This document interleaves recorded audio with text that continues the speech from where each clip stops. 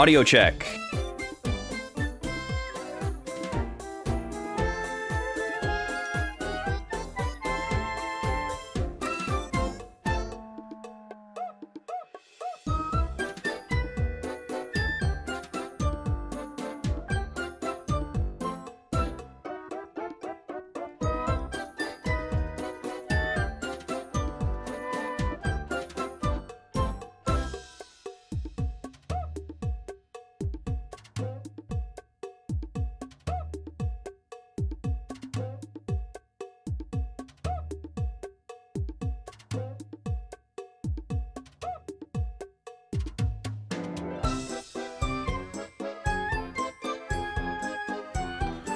All right, welcome in to the Dirty Glasses Zone.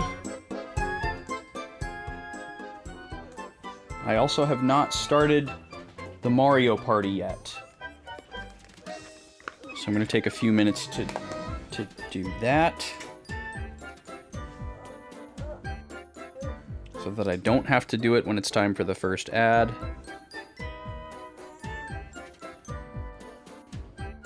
One lens clean.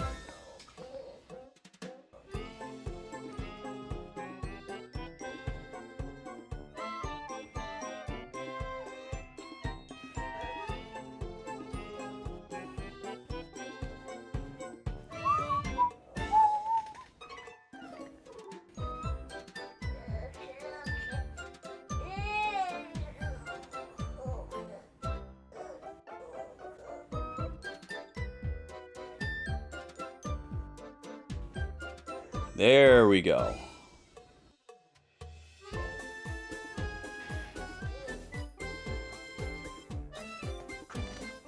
Now I can see. Speak for yourself, Gooby. I clean my glasses quite often. They just get dirty very easily. Let's see. I need to go... Actually, we don't even need to go studio mode. Let's just go over here for a second.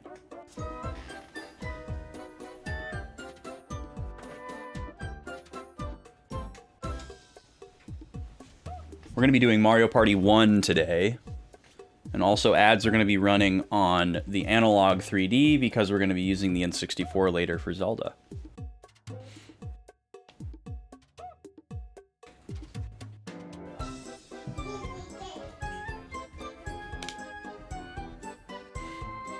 There's no reason behind Mario Party 1 though, I just arbitrarily chose it.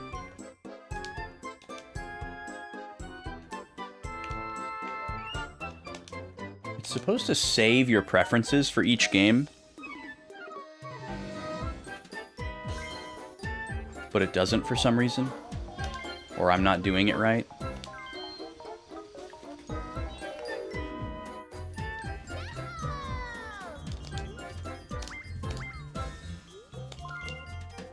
I technically don't clean my glasses daily because I don't wear my glasses daily, and also I have so many different pairs of glasses that it might be a week or two between wearing a specific pair of glasses. Let's see, let's go to the Mario level today. I really like the song in this level. Also, sorry for double music.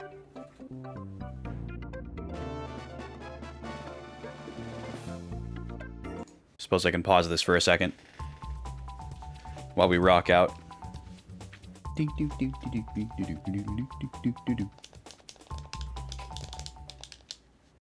Today is the day, folks. So many exciting things happening today. I'm super stoked.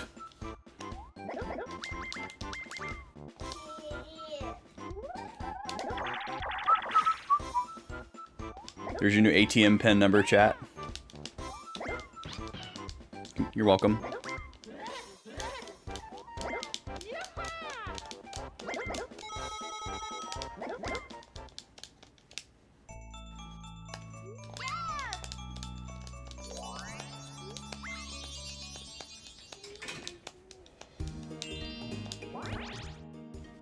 Oh wow, getting a blue box on turn 1 is pretty wild.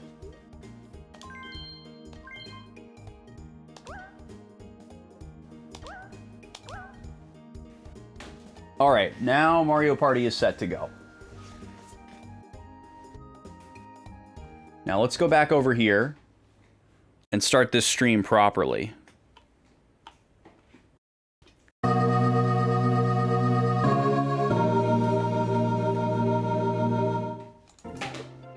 Hopefully someday they fix that transition table plugin to do what it's supposed to do.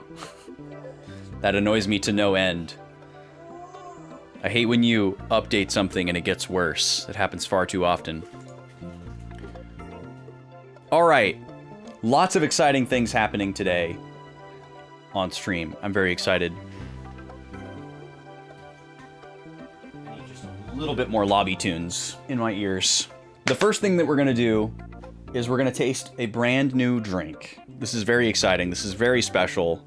This is a new flavor of weird tea. Weird Tea doesn't come out with new flavors very often. The last time they came out with a new flavor was probably 2 or 3 years ago.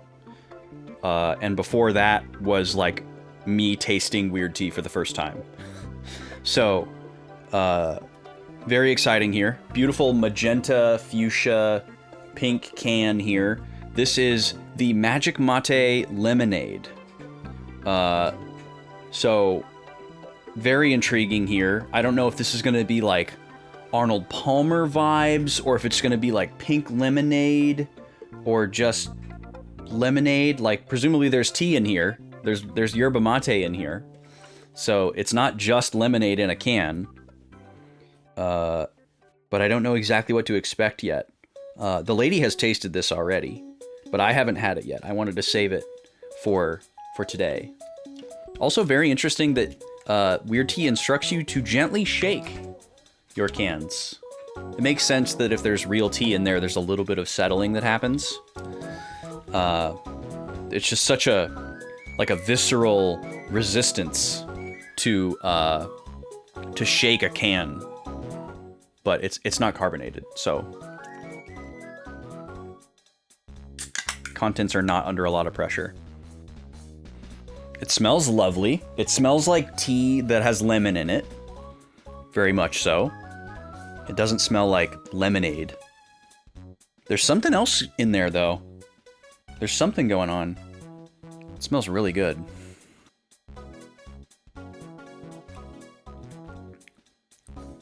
Whoa!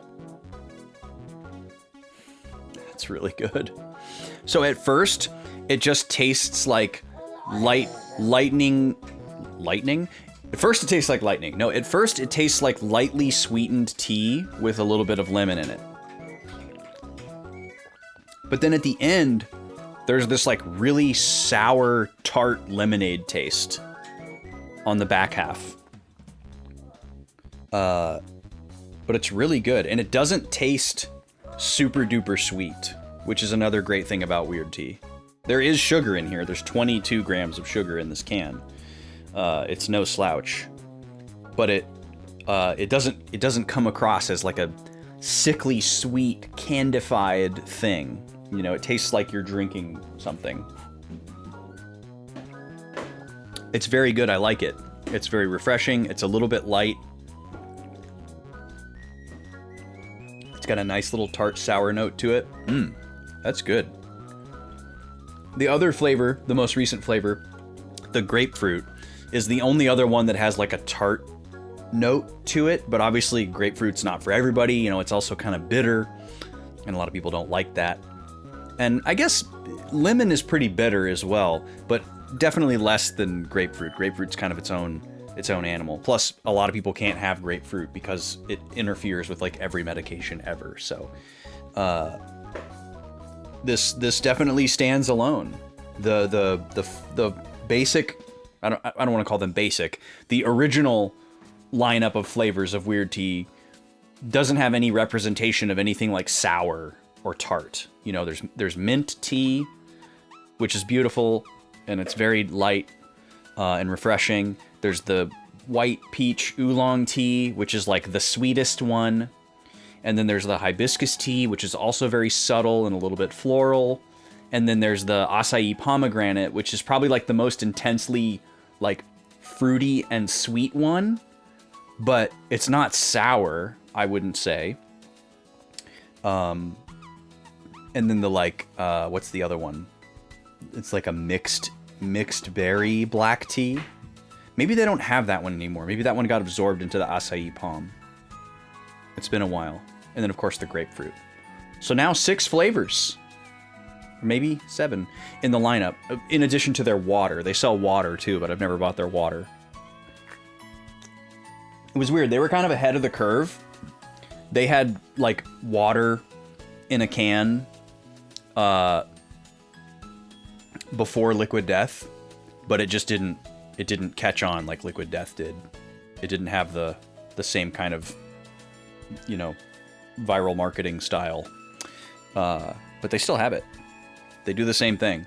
Just water in a can, not a bottle, because it's more sustainable.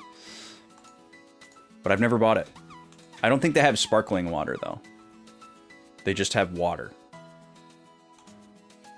Okay, we've tasted a drink, but there's much more that we need to do today. Obviously, the main thing that we're going to be doing is beating Blue Dragon. That's a big one. But there's a saga that I need to share. There's a big story that I need to share about what's going to happen today in Blue Dragon and how we got there.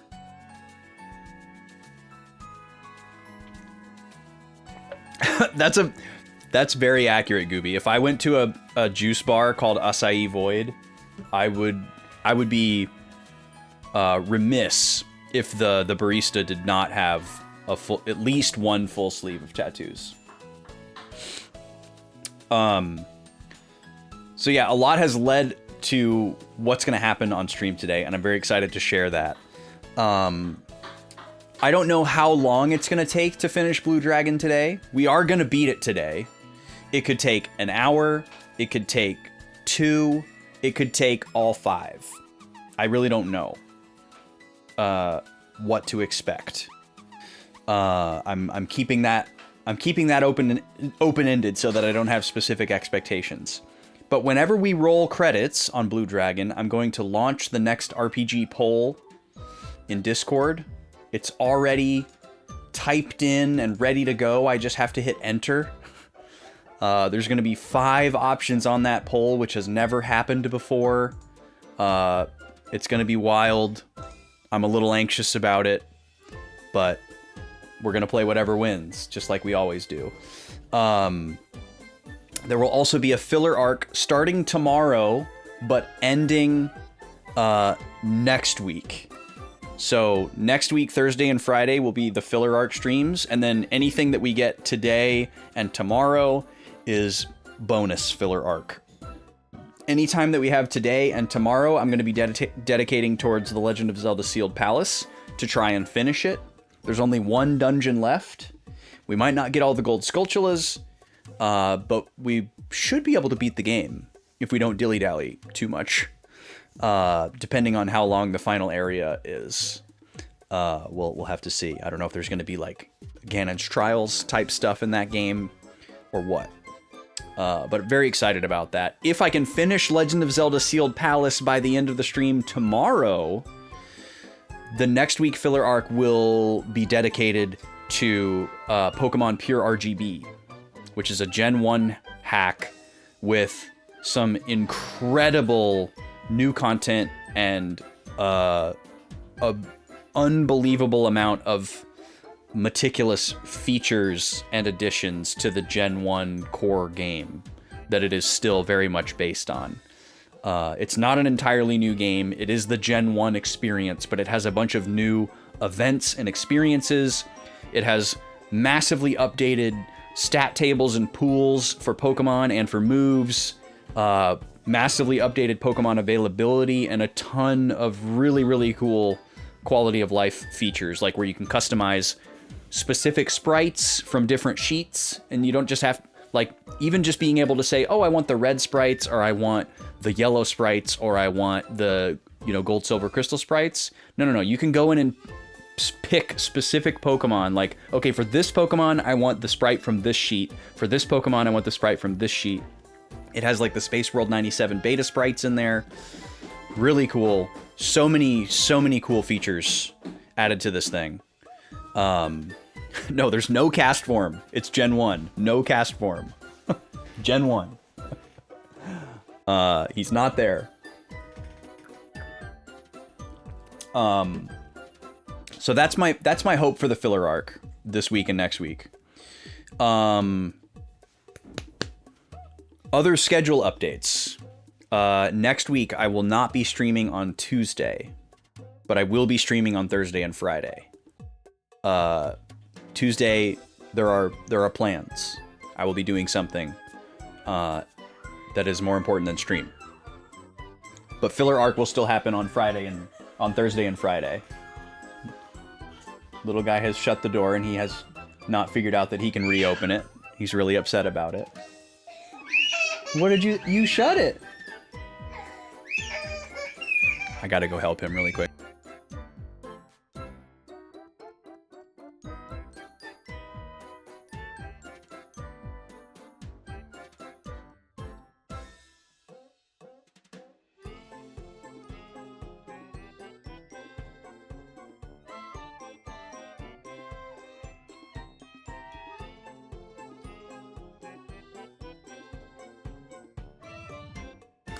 He thought he was trapped, but he's not.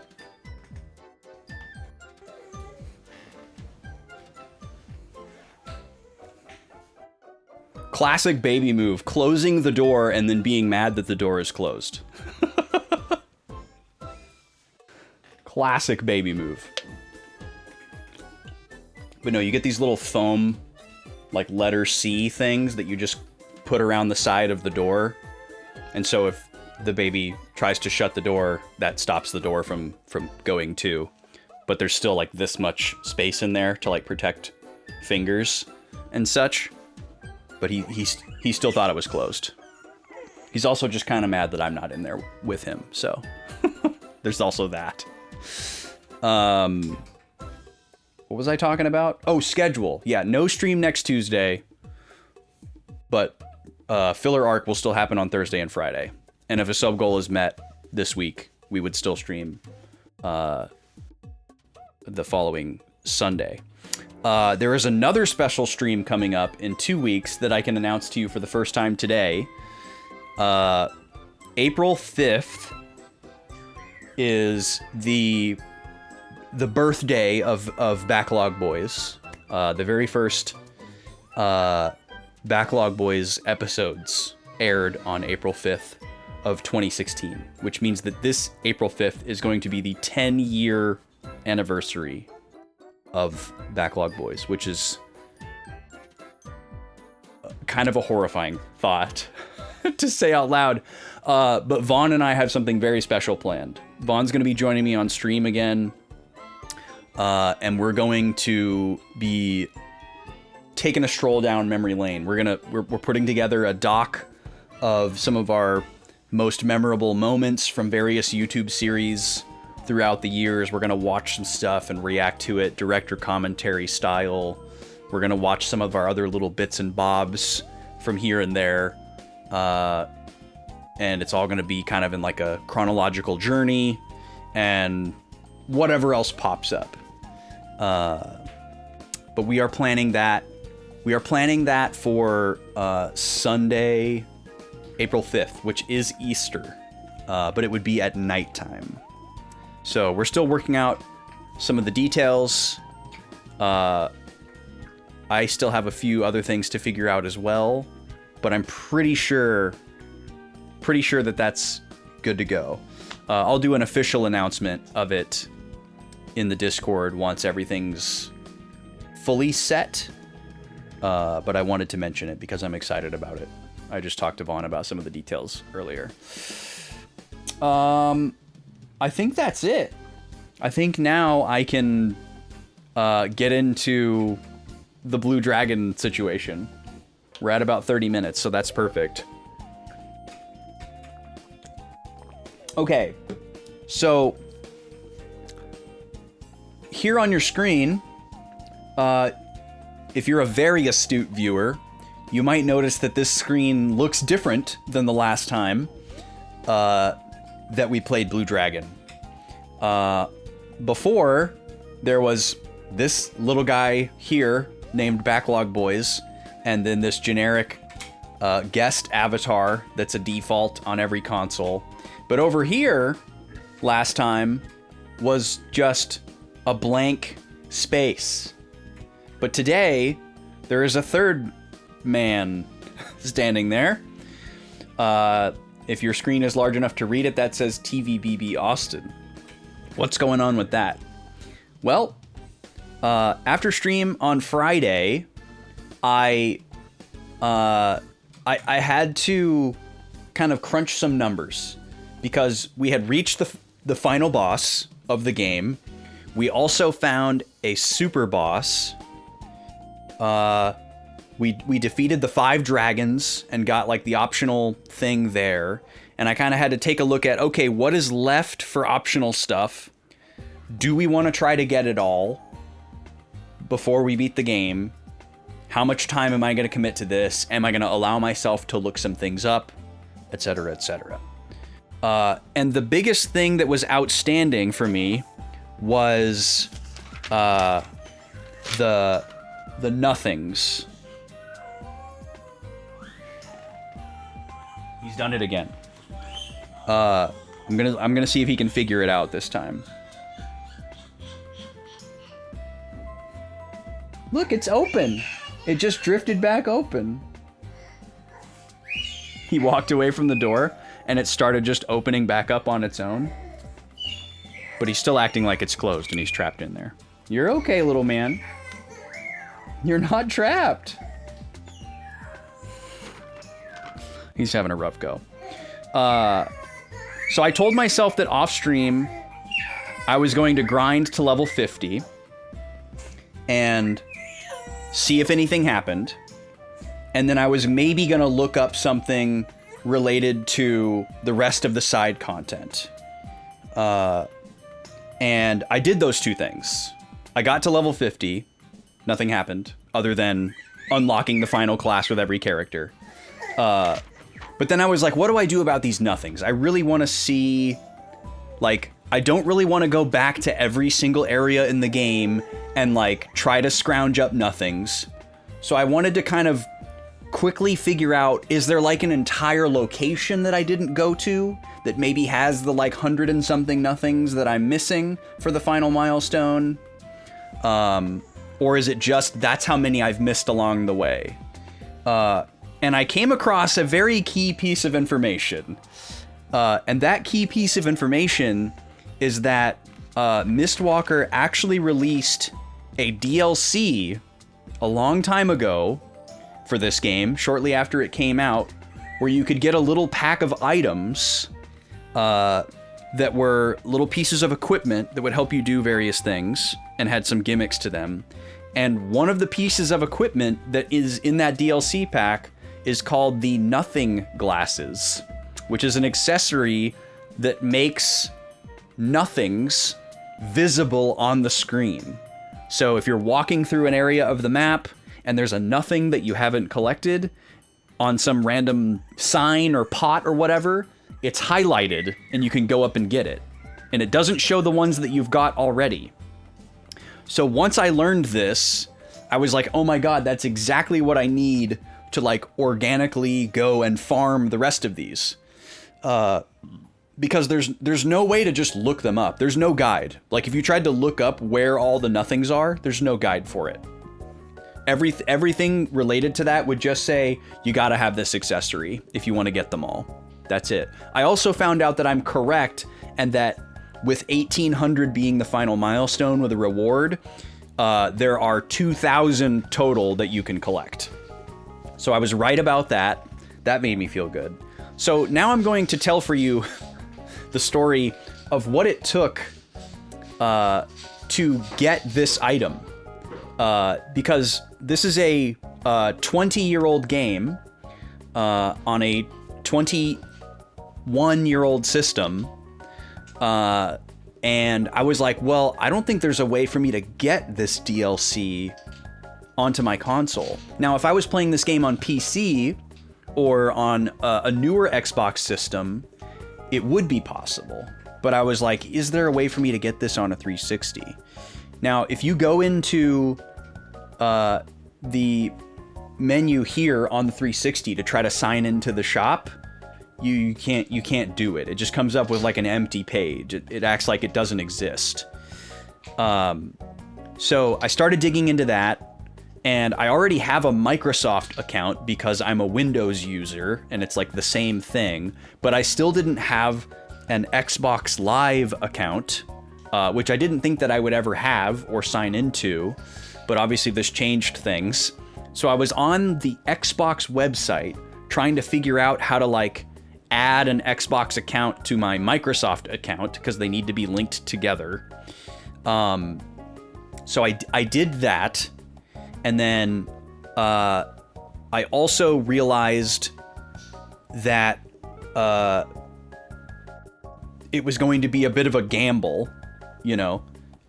So when I found the DLC pack pretty quickly, that was easy to find, and it's $1. So I was like, okay, I'm willing to just buy this for $1 and then see if I can figure it out. And if it doesn't work, then I lose $1 to Microsoft.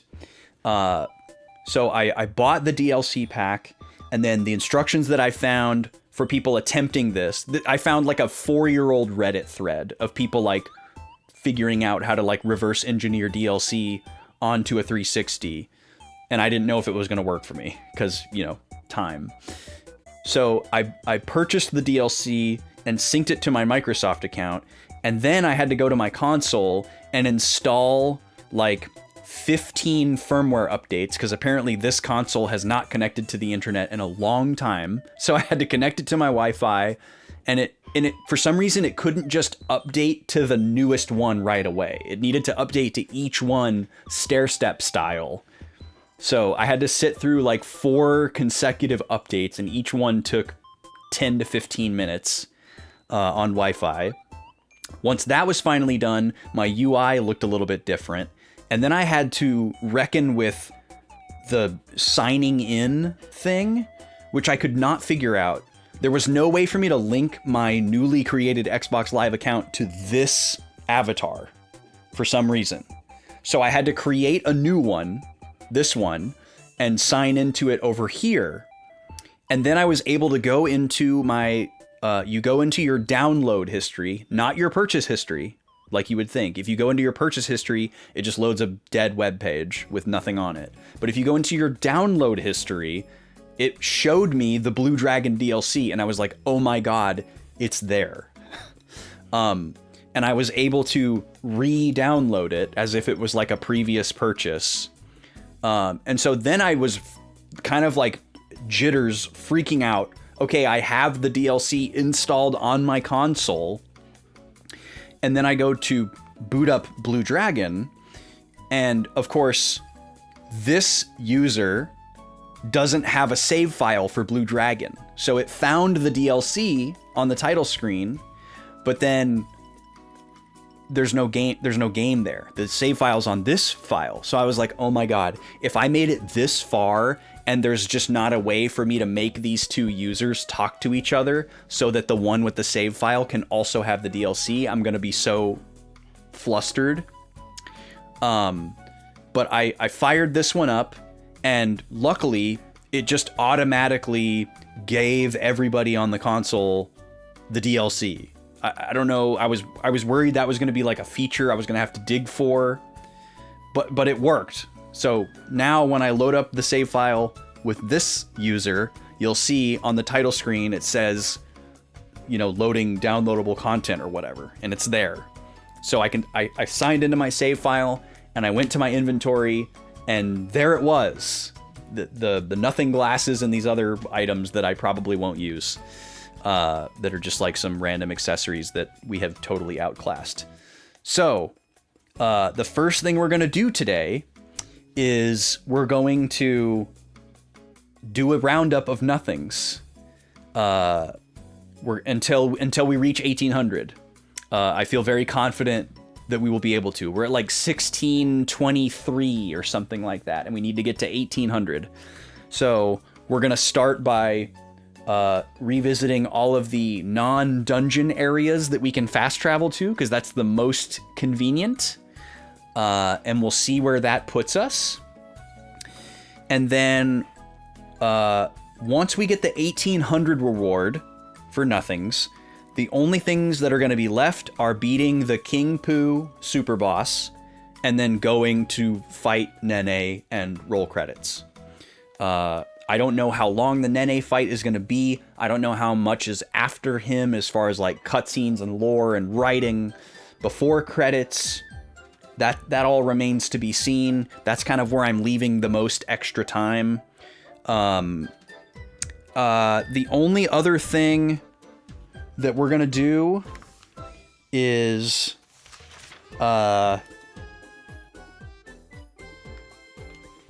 talk to the Jabral citizens at the cafe. I don't think we're going to get any new information there. I didn't look up a list of like what all of the optional side content is in Blue Dragon. So there could be like entire side quests and things like that we're missing.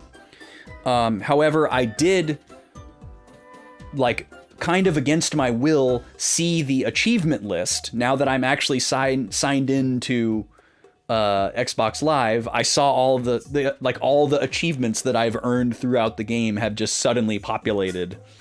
So that kind of like gave me a little bit of a sense that I think we kind of have done everything in this game. I don't think we've really missed much of anything.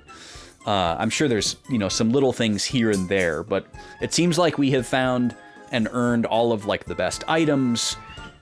I got confirmation that we've dispelled every single colorful barrier, because that's an achievement. So even in addition to the chests that are counted by the fortune teller, any like walls or doors or whatever, we got them all. So that was kind of nice to get confirmation on, especially since there wasn't a specific reward for doing so other than the achievement, which I don't care about. We still need to do an actual recap of what happened last time, because there was story content just a little bit where we actually finished the Primitive Cube dungeon and got to Nene. But then as soon as we got to the fight, we backed out and we went and did the dragons. So we are going to recap that before we start our Nothings hunt. But let's all relish together the loading of this DLC, which is just fantastic. I was just bouncing off the walls when I got this to work. It was such a serendipitous moment, because I was just like, man, there's no way I'm going to be able to get all these nothings. There's going to be no way to track them. Even if there was a guide that said where every single one of them was, it wasn't going to be tenable to go through it, and like, I'm not going to remember the 1600 that I got, I'm not going to read one and be like, oh, I didn't get that one, So I knew I wasn't going to do that. So I was kind of coming to terms with the fact that I just wasn't going to get that last reward. And it was kind of making me a little bit sad. So the discovery that there was an item that would help me, loading downloadable content, incredible. Just discovering that item existed was like, like such a exciting moment. It really should be something that you could earn in the base game, but maybe they just didn't think of it in foresight. But then the whole second half of it being like, okay, the item exists, but is there a way for me to get it in 2026? And I was like, I can't get my hopes up for this, but also, I don't think this change voice language option was here before I updated. Maybe that's like a new thing that they added later on and like patched in, and now my game has been like patched. I don't know. I don't remember that being there before. I'll have to go back and check. Maybe it's been there all along. But it'd be interesting to hear what the Japanese voices for this game sound like. I wonder if Shu sounds like an old lady, like Japanese Goku. Okay, we are loading slot number 2, which is my off-stream grinding save file. You can see everybody is at level 50 here. I guess in addition to getting the last class for everybody, we also got confirmation that level 50 is not max level in this game. Max level is 99, which is wild. There's no world. There's no world where we go to that. Okay, I think I need a little bit more volume here. There we go. Okay, so we're going to do a recap of what happened last time. And then we're going to put on our glasses and go hunting. So last week, we reached the very top of the primitive cube and walked into the cauldron chamber, which is like the second to last room of the whole dungeon. And that's where Ultimate Zabo was waiting for us. He was fused together in this horrible chimera of robots, or mecha robos, I guess I should say. He was fused with the 4 somewhat linked robo guys that we had fought 2 times before. They were shoved together into this horrible creature. It was a pretty unremarkable fight. It wasn't a multi-target enemy. There was just one target, and we ripped him up pretty quickly. Then afterwards, we saw this cutscene where Zola, like, runs at Zabo and, like, strikes him really flashily with her sword. And, like, he's a robot, but she, like, mortally wounds him, I guess. You know, he, like, loses a part of his face and falls over. And basically says, like, you're gonna take us to where Nene is, or I'm gonna make it so that you're unrepairable. Which sounded like a really cool threat in the moment, but moments later we basically realized that Nene is just on the other side of the room through a teleporter, like the only place that we could have gone. So we really didn't need Zabo to take us there. We could have just destroyed him once and for all. But who knows? Maybe we're gonna set him up for some kind of a twist where he, like, turns on his master in the last moment because he has this moment of clarity that he's been abused for his entire existence or something. I could see that happening, like a Darth Vader Palpatine moment. Anyways, he does take us over there, and then we use our very final warp key to create a fast travel point that's right before the teleporter that takes us to the final boss, which is pretty cool. We saved, we went up there, and then Nene appears, and we're, like, on the top of the cube. We're, like, kind of standing in space, like, kind of like this cube, actually, in a very, like, Ratchet and Clank level kind of way, where you can see the cosmos stretched out before you. We're, like, outside in space, but there's, like, an atmosphere, I guess. He offers us, again, the chance to be his successor. Of course, we reject the proposal, and then he tries to steal Shu's shadow, but it doesn't work, and Shu gets, like, really angry and, like, claws it back from him. It was really cool. And Nene's, like, kind of surprised, but he's not, like, worried about it. He's not intimidated by the fact that Shu's able to pull that off. And then Nene refers to the party as his progeny, which was very mind-bending to hear. I'm interested to see if that's explored more after we defeat him. There's so many ways that you could interpret that. Like, is he saying, like, is he projecting that idea onto us because he wants us to be his successor? Or is there something more going on there? It's a very loaded word for him to use. And so the party, like, immediately questions him upon using the word progeny. And then he just kind of, like, mutters about us not understanding the true nature of magic. And he's just kind of like, oh, he's so stupid, you don't get it, or whatever. He just kind of dodges the question. And then Shu makes his absurd demands for Nene to put the world back the way that it was. And then the battle starts with him. And we didn't do any scouting. I didn't want to do that. So we just kind of immediately reset.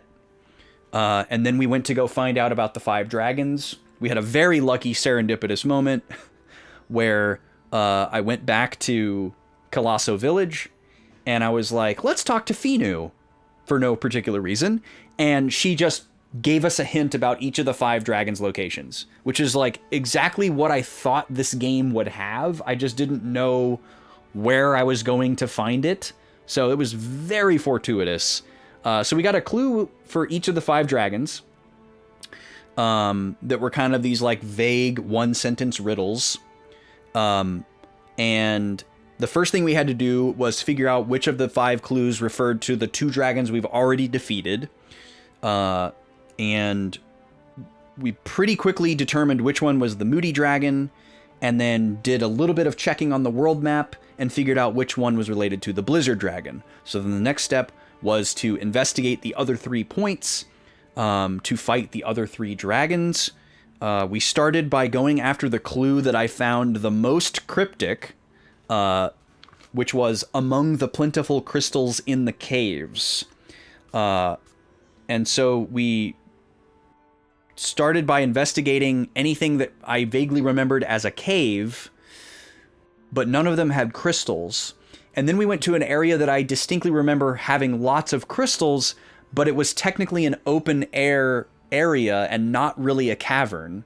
And that ended up being... Sorry, that was my Windows sound. Everything's fine. Usually that sound means that OBS died. That was a really weird alert. I don't know why I got that alert. So that ended up being where the Spark Dragon was in the Gull Mountains, which is not caves, but there's plentiful crystals. So maybe it's just a weird translation thing, or the person who looked at the pictures of Gull Mountains saw pictures that were like from the player's perspective and you can't see that there's a sky above. So they assumed that it was a cave because it is very dark and dim and kind of cave-ish. So we found that one. We beat it. And then the other 2 were very straightforward. South of the glass, we found the Phantom Dragon, which was by far the most annoying and difficult of the 5. That one was healed by any physical attacks, which turns out includes corporeal. Despite how it appears like a summon or kind of elemental in nature, they apparently register as physical attacks, which we learned because it healed the Phantom Dragon. So it took a long time to beat the Phantom Dragon because we had to damage it pretty much exclusively with magic. And we kind of only have 1.5 characters that can use attack magic. But other than that, it wasn't that difficult. It wasn't like super powerful or anything. We just kind of had to hang in there and chip away at it. And then finally, we fought the Amethyst Dragon that was off of the coastal road, which took me 2 tries to find. I like kind of asserted that it was there, and we looked around and didn't see it, and then went somewhere else, and I saw it on like the other side of an impassable wall, and I was like, haha, I was right, it is on the coastal road. So we went over there, we fought the Amethyst Dragon, we beat it, we got all 5 Dragon Fangs, we went back to Colosso Village and told Elder... What's his name? Elder Baum, that we found all 5 fangs, and then he gave us the, what is it called? The Ultimate Dragon Bracelet or something like that? Who's wearing it? Dragon Bracelet, just Dragon Bracelet. Just an absurdly powerful stat boosting accessory that we gave to Morrow. Now, in the middle of our dragon search, one of the places that I went to look for plentiful crystals in caves was the Ancient Ruins Caverns, right outside Talta Village. And when we walked in there, I was like, oh, there's no crystals in here. But what we did find was another giant poo dragon that fell from the ceiling. Earlier in the game, we fought 2 of them there, and one was very challenging, and then we were presumably done there because none of the rest of them came back. Well, I guess there must be like flags. I'm guessing there's flags along the way where, depending how far along in the game you are, determines how many of those bosses spawn. So probably the first time you go there, you can fight the first one that appears, whose name I don't remember, and then when we were there, the second one showed up right away, but I'm guessing it probably wouldn't have shown up if we had gone there as early as possible. Who knows what the flag is set by.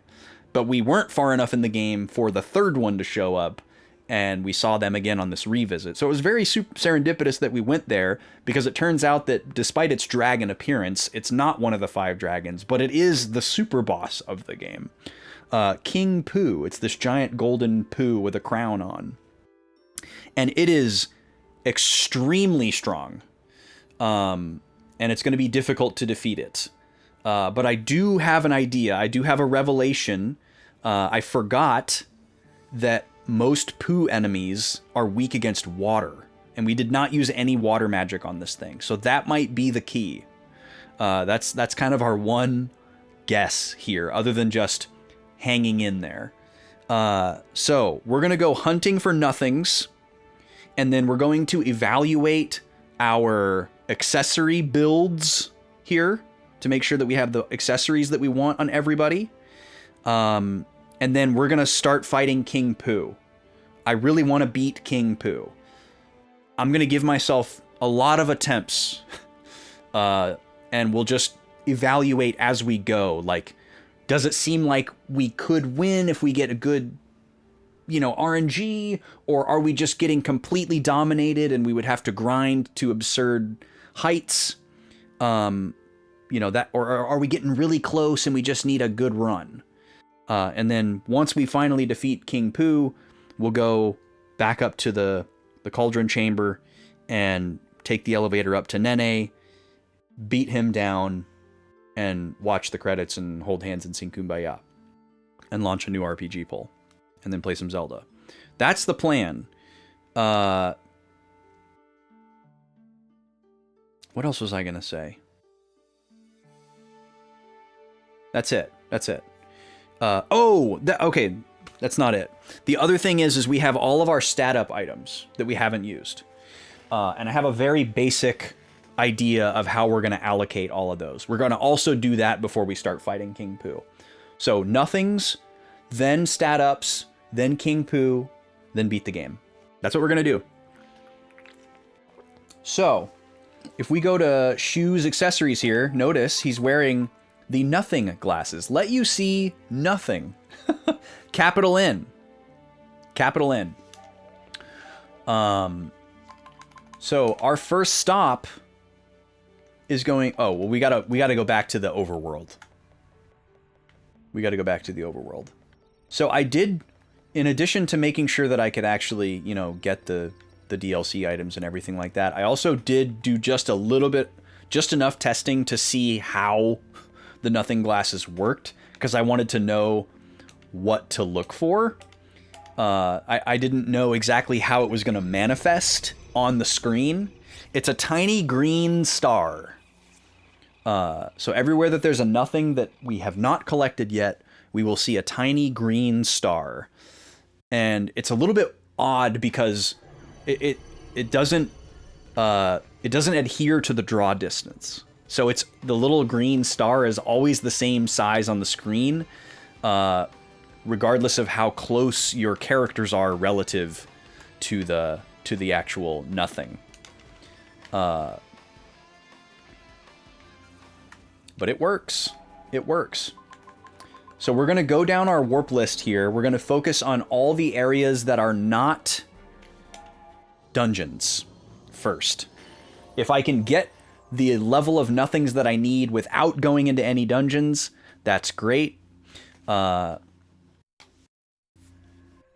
Obviously, if we do have to go into dungeons, I will just throw on my barrier and zorb my way around. So yeah, we don't have to do anything in order for them to show up. I haven't done enough experimentation to know if the stars show up like through walls. So there's one. There you go. So there's one in this wash basin. So let's do a little bit of testing here. I want to see if this is visible through a wall. No, it's not. Okay, so it is a little bit beholden to the draw distance in that it won't spawn. So it is line of sight dependent. Cool. I didn't get that answer when I was doing the testing initially. So this is what we're looking at, folks. We need about 127 of these little guys to get us to 1800. And we found one. This is a very small area, though. Actually, the drill machine is good because there's no enemies here. It's technically a dungeon, but there's no enemies here. And there's a lot of little objects around here. This is also like earlier on in the game. Very, very early on in the game. So I feel like the earlier areas have a higher likelihood of having examinable objects that I didn't notice. Because I was still kind of learning the visual vocabulary. If that makes sense. Man, that weird tea is tasty. It's a good thing, too, because the lady bought 2 full cases of it before either of us ever tasted it. So I'm glad that we liked it. Oh, yeah, look at this. Look at this. These vents. Excellent. Excellent. The idea that we're just farming nothing is so funny. Our prized, treasured nothing. All right, that leads up there. Oh, there's one of them. So yeah, I missed all of these, not all of these vents, but a lot of them. That makes sense for an early area. Oh, that's a sneaky one. But we got that one. Well, I guess we didn't. I guess I should assume that I didn't examine any of these ducts. And I should just examine them all. Not just the one that gives me nothings. Obviously, we don't need the tiny little amounts of gold.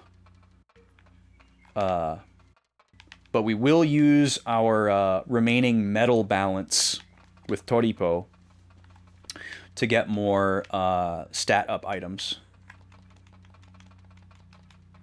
Yeah, clearly I examined a lot of these vents, just not all of them. Just not in that hallway. No music in here, sorry. Little guy's having a bit of a cranky afternoon.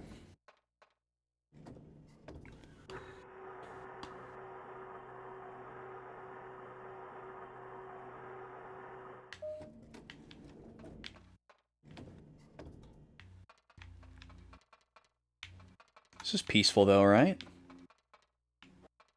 Just walking around farming green stars. Oh, you can see it through the door there. I wonder if that indicates that it would have been examinable through the wall. I feel like probably yes.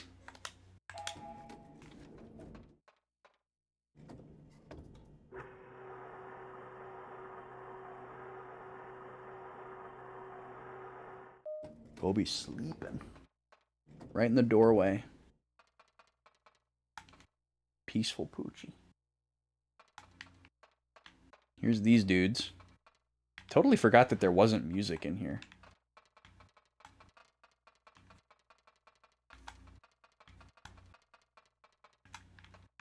Oh, there's one.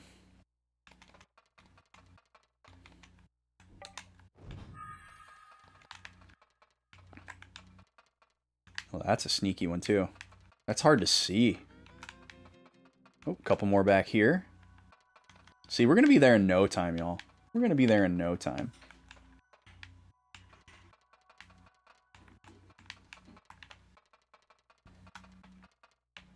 You might say 127 nothings is nothing. See what I did there?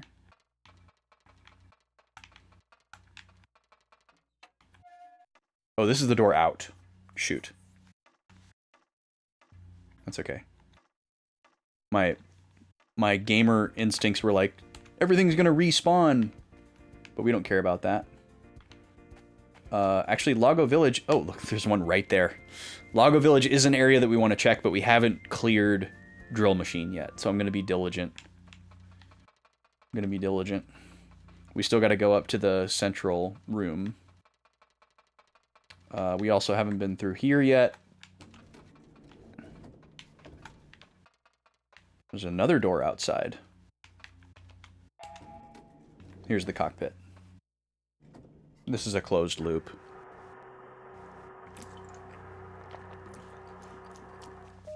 Mmm. It's kind of starting to taste more like lemonade to me as we go along.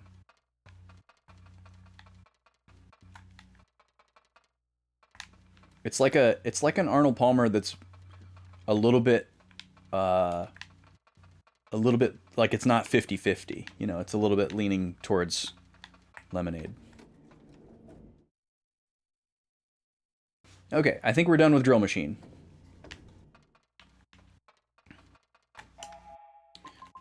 On to our next location, hopefully somewhere that has music. Lago Village. A boppin' little tune. Oh, but we're about to get hit with an ad, so I'm gonna stop here.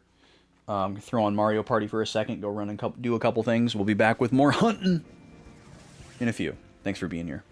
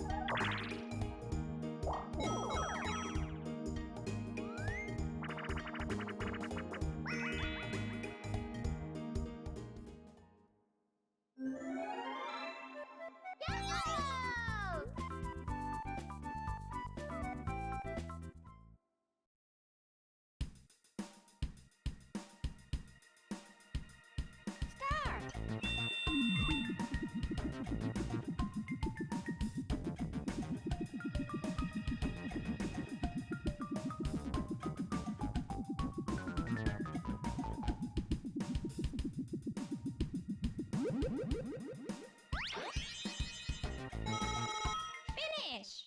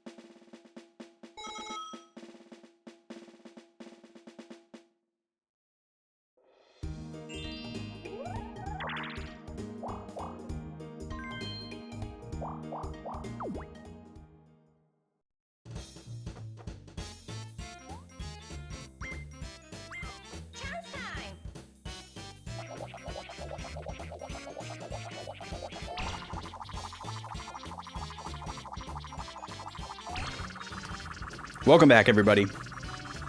Chance time! Let's see what's happening. A star swap! Does anybody even have a star yet? I bet they don't. I didn't think so. It's like probably turn 2. Mario Party 1 doesn't have the speed up option. Turn 3. Like Mario Party 3 does, where they can really cook through turns quick. Okay, back over to the hunting zone. Look at this impressionist rendering of Shu there. Okay, there's a lot of stuff in Lago Village here, so I bet we can score quite a few nothings here. I'm going to use my usual method here, where I scan the entire exterior of the town before I go into any of the interiors. It's kind of an inefficient way to do it, but it makes more sense to my brain, so...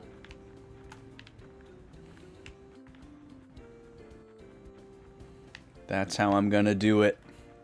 It helps me remember, like, where I've gone and where I haven't.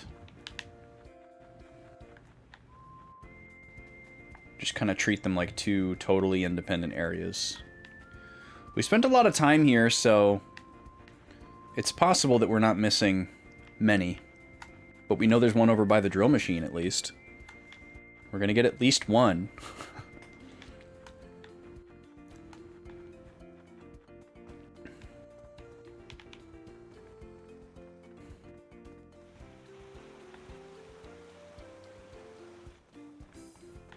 Okay.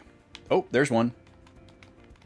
See, that's tricky. Some of these objects, it's hard to even know that they are examinable, because they're like tucked behind something or in between 2 other examinable objects.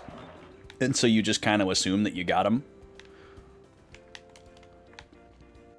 I'm going to use these to get down really quickly. Because we still have the whole ground floor to explore.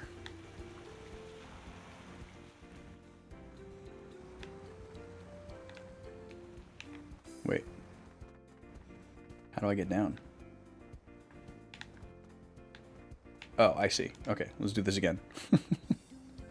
Luckily, the gondola magically made its way back over. I missed my turn here. Kind of betrayed by the camera angle. There we go.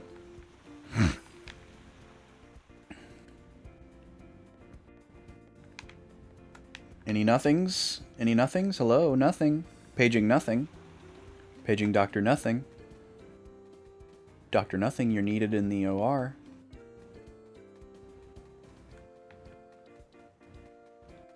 Alright, where was that one? Right there. That's so sneaky. It's like right next to this ladder that you could accidentally climb. Very sneaky. Okay, that's the loading zone there. I feel like some of these areas too, green is going to be kind of a hard color to see. So I'm a little bit worried about that.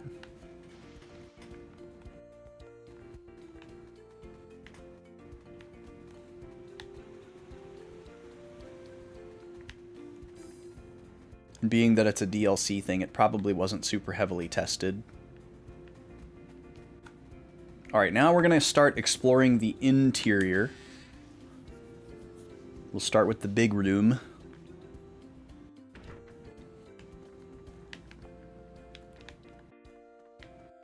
But there's all these little offshoot buildings. There's some fixed camera stuff to contend with here. That might be a little bit awkward.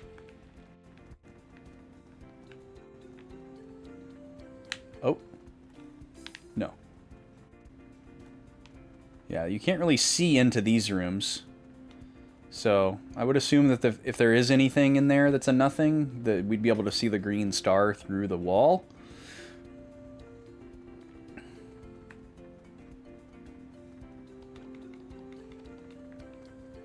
Okay, now we're going to go upstairs. make a loop around here.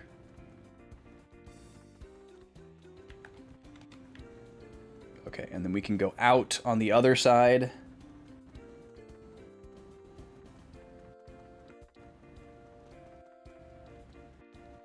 God, it would be such a nightmare to try to get every single one of these. There is an achievement for it.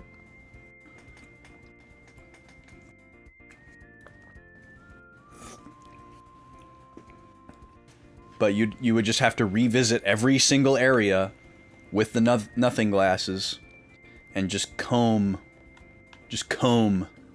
like you've never combed before.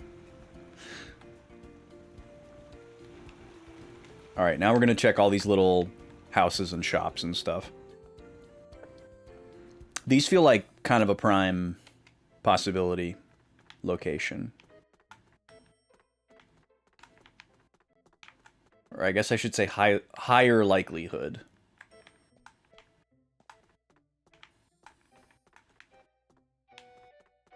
Okay, nothing in there. Maybe I should assume that larger areas will have the highest yield. Like, I bet there's a lot in Jabral.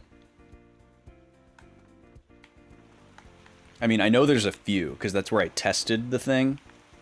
Because it's just where I happen to be. But, you know, there's a lot of objects and a lot of area. There's also the entire castle. But the smaller an area is and the fewer, like, visible objects it has, I feel like there's a higher likelihood that I've examined all of that.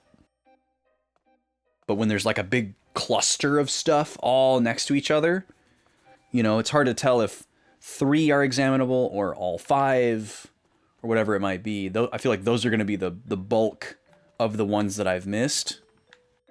Or, like, you know, in the drill machine we saw there was, like, a specific texture that I didn't notice was examinable amongst the others. And so I didn't examine any of the things that resembled that texture.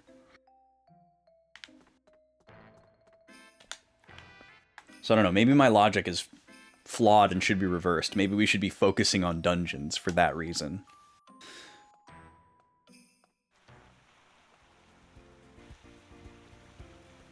But I'm not going to try to, like, guess which locations are going to be the best ones. We're just going to go down the list in a very methodical way. We're going to find what we need to find. And, you know, maybe the last place that we go... there's one. Maybe the last place that we go ends up being the treasure trove. But so be it. Alright, well, this shop had 3. That's pretty good. That's 3 less. That's 3 less. I'm actually surprised I didn't have the ones on the pots on either side of him.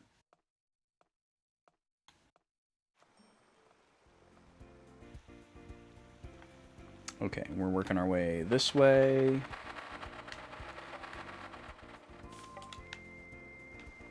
The hermit doesn't let us go inside. So now we go up to the second level. I think there's like 1 or 2 more buildings up here. Maybe it's just this one. This is Maro's house.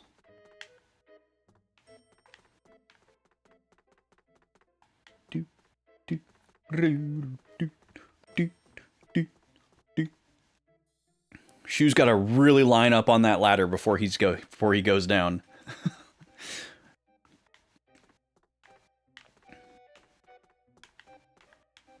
All right, this one's clear. And I think we might be done with Lago Village now. Just need to see.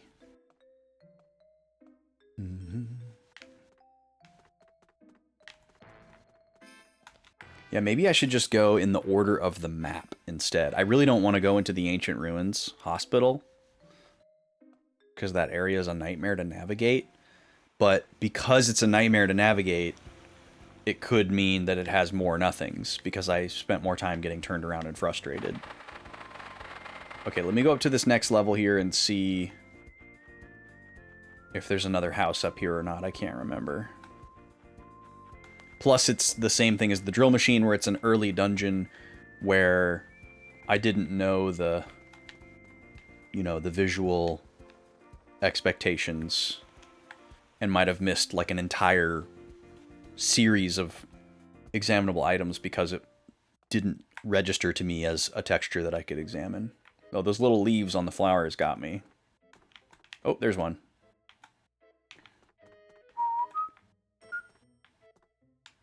And you don't have a basement here? Okay, well, we got one. We got one. We're probably around 1650 now. Just ballparking. Probably a little bit less than that. There's nowhere we can look at a running tally without going to the Nothing Man. So, we're just going to be ballparking for a while.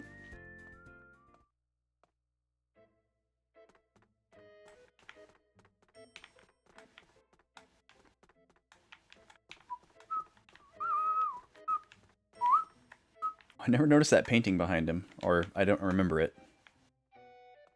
Okay, now I think we're done with Lago Village.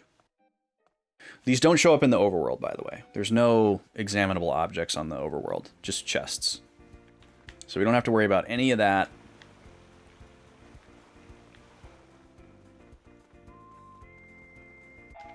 So, do we go to Ancient Hospital Ruins, or do we skip it and go to the forest camp?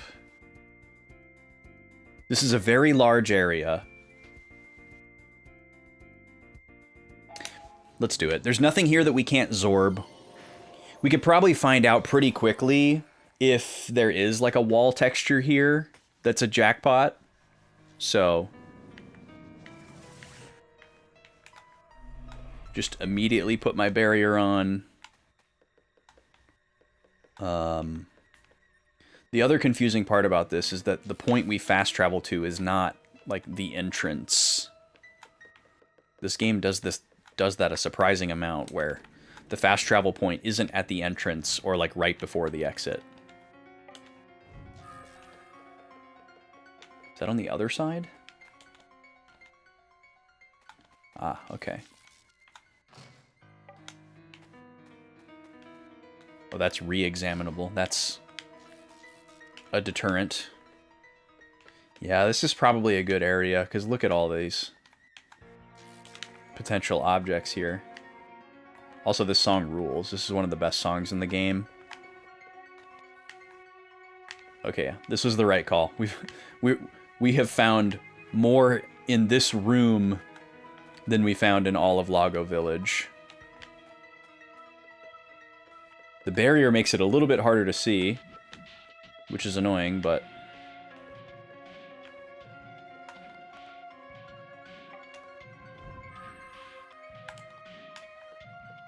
and yeah, the star also makes it a little bit difficult to see exactly where you're looking because of the lack of draw distance. This is the room where we met Morrow, so we must have just missed a ton of examinable objects in here because I got frustrated with the pods. Because yeah, it kind of seems like we haven't examined anything in this room.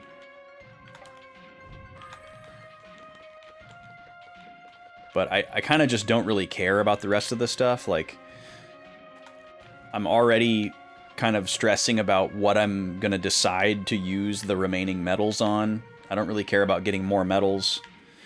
We obviously don't need any more gold. Because there's really nothing perceivably for me to spend my 400k gold on.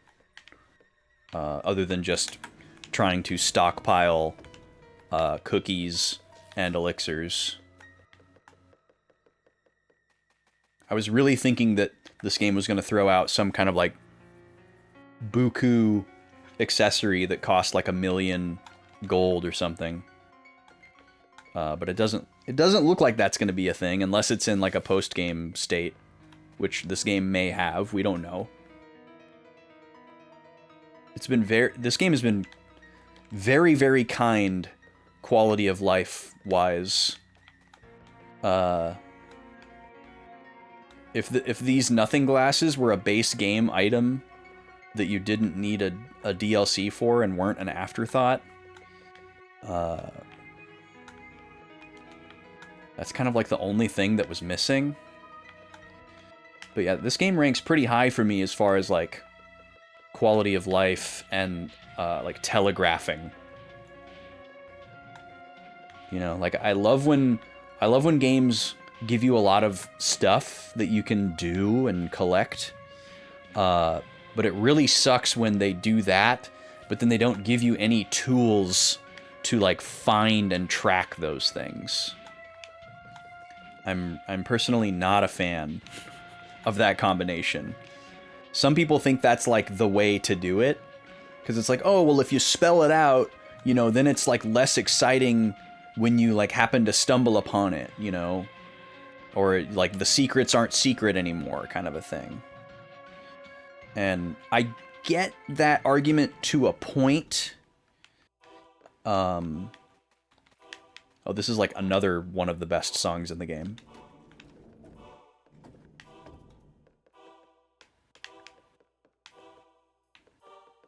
I get that logic to a point, but most of the time I'm going to favor tracking.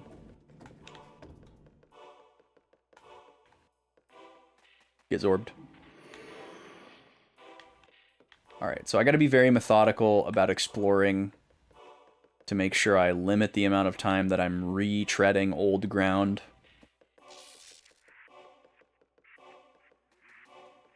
It doesn't look like there's gonna be a hallway texture that's like my ticket to lots of nothings, which is good. I don't think this game really, or this dungeon really had hallway textures like some of the other ones have.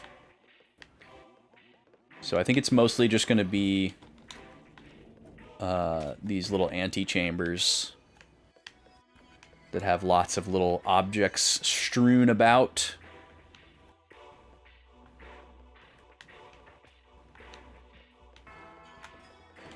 But even if all we find here is just the contents of that one room, that was kind of a low-key jackpot.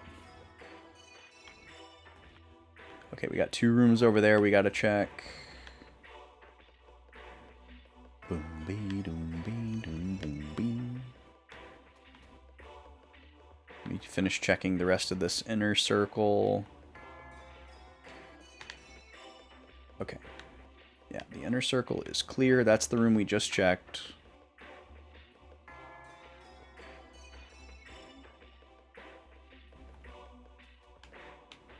Oh, okay, I see. Yeah, this place really blows without a map. But I wasn't as good at using the mini-map the first couple times we came here. So I think I can do a little bit better. But the other thing that sucks about the mini-map is that the mini-map here lies. Because it doesn't show you where there's like a crumbled wall or a hole in the floor.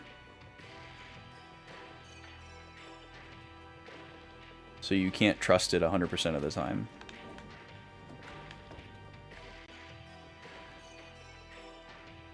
Oh, this is the same room that I already checked.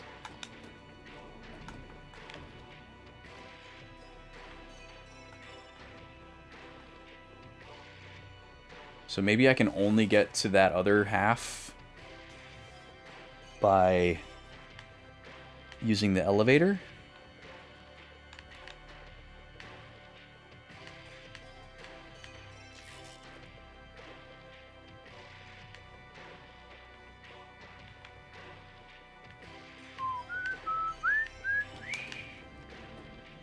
We checked this room.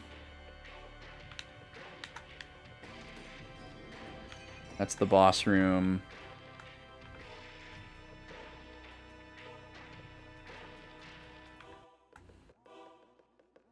So how do we get over here?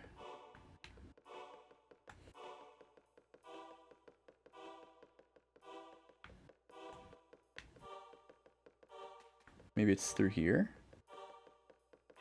Or is this the same spot? Very hard to tell. I think this is the same spot. And I'm just going in a loop, yeah.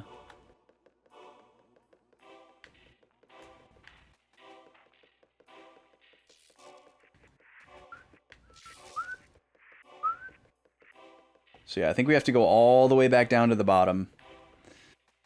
And then come back up here the non-elevator way. Because we're at like the end of the dungeon.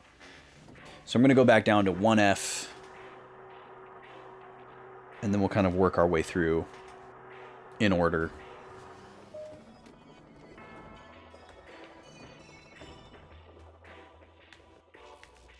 Do some Zorbing here. First, I need to orient myself and figure out where the entrance is, because that's the only way I'm going to know where I'm at. Okay, this is the entrance. We're not worried about any of these enemies or tripping the alarms or anything. We can Zorb everything in this dungeon. Oh, there's one. Heck yeah.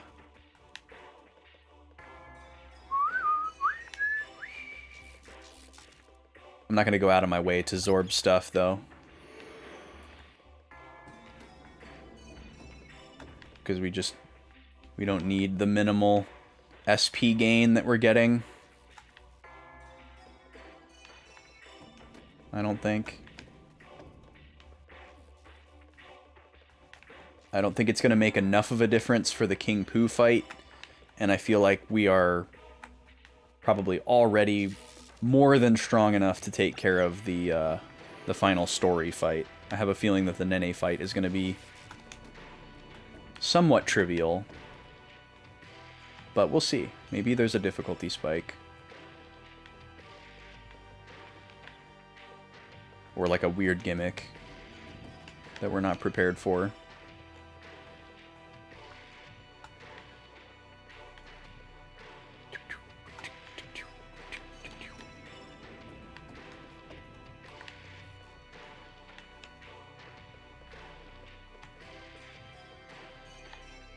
Actually surprised there's not one in here.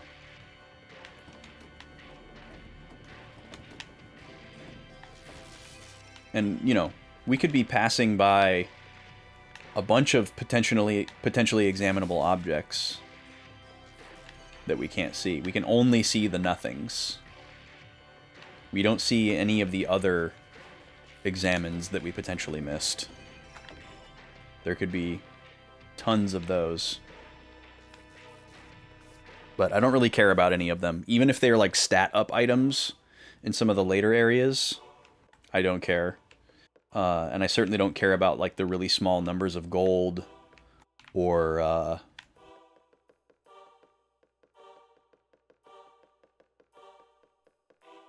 I guess like the pure stat ups are nice, but they're not worth. Is this where we warped in? I thought we warped in on the second floor. Yeah, this is different. Oop, there's one.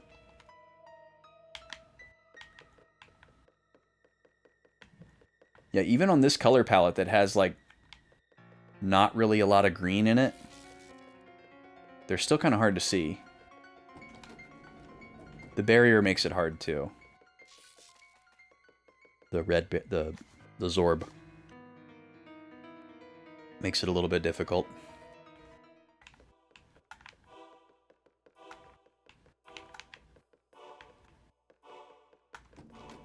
But we will just have to deal with it.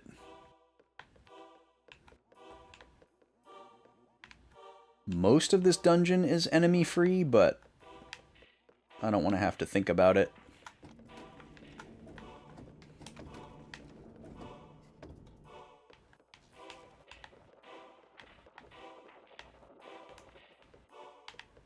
And hopefully the constant spinning of the camera isn't bothering too many people.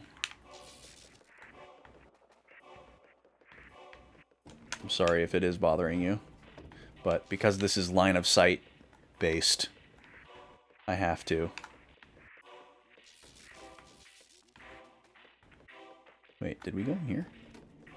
No, this is different.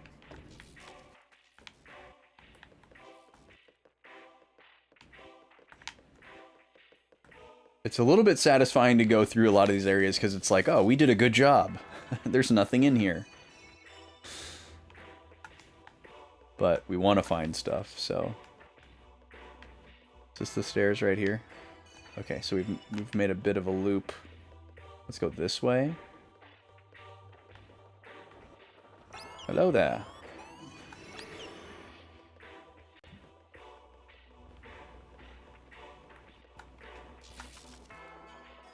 This is locked from both sides? Okay. Fine.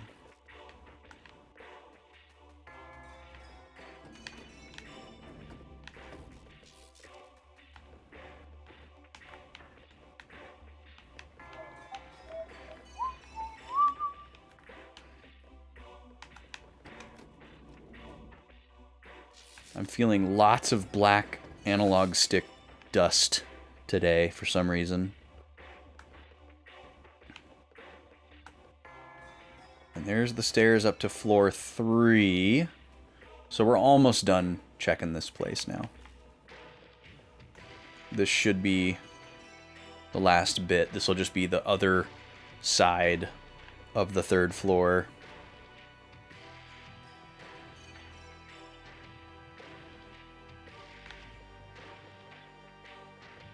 Well, this was definitely worth it. I feel like we found, like, probably 10 here. Oh, hello there. I was, like, super scared of that guy the first time we saw him, because he was one of the first enemies we've seen in the game that was guarding a chest, and it was a type of enemy that we'd never seen before. And I was just still so new at the game. Oh, hello. Jackpot. Like a 3 is a jackpot. But it really is. I was still so new at the game that I just didn't have enough info yet. I was like, how hard of an enemy are they going to throw at me here?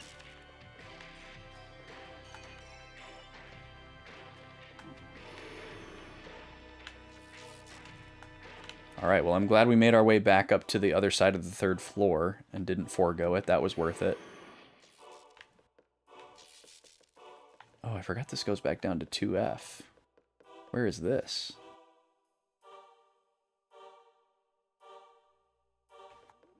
This is another part of the 2nd floor that we haven't checked yet. This was a very high precedent to set for the first dungeon.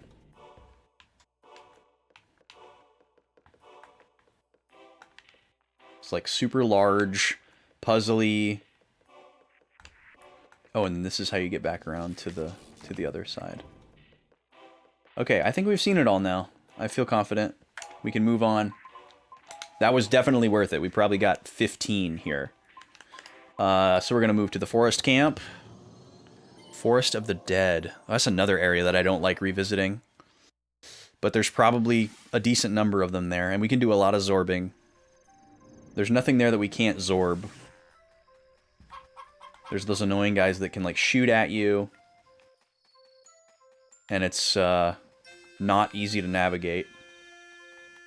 Much like the ancient hospital ruins, but it probably will be fruitful, so we're going to do it.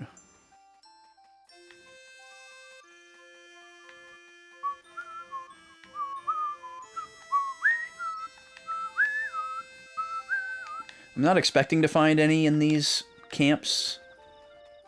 Or any of the, like, really small areas. Oh, but there's one. That's why we're checking. Yeah, I'm not... Even though I'm not expecting to find any, there's always the possibility. And every single one matters.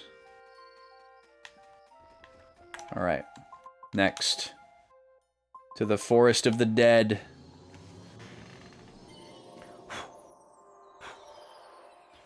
Yeah, it's weird. This stuff keeps coming off the analog sticks, but it also seems like they never look any different. Like there's still a little bit of the coating left in one spot of each of the 2 sticks. But that part doesn't seem to be what's flaking off. Okay. So, like the other dungeon, this is not the entrance. So we're like immediately turned around, kind of.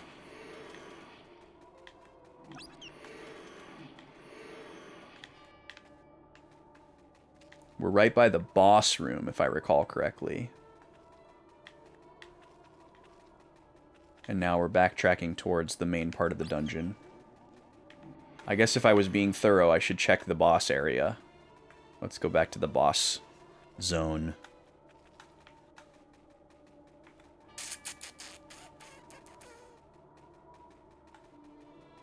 It's easy enough to clear.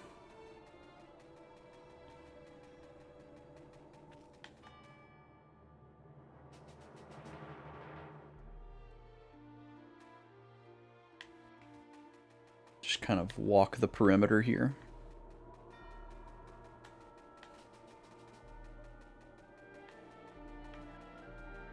I'll be kind of shocked if we missed any of these red glowy things because they're so prominent and sparse. But you never know. And just the standard freestanding trees are not examinable, so we don't need to look for those. Okay, boss zone is clear. Or at least clear of nothings.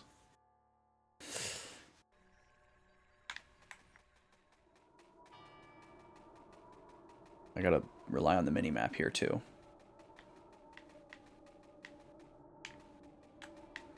Okay. So this will take me back towards that kind of central hub, which is where it's going to be really easy to get turned around.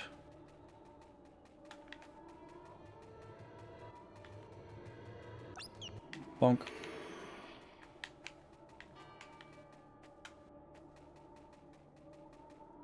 There's definitely less stuff that can be examined here than Ancient Hospital, though, by, like, a long shot.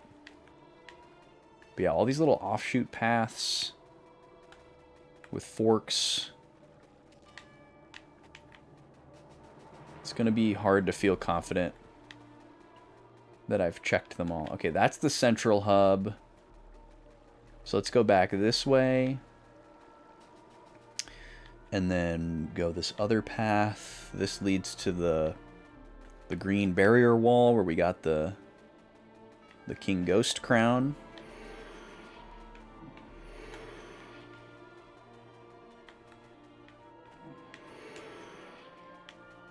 And then I believe that leads back towards the entrance.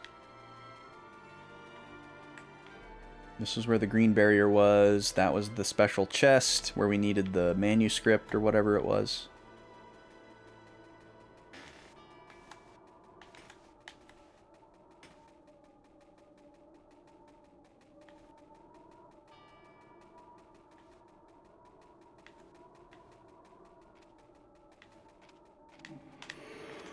Clearing the enemies will also help me breadcrumb. So, I'm doing that somewhat intentionally.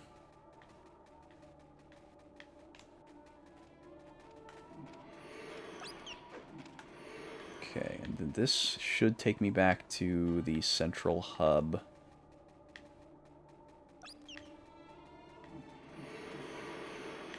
This area has a bunch of paths.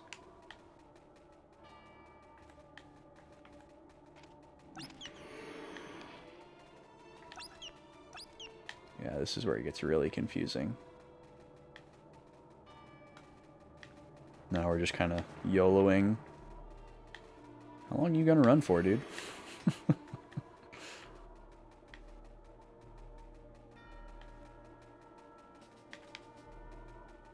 Okay, that was a loop. This is where the butterflies were. What's up, Draconics? How you doing? Welcome in.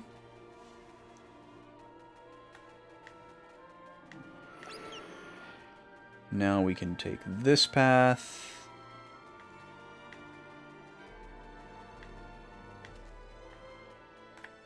Oh, is this the entrance?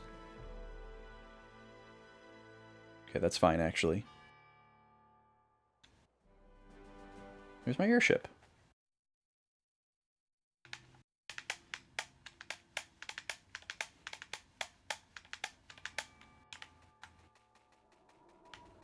Okay, that'll respawn the enemies, which kind of sucks, but that's okay.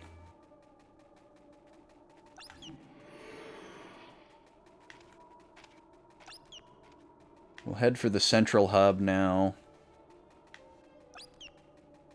Or actually, this will be our last zone before the central hub. Okay, that's what I thought that was going to be.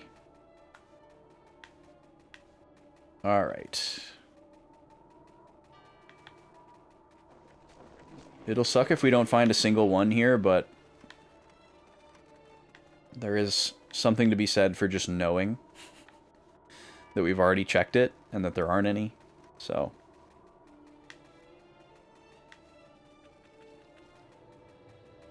I'm trying to think if there was anything else in this dungeon that you could examine besides the red things. And maybe not. That may have been it.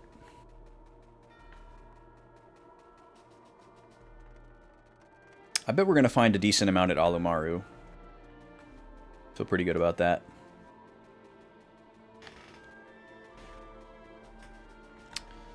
Question for me. Do I think this generation we will see the end or nearing the end of physical media? Oh yeah, absolutely. I don't think there's really any debate that physical media is on its way out. Like, digital games as a replacement for physical games is already very much like an acceptable norm for most people. I would say it's probably the predominant way that people play games. Most people play games digitally, especially if you're counting like PC gamers, obviously. You know, PC gamers have been digital only for like over a decade, and consoles are just kind of following suit in a way. But yeah, like we're at a really weird juncture right now where there's this insistence on scale for games. You know, like graphical fidelity has reached a certain point, production value has reached a certain point. There are all these games that have had certain levels of graphical fidelity and production value that have, like, you know, won awards and acclaim and things like that. So they've set like benchmarks for what other developers feel like are expected in a game. You know, it's like, oh, well, if we want to win as many awards as, you know, The Last of Us or Uncharted 2 or BioShock, you know, whatever like AAA game from whatever era you want to look at, the assumption is always going to be we need to have the same graphical fidelity and scale to the game in order to have a hope of achieving the same level of acclaim, right? And it's a very flawed logic that's easy to fall into. And now we've gotten to the point where those benchmarks equal games that are larger than discs, or cartridges, if we're talking about Switch. So now the norm is that because it's so prevalent to just buy your games digitally, developers don't feel as beholden to the constraints of the physical media. Like, obviously, if you were making a game for the Nintendo 64, it's like, oh, well, your ROM cartridge is this size, so your game cannot be bigger than this. You know, figure it out. Or, you know, you have to decide that you're going to invent, like, an extra RAM chip or ROM chip to add to the board of your cartridge that's specific to your game, that's going to add to your overall production cost and therefore cut into your per unit profit margin. You know, some like wild decision that you'd have to make that very, very few games of that era made.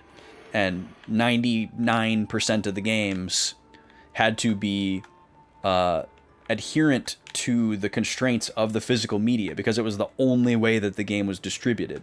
So you couldn't just decide, well, oh, I have this creative idea, so I'm going to make my game a little bit larger than 32 megabytes because there's this thing that I really want to do, and I don't care if it doesn't fit because people can just download it. You know, you didn't have that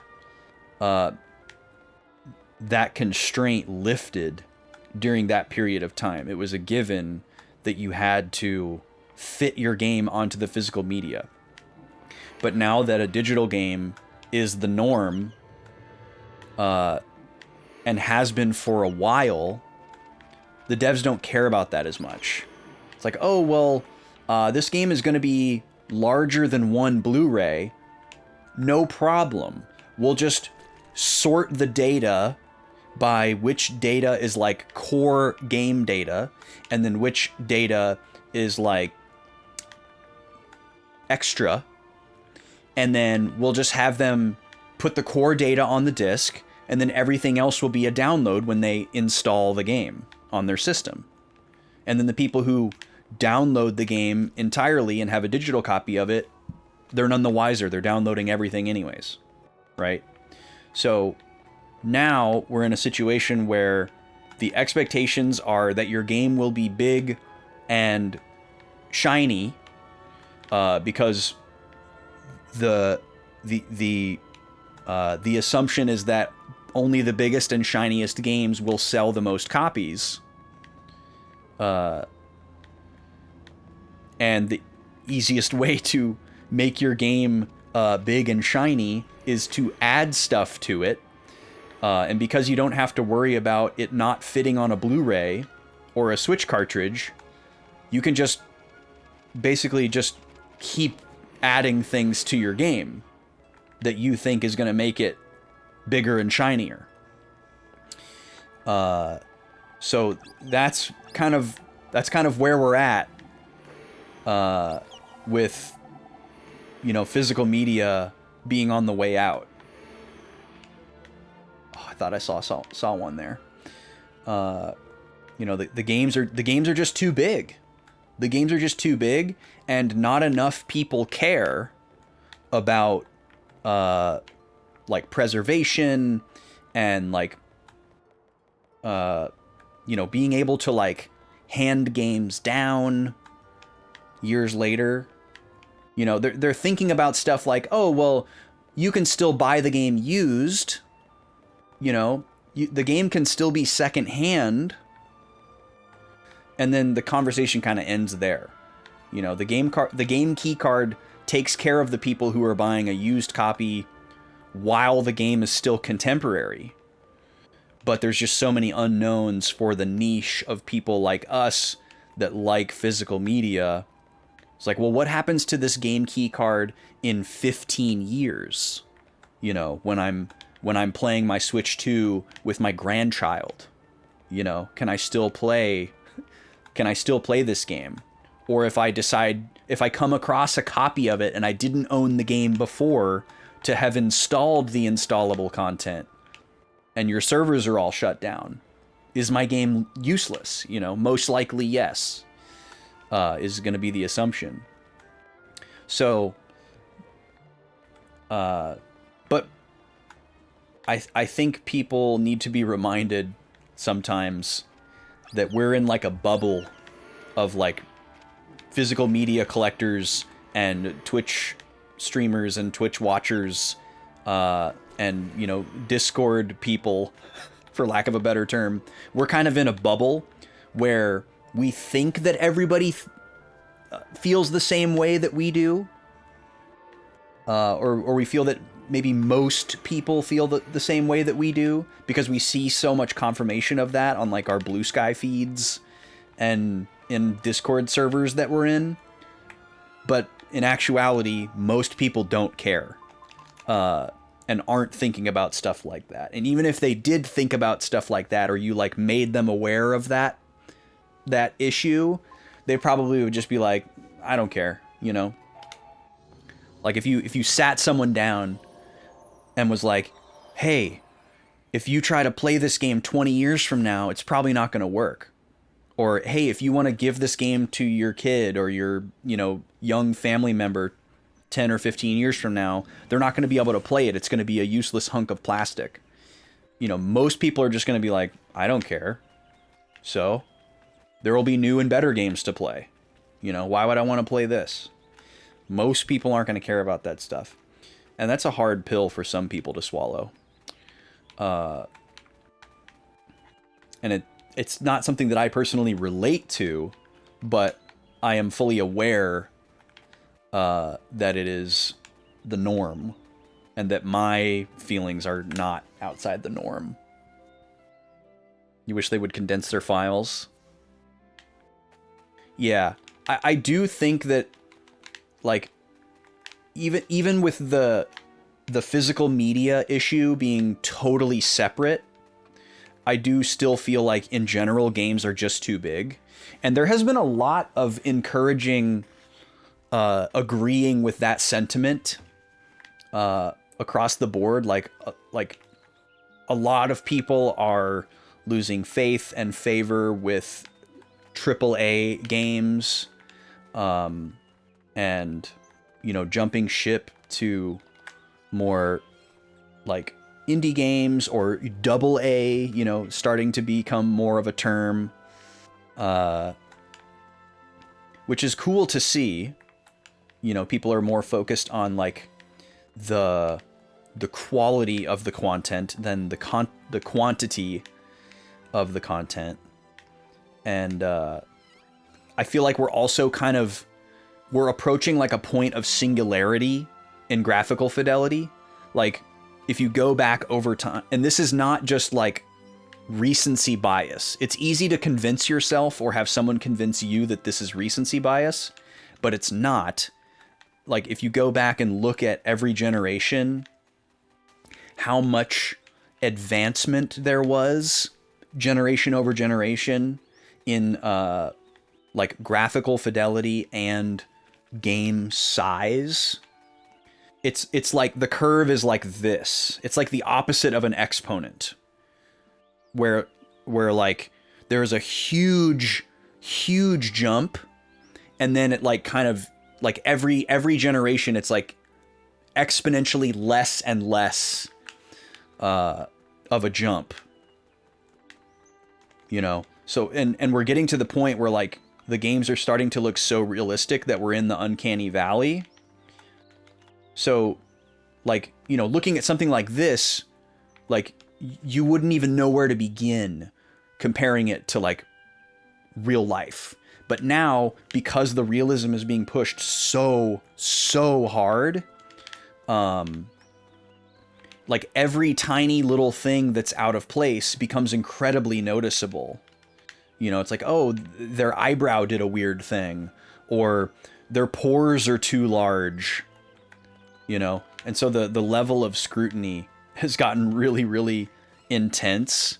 And I think people are starting to reject the hyper realism because it's starting to look less realistic to some people because of the uncanny valley effect. Which again is just what you describe. That's how you describe that.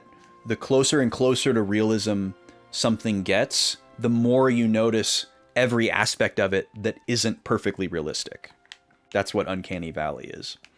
For anyone that's like heard that term but doesn't really know what it means and might be afraid to ask. That's what that is.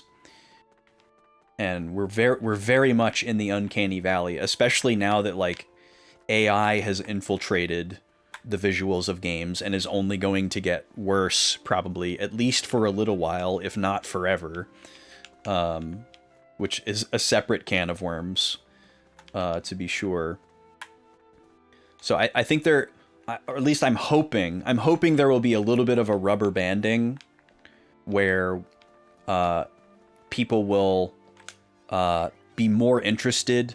And by people, I don't mean like the people I'm describing that are in like the Twitch physical media, kind of circle, Like, I'm talking about, like, the general gaming populace. You know, people that play Call of Duty and, like, PvP multiplayer shooters. I think there will be a little bit of a... Or I'm hoping there will be a little bit of a rubber banding and a shift to where those people start appreciating artistic graphics again, at least for a little while. You know, like it might come back in style. And people actually start liking stylized visuals for their games rather than just, it needs to look as realistic as possible or I'm gonna, you know, say that it sucks. like we did in the 2010s and like the mid-aughts. So it'll be interesting to see if that happens. I don't think we're going to be able to stop people from making games way too big unless the industry like crashes. Which I guess is entirely possible. But even if there was like a shift to bring people back to making smaller scale games that the large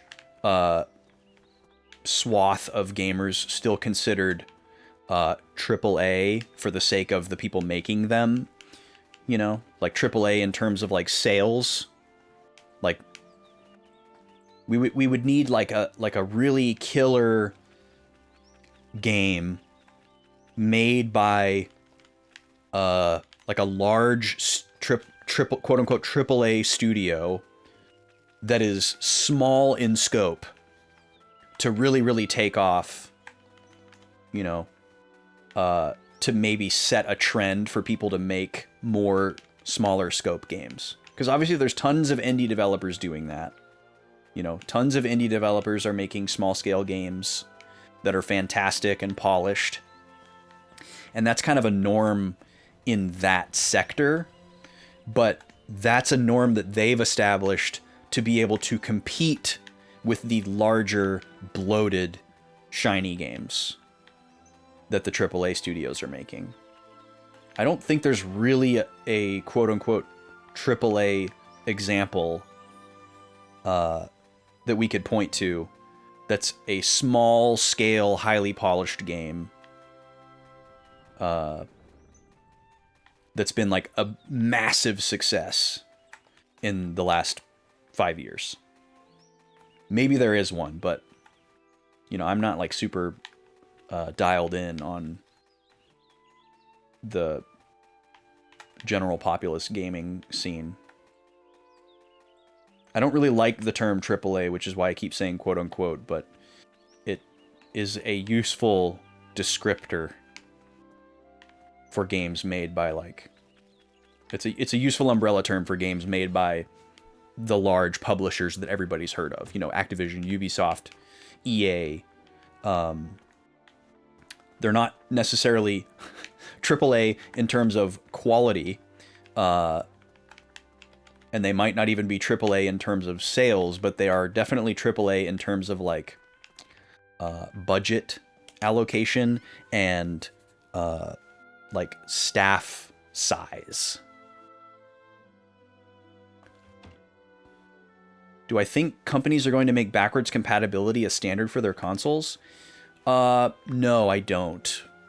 I don't think that they care. Like, backwards compatibility was born in an era where there was only physical media.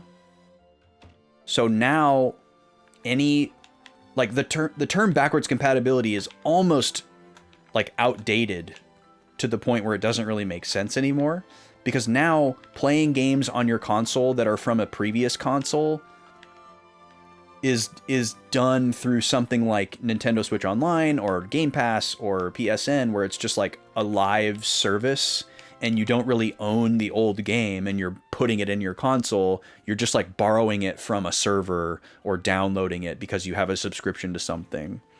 And it's like super attached to physical media. So I don't think any of the big three console manufacturers really care that you own legacy media of theirs.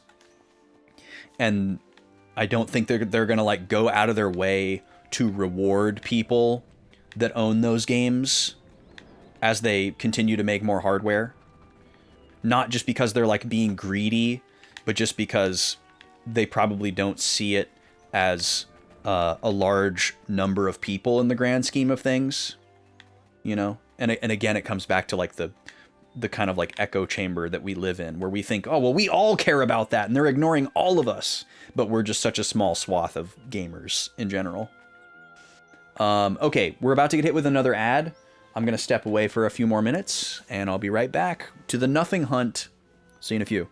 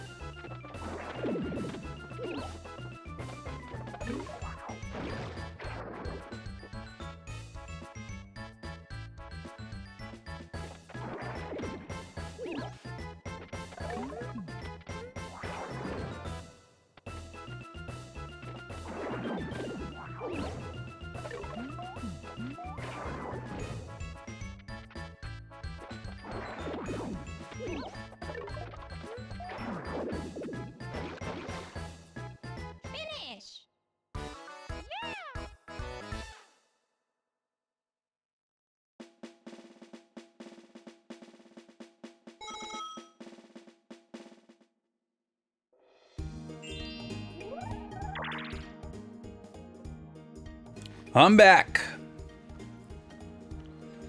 Here we are. All right, Talta has been cleared. Next stop, Mural Town. This won't take long.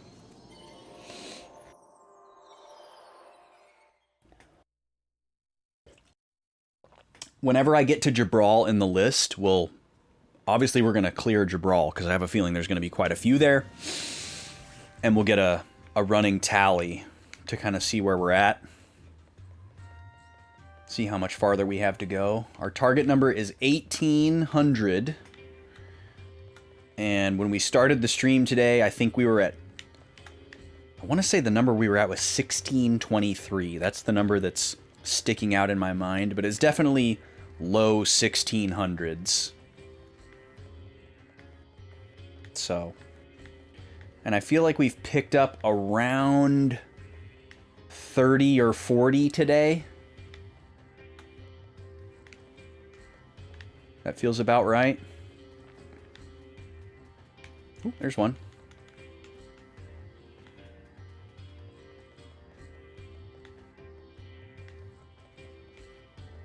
Yeah, I've been having to go back to the conversation we were having before the break about physical media and the state of the games industry. I swear I just saw one. Maybe I saw that guy. Oh, nope, there it is. Yeah, see, this is kind of hard to see. I feel like I've kind of been doing my best to kind of bittersweetly and uncomfortably make peace with the way things are going. Because, you know, there's not anything I can do to stop it. It's very obvious that the industry is not going to like bend to my will for any reason or at any point. You know, I do not represent the most common opinions, and I am not the, you know, average consumer. So there's no reason for the large average of game makers to please me.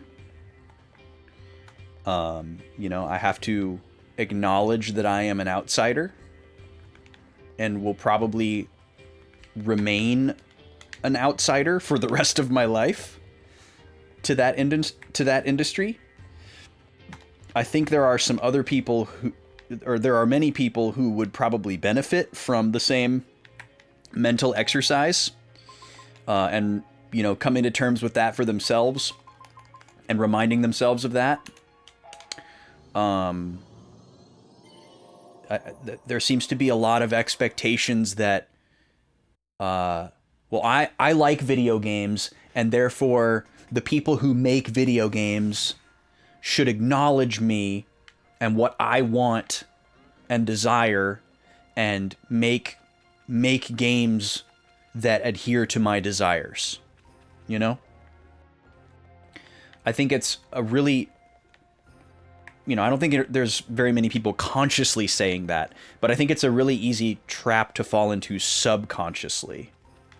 Because you're like, oh, I love games, and I want to keep loving games, and I want to keep being excited about games and what they can do for me, and I want to keep buying games, you know, like that kind of thing. I want to be in the club, you know. Other people are getting excited about games, and I'm not excited about this game. Like everybody else is, because it doesn't adhere to my preferences, and I don't want to admit it, but I'm getting a little bit of FOMO, you know, because I want to be excited about games too.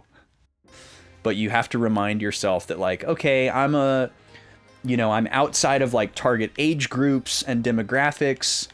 I am an outlier in a lot of different ways. It's not reasonable for me to have these expectations. And as somebody who is almost exclusively focused on physical media, especially at this point, why does he still say 1400? That's so weird. Oh, we're at 1722 already. We're so close. Wow. Okay. So we only need 78 more nothings. So we're a little less than halfway from where I think we started. But apparently, if my initial count was right, we found 99 nothings since we started, which doesn't seem right. So maybe we were a little higher than I thought. So yeah, I don't know. There's obviously, like, I wish that things weren't going the way that they were, but I can find a lot of silver linings within that. You know, like I came up with this idea a long time ago that, like, oh, well, once physical media goes away, there'll just be so much less, like, overload and saturation for me to focus on. And if I just stay focused on physical media, it will feel more, like, reasonable for me to, you know, look at the pool of available games, you know, because if your pool of available games is just every game ever made, it's obviously untenable, not just to play them all, but just to even be aware of them all, to know what your choices are. You know, you can't look at every game on Steam. You can't look at you can't even look at, like, every single game on the Nintendo eShop. Right? We have to have guardrails here and there. Everybody has their own goalposts. Like, some people are only going to play games that they see commercials for. Some people are only going to play games that they read about on a trusted website or hear about from a trusted influencer or friends or family. So my guardrails are, you know, those. I have those guardrails as well. Those are places where I find games that I want to play. But then if I also have this additional filter of, oh, is it released physically anywhere? And, you know, obviously I can come off potentially really snooty by immediately disregarding a game that doesn't have a physical release. But it also just kind of, like, releases me from the shackles. It's a huge silver lining. It's like, well, if it's not a physical game, I can kind of just forget about it unless I want to make an exception for it, you know. And obviously, I'm hoping that there will always be games that I do make exceptions for, but being able to focus on everything, like, before a certain point helps me narrow down kind of my search. And, you know, I already have so many games behind me. It's mostly just something that helps me focus on them. You know, there's no, I usually try to not look at limited run. I think they're a bad business. They started out with a wonderful mission, and they were great for a while. What? How is this lady a nothing? Do I have to, like... Oh, that's very tricky. Yeah, I never would have got that. But the way that limited run runs now is not good, in my opinion. Obviously, like, if there is something that's on limited run that I really care about, and it's the only way that I can get it, I'm not, like, boycotting to the point where I would not buy that product. But I also don't want to engage with limited run in a capacity where I'm, like, checking it every day or, like, every week to see what's coming out, you know, or, like, what's coming down the pipeline next or whatever. How am I supposed to get this? I'm just talking to this lady.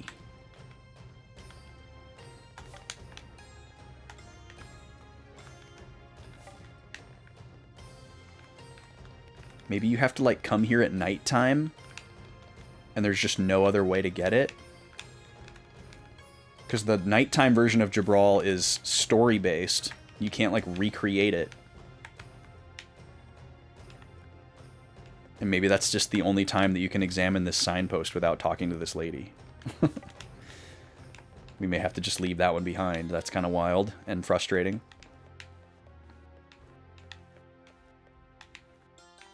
Yeah, a lot of these are, like, right on top of a person. I don't know how you're supposed to avoid that. Or know that you could even find something there. But yeah, Limited Run is a complicated one. And, you know, there's a lot of other companies that are like Limited Run as well. You know, if they're going to help like an indie developer make a physical version of their game that otherwise wouldn't exist, I think most of the time that's a good thing, but it's been done in some really scummy ways too, where Limited Run will take advantage of these developers that could maybe publish a physical edition of their game otherwise, but Limited Run wants to have like the exclusive, and they'll kind of back some of these developers into a deal that ends up kind of hurting them in the long run, because the Limited Run game ends up disappearing and getting scalped because of the culture that they've created, and then the developer's game doesn't actually become as widespread as they thought it was going to be. Is this one going to be the same thing where I can't reach it? Oh, did we get it? Oh no, that's something else. Yeah, I feel like I can't get this one unless this lady moves. That's so dumb. Well, I was right about there being a lot of them in Jabral.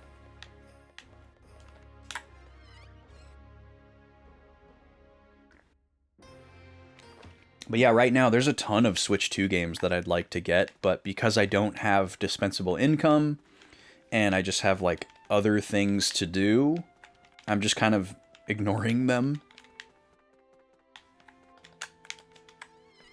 I think I'm going to have to make an exception for Yoshi, though. I think I have to get Yoshi right away. But we'll see. We'll see how things look when that actually comes out. But it's not a game keycard, and it's one of my most anticipated games right now. It looks so freaking good. But there's a handful of other Pokemon or other Switch 2 games that I would really like to get. Yeah, I definitely want to get Pokemon. No doubt about it. Probably day one. Probably day one for Pokemon. We'll see. Hi, Zine. How are you?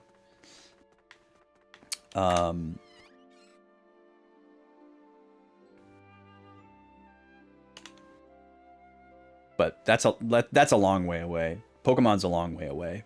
Not really worried about that. My situation could be totally different by the time that game comes out. You just woke up. Well, good morning. Come on, give me some green stars that I can actually reach. They keep doing this. They keep putting them in a place where it's right next to a character that I can talk to, and you just can't get it. There we go. It's no wonder that I don't have a lot of these, because they're so hard to reach.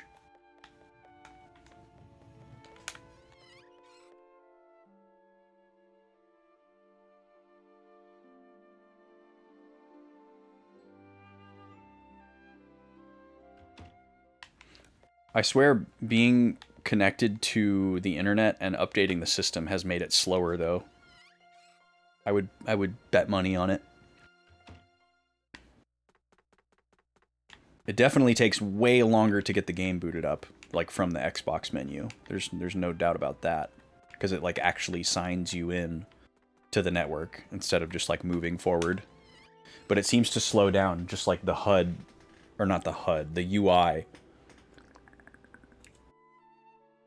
Just generally.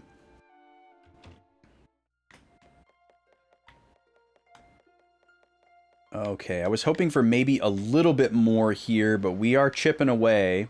We still have the whole castle to search, too, so there's probably quite a few in the castle. If I had to guess. I suppose I could check the courtyard. There might be a couple in the courtyard. No area left behind.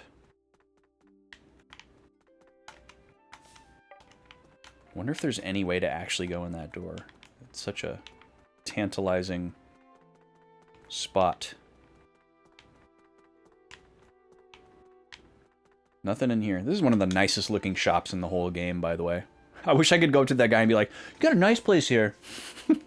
Nice place you got here.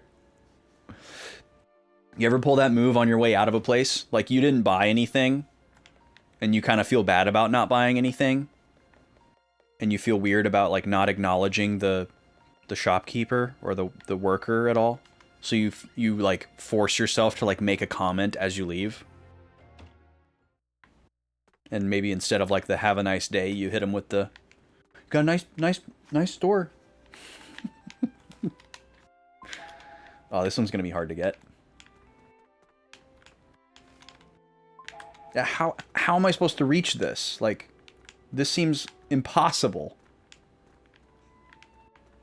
I have to find somewhere I can stand that doesn't have the A prompt. God.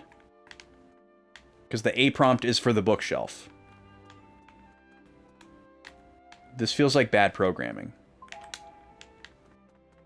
And how would you get these if you were trying to get every single one of these for that God-forsaken achievement? You know, you'd never be able to get it. There's no way. There's no way to get that. That sucks, dude. Oh, good thing we don't care about getting all 2,000. I don't know what you would do about that. You know, those other two that we saw, they have people next to them, and then if you had the forethought to come here, or to go to those specific locations during the nighttime stretches of Jabral, those people probably aren't there, and you can get them then.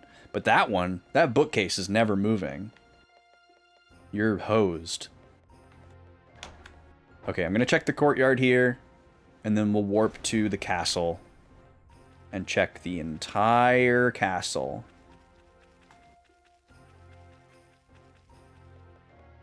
We're getting close, though. I'm a little thrown off that the Nothing Man doesn't say anything about the milestone at 1800. But I know for a fact that it is a thing, so don't worry. Oh, and right after this on the list is Alumaru. I bet Alumaru has a couple. If we don't hit 1800 here. The castle could have a lot. There's a lot of stuff in the castle. So here's to hoping we can find at least 10 in here. Because there's like, I don't know, 20 zones in here. Oh, there could be some in the kitchen that we missed. There were so many examinables in this kitchen. It was an absolute treasure trove.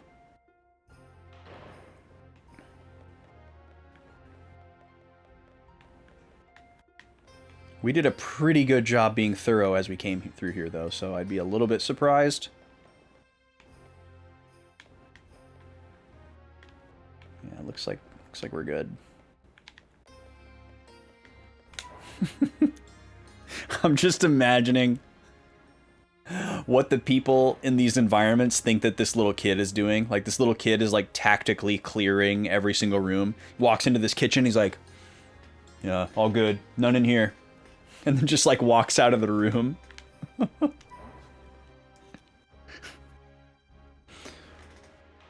What do they think Shu is doing? Just comes into every room and, like, snoops. Like, takes a lap around the room. Nothing. And then walks out.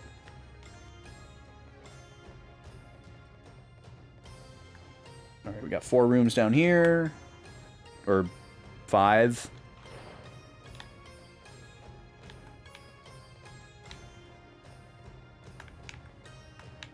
This was a little bit later in the game, so I was probably doing a slightly better job of examining everything. But there's just so many things that we gotta look. We just have to assume that I missed at least one. I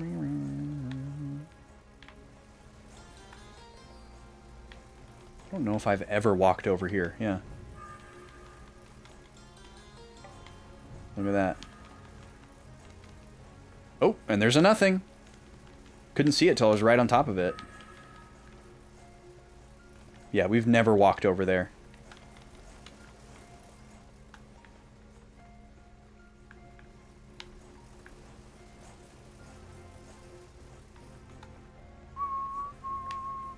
Oh, I forgot to check and see if the double money thing works on the environmental ones.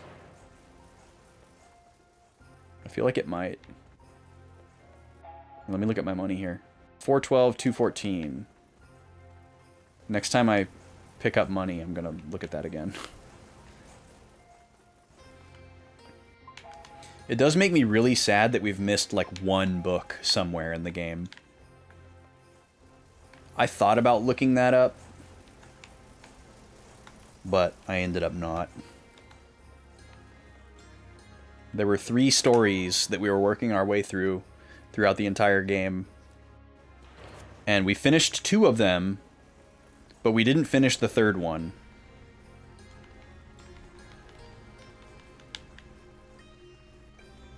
And there probably aren't that many bookshelves in the game.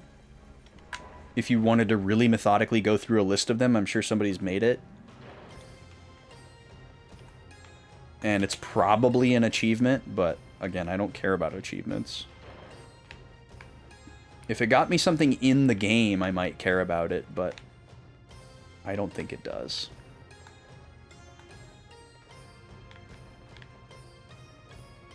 Any green stars? Any green stars? Hello? No green stars. There's still so much more castle, though. There's 3 floors, and this is only the first floor. Well, I guess we're on the basement, but... Oh, you can't go in there. Forgot about that.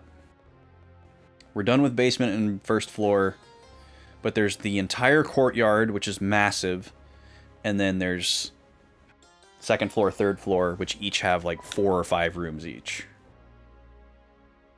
And there's an upper courtyard. So this is going to take a bit.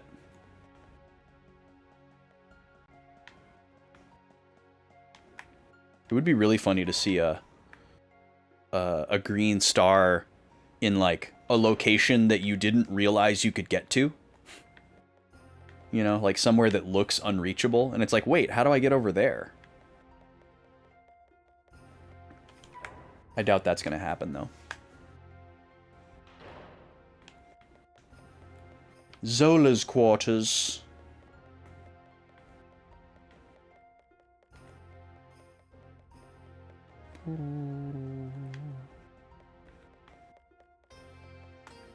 Very cool room.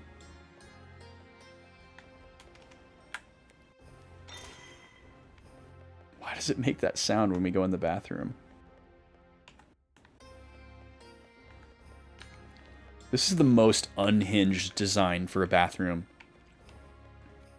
Like, unless you lived in, like, a place that was just blazing hot year-round, I can't imagine why you would want a bathroom like this. I feel like you would get hypothermia in that bathroom in any normal place. It's just like all stone tile, windows open, freestanding tub in the middle of the room. Like, what are we doing?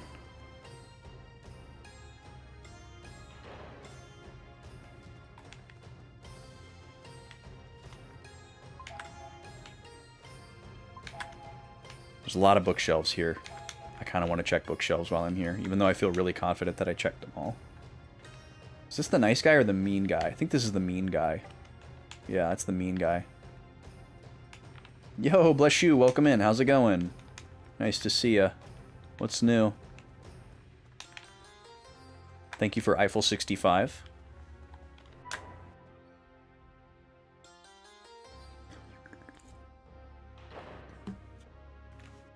You're officially a speedrunner. What game are you speedrunning?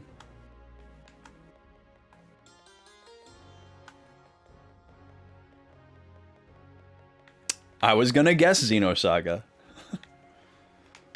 Were you not already a speedrunner of Xenosaga Episode 1 before? Oh, look at all these bookshelves.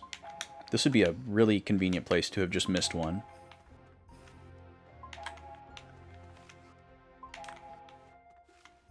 By, like, kind of mashing.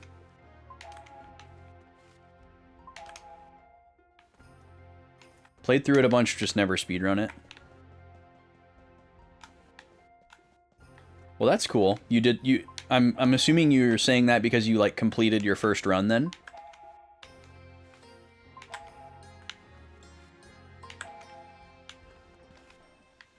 Congrats. That's exciting. How long is that run on average? It's got to be really stinking long. I got to imagine there's not a whole lot you can skip.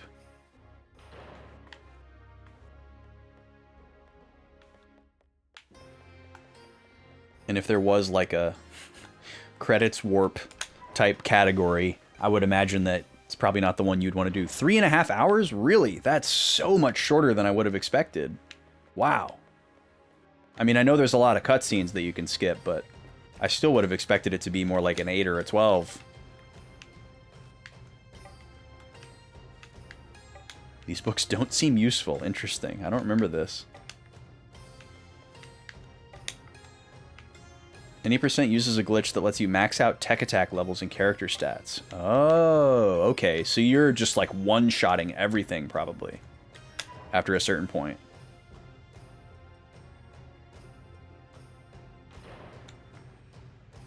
That's kind of cool. That would be... Obviously, this would be counterintuitive for a speedrun, but that would be a fun way to do, like, a second playthrough of the game. Just trivialize all the fights, just to, like, get the story content again. Alright, let's do the courtyard first. Most of the challenge comes from avoiding encounters. That would be difficult. That would be nerve-wracking. To be super deep into a run, and then, like, lose a bunch of time to a mob, to some RNG. Alright, it's going to be really hard to see green stars out here, too. Look how hard to see that is. Wow. But we found one. That's our first one.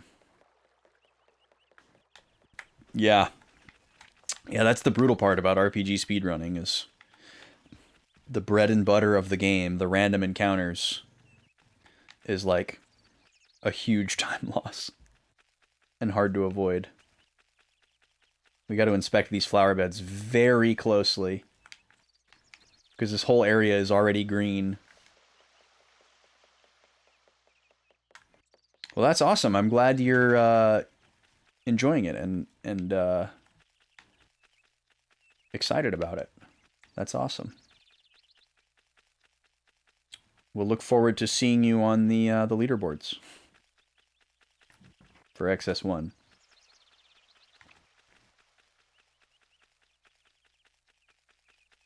The games that I'm most attracted to speedrunning are the ones that don't have any movement tech of any kind.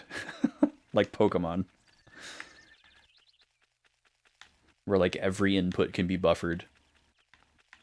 5th place, nice! What a fantastic start.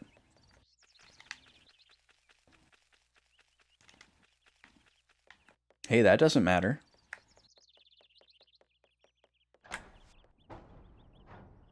I would say that 5th out of 6th is more commendable than finding a game to speedrun that nobody else speedruns and then being like, I have the world record. Like, that's kind of a fun meme to engage in. I'm not saying that that's like a deplorable behavior or anything, but I think what you're doing is more impressive than that. I still think people should do that because it results in a lot of unexpectedly cool speed games being found and things like that. and, you know, creating communities where there previously were none. I've been good. I've been good. We're gonna beat Blue Dragon today. We've been working on this game for over 100 hours. And we're rounding up a very pesky collectible that I didn't think we were going to be able to round up, and I was trying to come to terms with letting it go, but then I found out that it's actually possible to purchase and put DLC on an Xbox 360 in the year of our Lord 2026, and I jumped through all the necessary hoops to make it happen, so that I could get this special accessory that lets me track this one specific collectible. We need to find about 70 more of them to get the final reward. And then after that, we have a super boss to fight, and the final story boss, and whatever comes after that to fight. And then we've got some filler arc stuff planned for any extra time today, for tomorrow, and for next week, while we pick whatever our next RPG is going to end up being. Which, by the way, there's going to be 5 games on the next RPG poll, if you haven't heard me say that yet. It's pretty wild. Usually we only have 3, but people have the option to add additional games with channel points. And we've had quite a few polls in recent times that have had 4 games on the poll, with 1 additional game added. But we have not ever had a 5-game poll before. And I'm a little bit anxious about it. But luckily, all 5 of the games are incredibly diverse from each other. So there's a huge amount of variety. I think every game is a different console. Well, no, that's not true. We have 2 PS2 games, I think. But there's a huge amount of variety amongst the 5 games. So that's pretty great. I would feel much more anxious about it if they were all really, really similar to each other.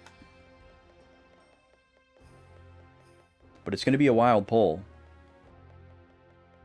Also, like, you know, 2 to 3 years ago, when we had less people in the server and therefore less people voting on the new games, it was really tough to have a 5-way poll because you'd inevitably end up with a tie, and then I end up having to break the tie. Oh yeah, we never got to go in here before.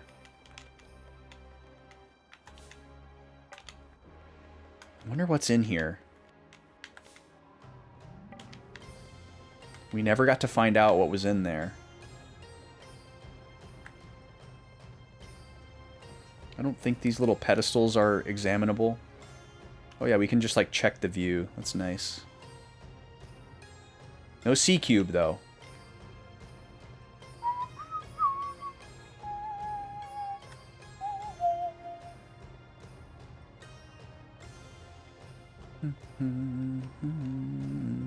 Alright, we're almost done with Jabral. I do want to go to the cafe before we leave here, though, just in case there's any new info there. I'm not expecting there to be.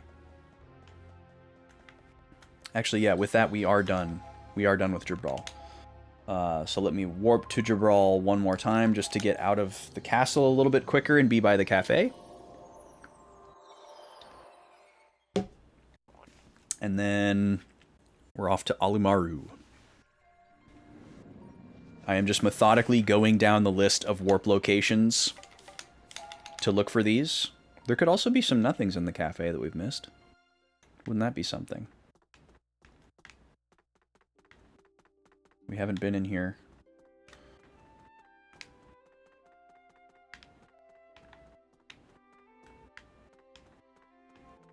I don't see any. Okay, do a lap through here really quick. Yep, cookies. Oh, I didn't mean to talk to you a second time. Oh, interesting. I'm actually glad that we talked talk to her a second time, she tells you about the other ingredient, which I didn't realize that she could do. You're going to talk about that lying cheat Donpa. Oh my god, I'm stuck.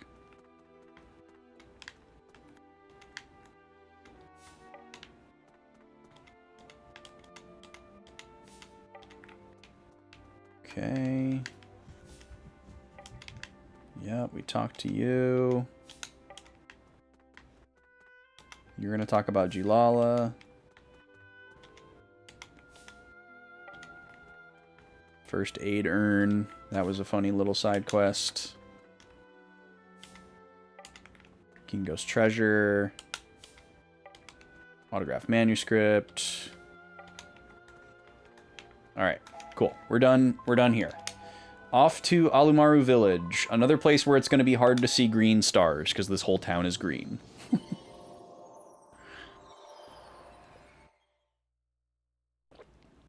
Yeah, I'm sure that happened to a lot of people, bless you. I think this game was like vaguely on my radar, but in 2006, I was not nearly as tuned in to, like, the inner workings and history of, like, Squaresoft and Square Enix, or the specific details of, like, who was responsible for what on, like, games that I really cared about. Like, I knew that Hironobu Sakaguchi was the Final Fantasy guy, and I obviously had a very high awareness of who Nobuo Uematsu was, because I was, you know, many years into being a musician and him being one of my primary influences. But I hadn't, like, you know, I hadn't, like, turned my back on Square Enix yet in 2006. And I was very anti-Microsoft family of consoles 2 generations into that, because I was not a fan of the original Xbox, and I had a lot of loyalty to the PlayStation brand because of the PS2, and how it, like, became my RPG machine, my teen angst. I'm 14 and this is deep, you know, narrative game machine. And I didn't think any of that was on offer for the original Xbox. I thought that was a, you know, a console for dumb apes to play. And I was obviously very much a Nintendo fanboy at the time as well, because that's what I grew up on. But I was kind of, like, less into Nintendo for a while because I was just all in on PS2 RPGs. So by the time the 360 came along, I was very, like, firmly entrenched in the, oh, this is the console for first-person shooters and goober games that I don't play. And all the, like, exclusive franchises that I like Sly Cooper and Ratchet and Clank and Final Fantasy, are all going to be on the PS3, and they're never going to be on the Xbox 360. You know, like, I was very confident in all of those things in 2006.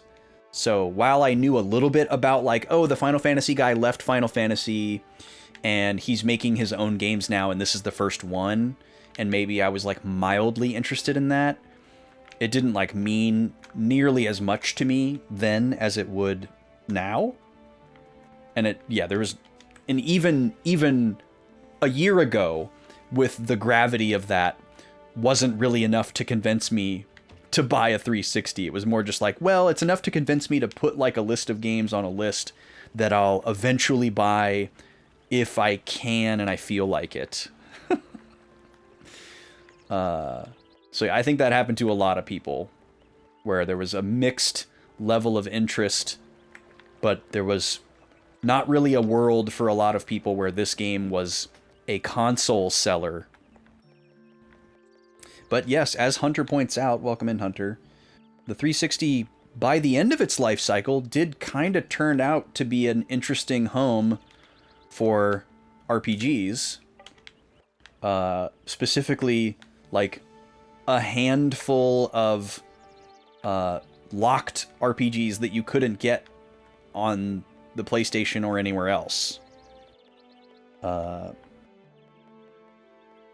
And a lot of those games have since come to PlayStation consoles or Windows or Switch even, in the case of Tales of Vesperia.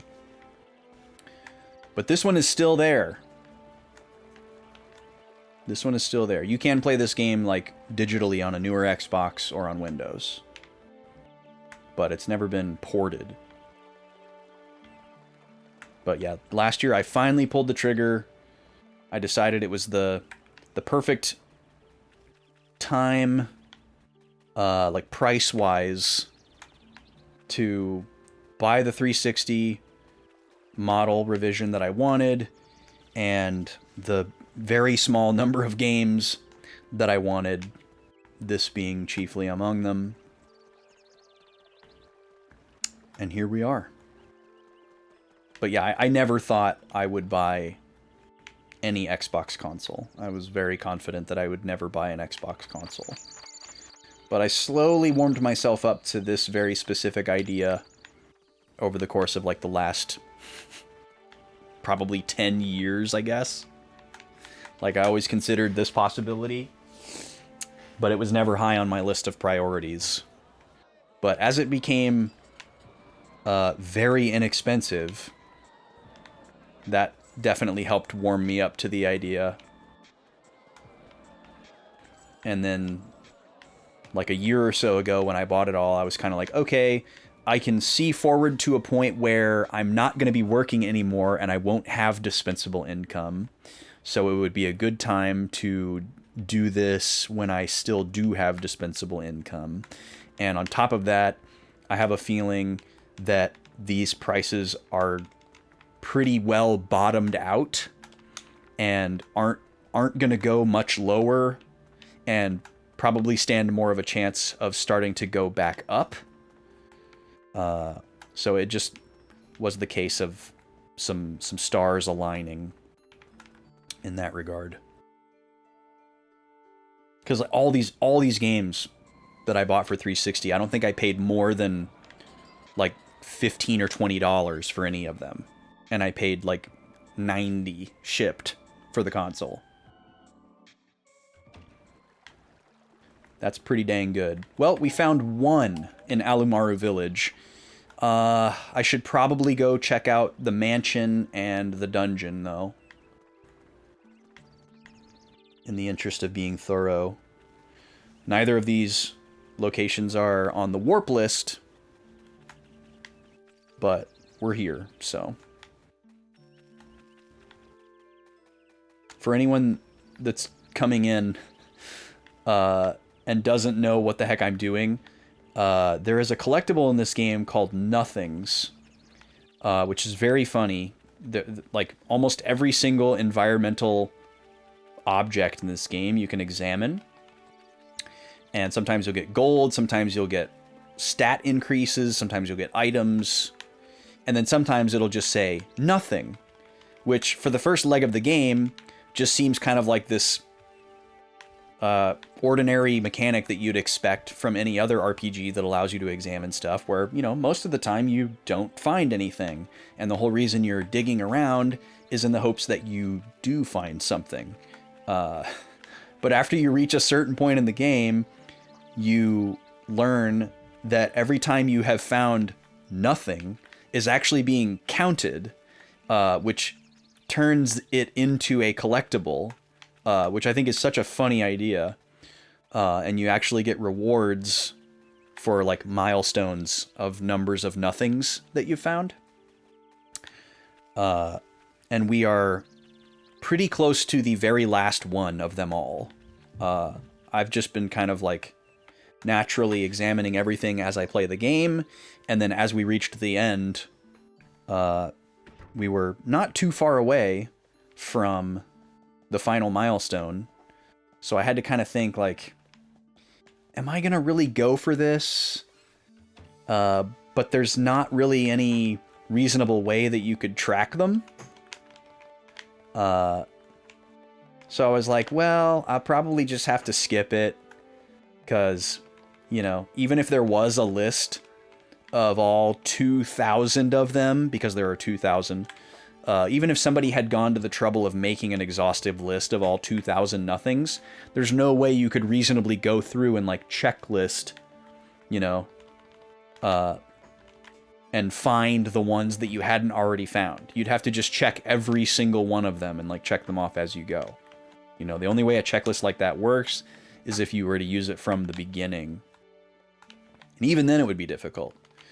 But in my searchings, I discovered that they released a DLC pack for this game for $1 US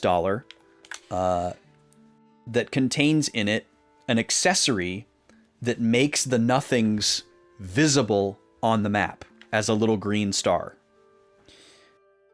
And this lit a fire in me because it suddenly seemed possible to get these things.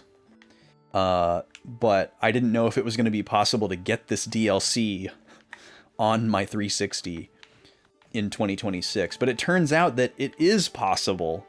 And it was quite the exhilarating arc. So yeah, if you wanna get DLC for a 360 game on your 360, you can do it. Why is this guy still here? That's annoying. Well, hopefully he just dies immediately.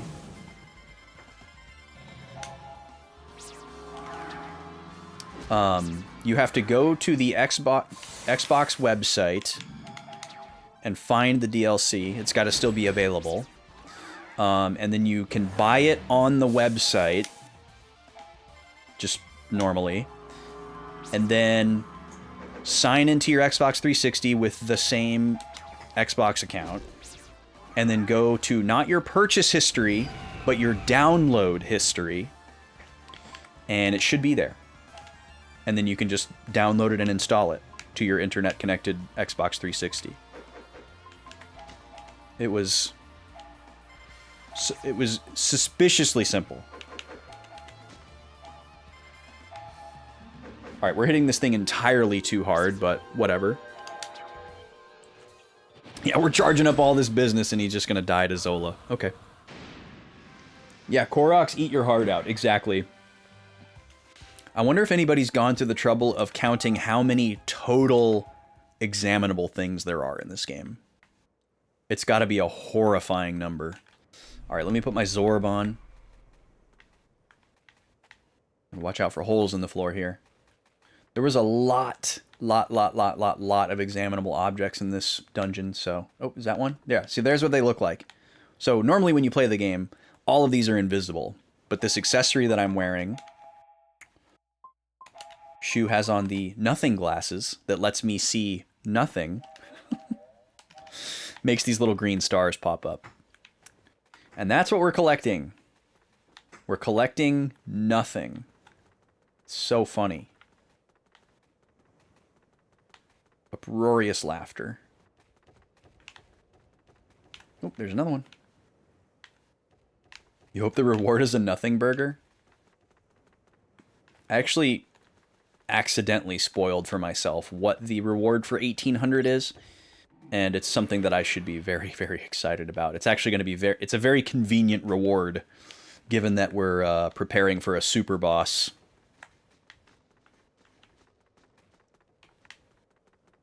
This barrier makes it a little bit more difficult to see the green stars. I'm also really glad that they're not too big to be zorbed.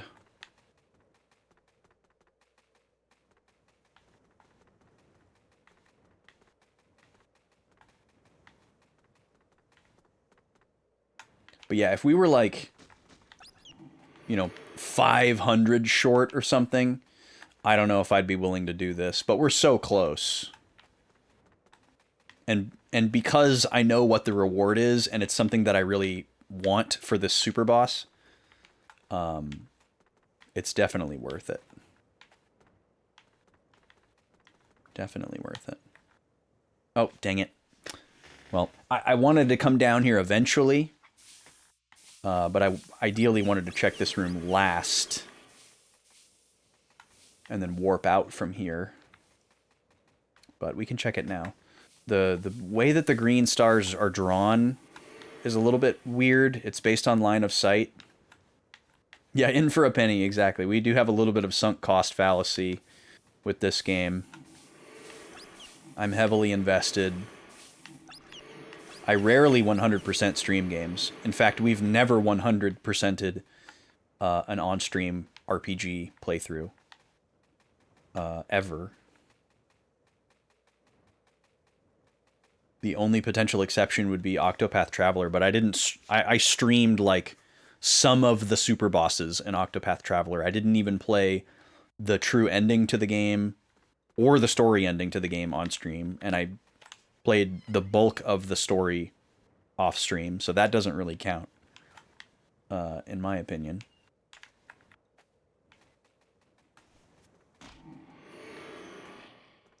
So this will be the first one.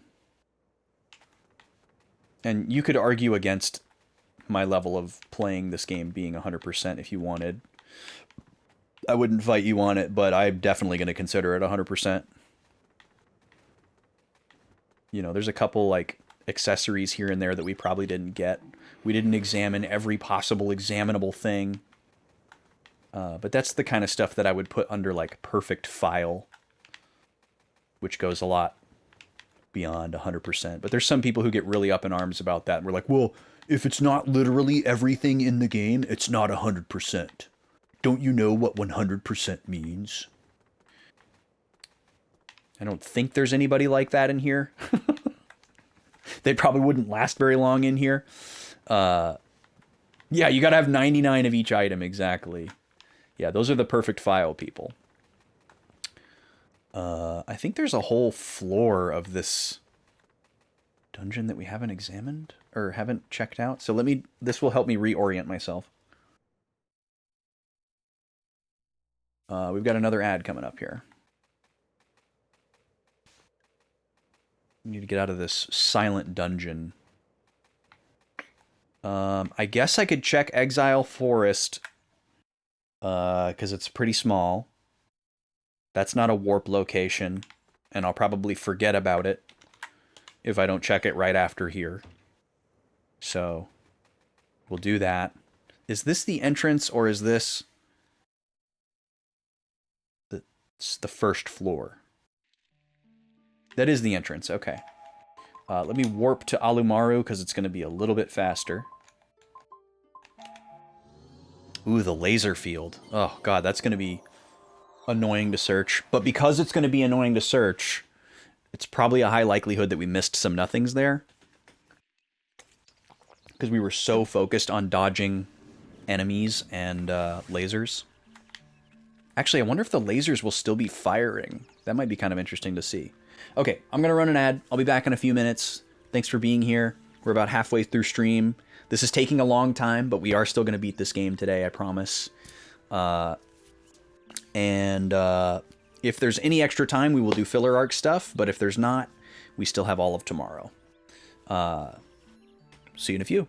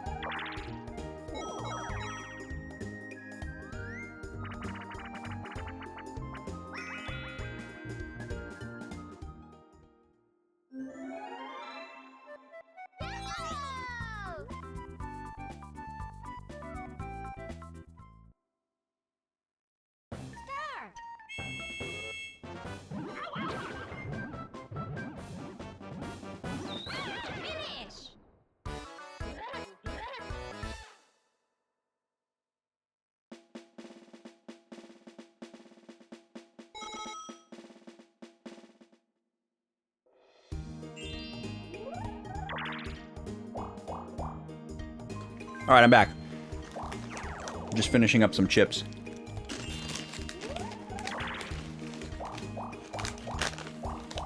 You guys mess with popcorners? Popcorners are amazing. Probably US only, if you're not in the US, but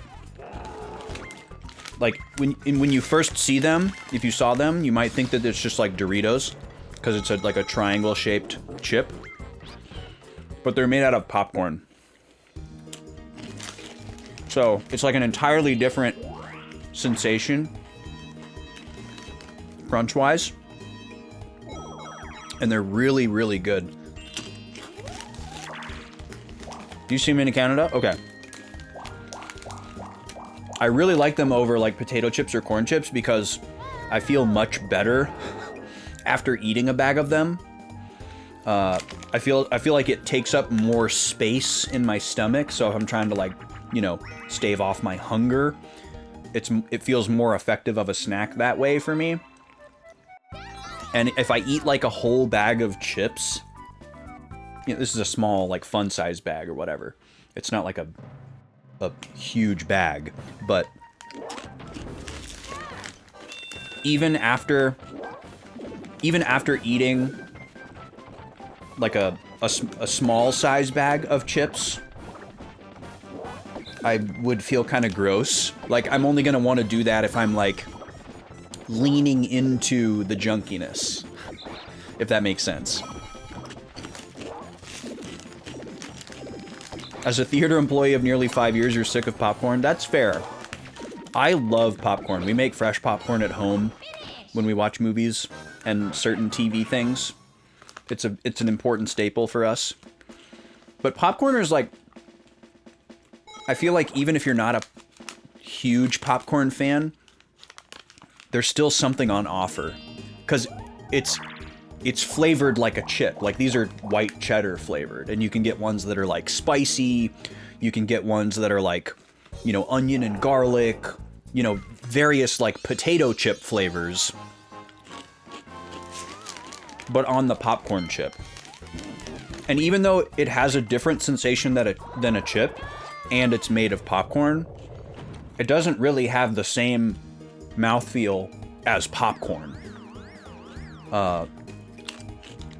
Nothing gets stuck in your teeth. There's no seeds.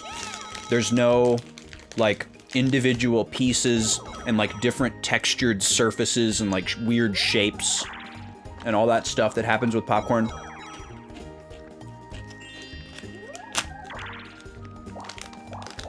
It's almost like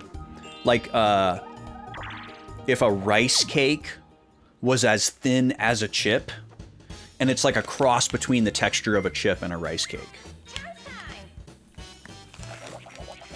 They're very, like, structurally sound.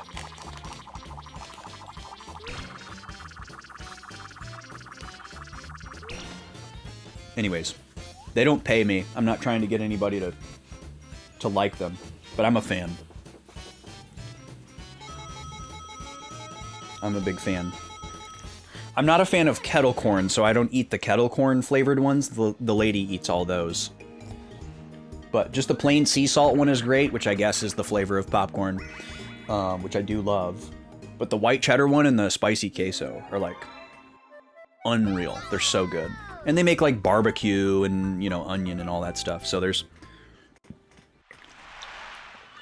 a lot out there. But it definitely helps that I already love popcorn. I'm sure if you were sick of popcorn or hated popcorn, the differences would maybe not be enough to sway you. All right, we're back. I finished my chippies. We're gonna go poke our head into Exile Forest real quick here. We are still on the hunt for nothings. We need about 60-ish more. 60 or 70 more to hit 1800 to get our final reward. Then we can go start attempting the super boss. And if my theory is correct and it's weak against water, That might not take very long. But if the water thing is not a key strategy point, we could still be in for a pretty long haul there. But I feel like the final story boss against Nene is going to go kind of laughably fast. Oh, there's one right there. All right, it's officially worth it. Oh, there's another one. 2! We've decided that 3 is a jackpot. If we find 3 in one place, that's a jackpot. That's worthy of the title of jackpot. Anything above 5 is a treasure trove. How do we feel about that? Oh, there's 3. All right, it's a jackpot.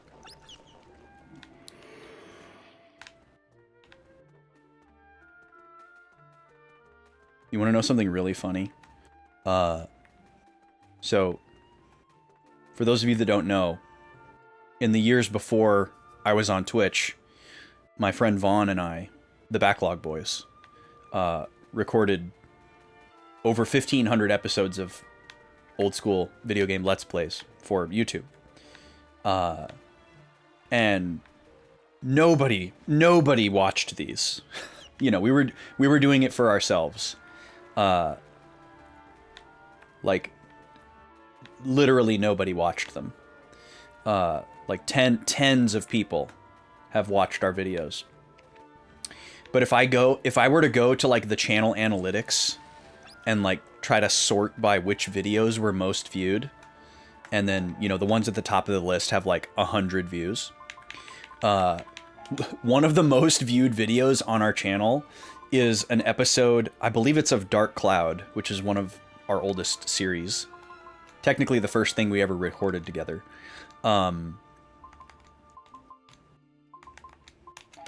The name of the episode is Jackpot No Hands. Which you probably only know that reference if you were a complete degenerate in the 2010s. But I think it's really funny to imagine that there are still people looking for that. And then they're ending up at a video of 2 guys playing a PS2 launch title. And one of them is talking about Jackpot No Hands. When we were talking about the green, how many green stars it takes for a jackpot, it just reminded me of that.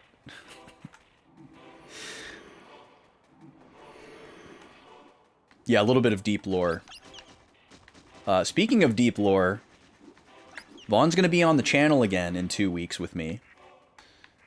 We did our Super Smash Bros. CPU tournament a couple of weeks ago, which was a raucous success, and we had a blast, and we were immediately like, we need to find more times and things that we can do together to get Vaughn back on the channel every once in a while. And April 5th, not this Sunday, but next Sunday, which is also Easter, April 5th is going to be the 10-year anniversary of Backlog Boys. And I was like, Vaughn, we should do something. I know you're a busy lad, and we're pretty limited on what we can do together 1,000 miles apart. But we should probably try to do something on our 10-year anniversary.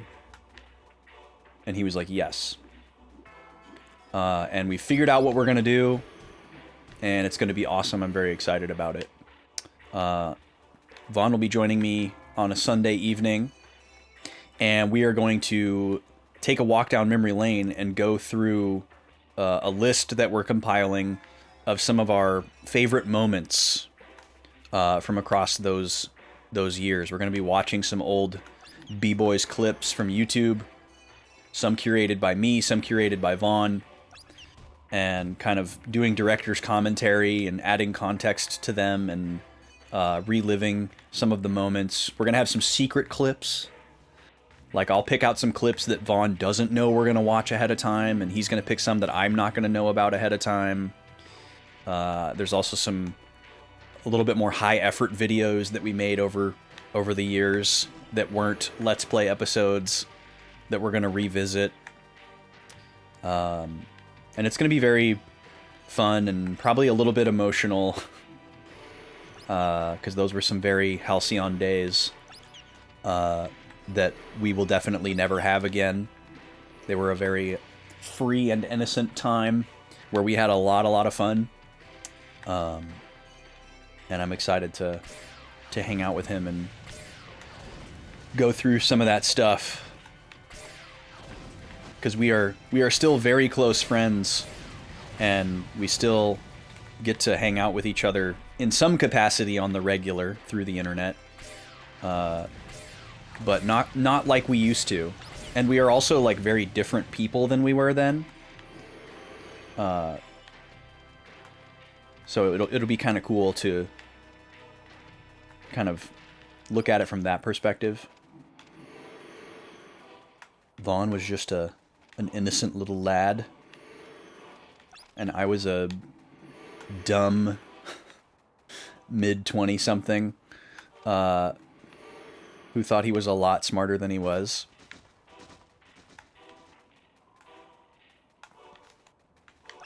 It's going to be great. Welcome in, Space. How are you? All right, just enough to get past that guy. Yeah, it's going to be great. But that's going to be like a 3-hour stream. Unlike the Smash stream, we will have a planned hard out on that stream. And we won't be stuck streaming until a specific thing is over. You know, if we have more clips to go through in our dock than time allows, that would be the best possible problem to have. I talked to him on the phone earlier today, and I was like, yeah, it'd be really cool if we could, like, put together a list of, like, our favorite moments and go through, like, some clips and some old episodes and stuff and, like, react to them. I think that'd be awesome, but I feel like it would be too much homework, and we're both super busy, like, in crunch time with the convention planning season right now, where we don't really have time to, like, comb through a bunch of our old episodes. And he was like, yeah. But then we started just kind of, like, rattling off stuff that we could think of off the top of our head. And we were like, oh, we could totally fill a dock just off the top of the dome without any homework. So, glad to hear that you're swell, Space. All right, well, we're just going to go right into Baroi Town here. It's the next location on the list, so might as well. Laserfield turned up nothing, unfortunately. Perhaps we can do better in Baroi. Don't worry, there will be music once we get all the way in here. It's actually good that we came here this way, because we would have missed this area if we used the warp, this little interstitial area where we watched cutscenes. Also, we get to see Brack. Well, we won't get to see Brack. We might get to hear him if we pick some clips from Twilight Princess, which we probably will. That was a pretty iconic series. We'll probably get to hear some Brack. And he might be in the chat. Hopefully he'll be in the chat. If he's around, I'm sure he will be, but we won't get to actually see him, unfortunately. I'd love to have Brack on a stream sometime, too. I love that man so much. But he's also very busy. And he's also not nearly as online as I am. Which I guess is also true for Vaughn. Vaughn is even less online than Bracky. Which, good for them. I'm way too online.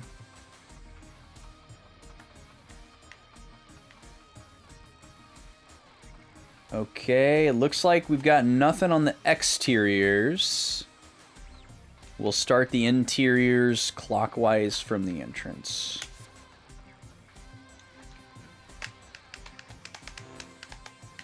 And I guess there's also a possibility that we would grab some clips from the first Zooter.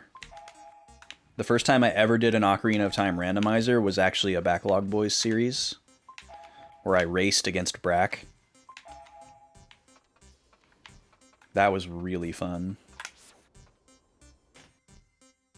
It sucked having to play it on an emulator, and it was really hard to, like, figure out how to record everything. Because I didn't have, like, an EverDrive or anything yet. But it was one of the most fun series we ever did.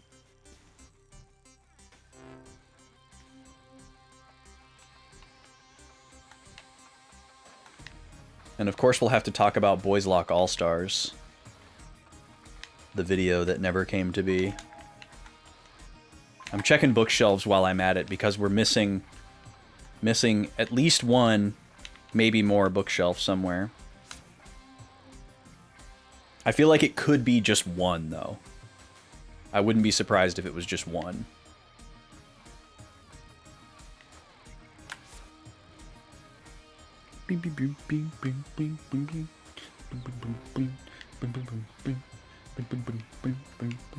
But yeah, if you're just joining us, we're looking for green stars. Space, did you know that you could buy and install DLC on your Xbox 360 in the year of our Lord 2026? Because I sure didn't think it was going to be possible. But I'm delighted that it was. Let me skip the temple for now and complete the loop. Because that's how we're able to do what we're doing today. The magic of the internet.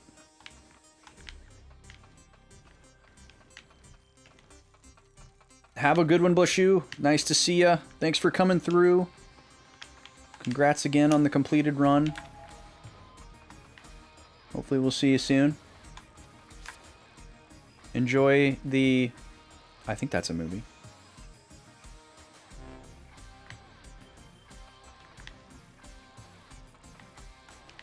Yes, you are correct. You can't buy it on the 360, but it is possible to buy it elsewhere and then download it on the 360.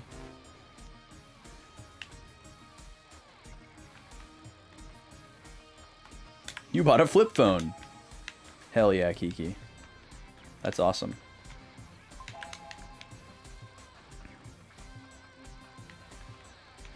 Was that for, like, did you do that for vibes, or did you do that to, like,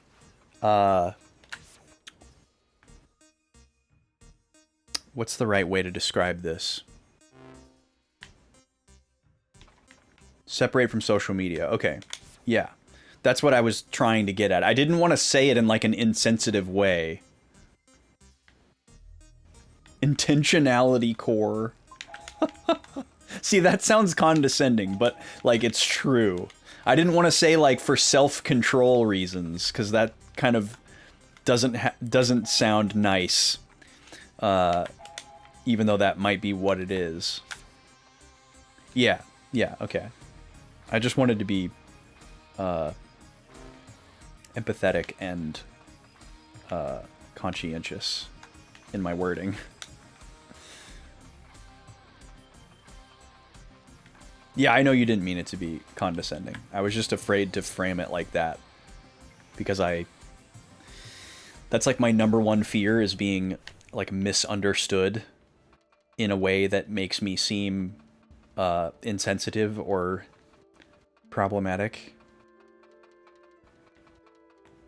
Because of, like, the way that I worded something.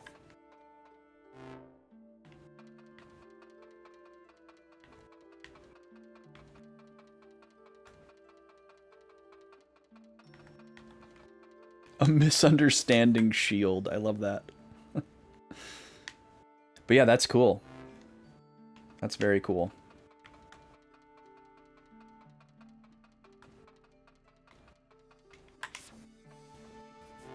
That would certainly have a powerful effect on me. Because while I could still run to my computer to do a lot of the same things that I would do on my phone, a lot of them I either couldn't or wouldn't do on a desktop, or I wouldn't be able to do them in the same way that I could do them on my phone. So that would have a pretty profound effect on me. Alright, let's warp to Baroi again, because it's faster.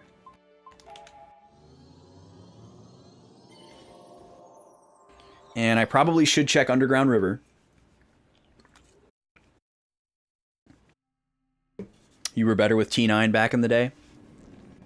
Yeah, when phones with no buttons started becoming really prevalent and like the norm, I was incredibly resistant to it. I was like, I'll never give up my buttons.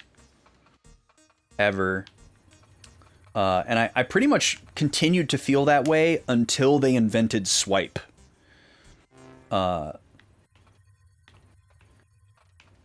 I was like, during the T9 era, I didn't really have a phone. For reasons that were out of my control. And by the time that I did finally have a phone, and I could actually text with it, T9 was pretty much gone. So I didn't get to spend a ton of time with that. It was more so using T9 to like, you know, like type in the name of something in the phone, or like to search for something in the phone. Not like to type in like the name of a website or a text message. But yeah, I had a friend that was just like that space. And he thought he was the hottest thing since sliced bread. He would text people with his phone in his pocket without looking and send like a perfectly spelled T9 message.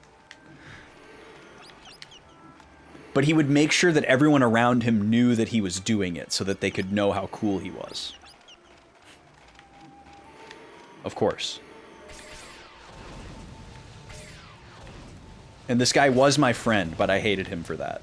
As did all of his other friends, along with me.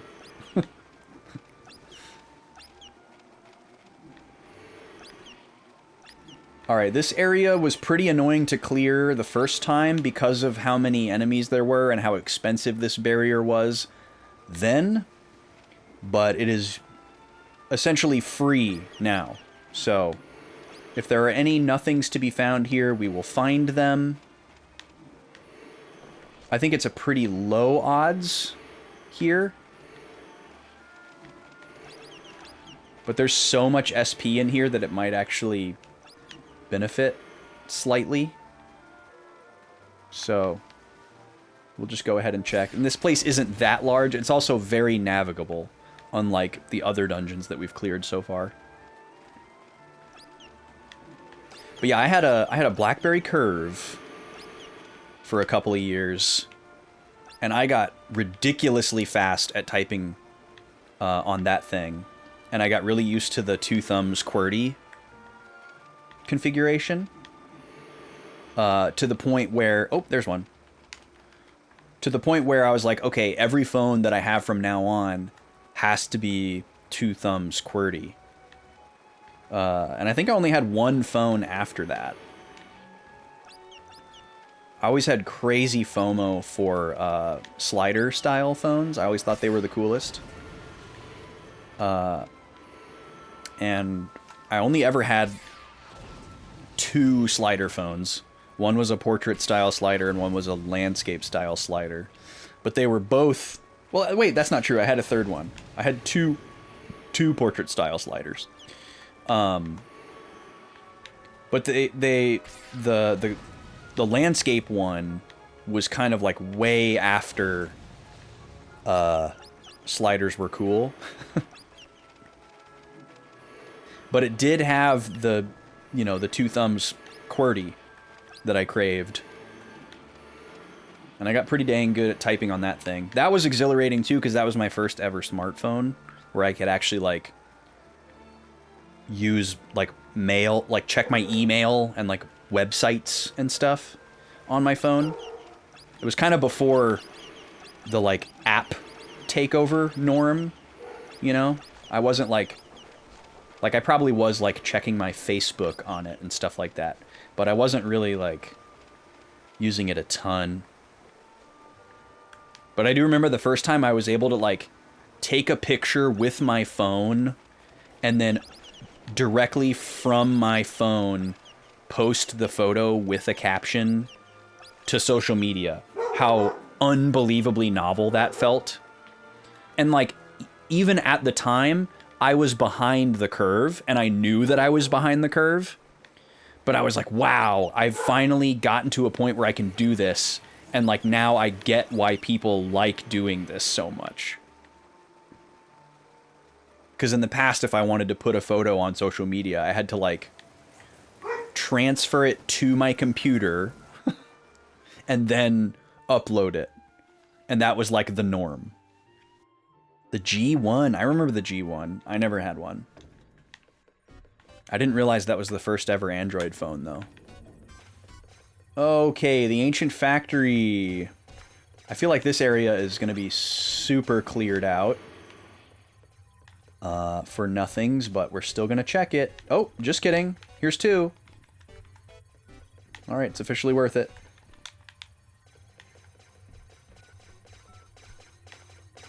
We're not quite at the point where I'm going to want to, like, check my total after this area. Oh, there's another one. All right, 3. It's officially a jackpot.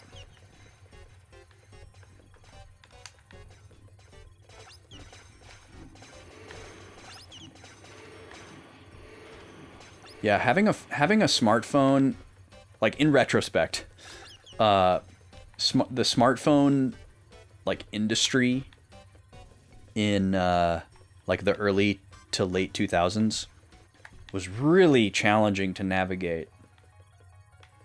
Like it would be really easy now to complain about how limited your options are and how much monopoly there is, where there's basically like 3 phone makers.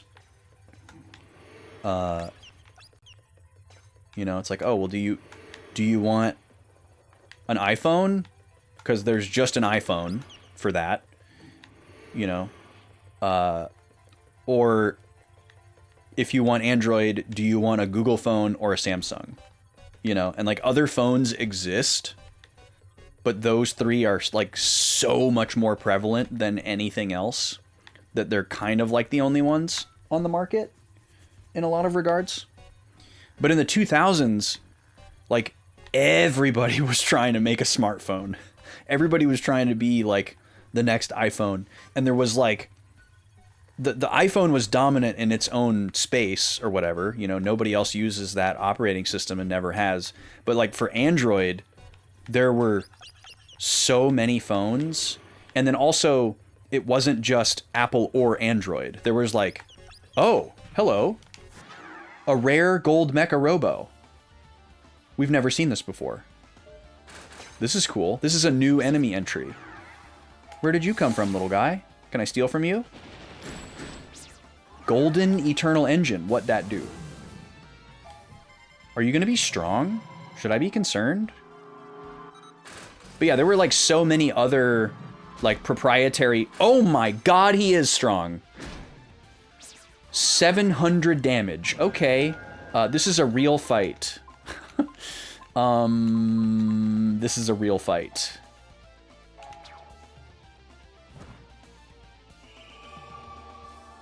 Yeah, even before Windows Phone. Like, I had a Motorola phone. The other landscape slider phone that I had after the BlackBerry was a Motorola.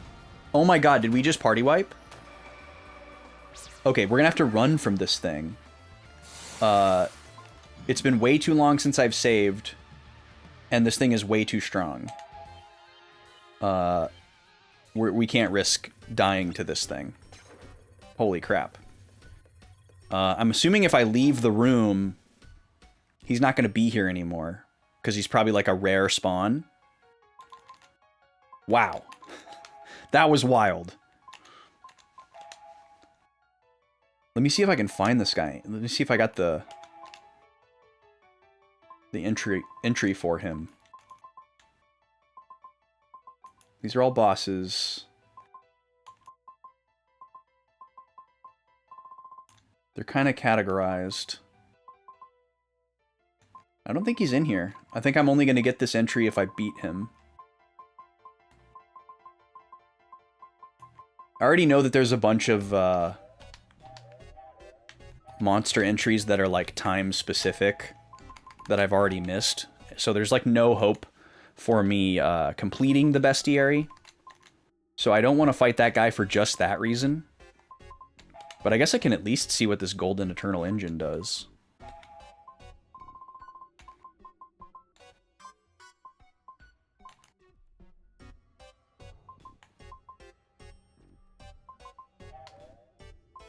Do I not get the item if I don't win the battle?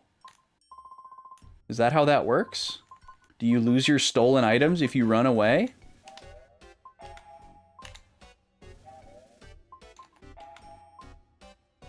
Maybe so. Okay. Let me heal myself before I get into trouble here. But yeah, I had like a Motorola... I had a Motorola phone. I was somewhat brand loyal to Motorola for a short period of time because they had like good build quality on a lot of their phones. Even if like the specs weren't that great necessarily. And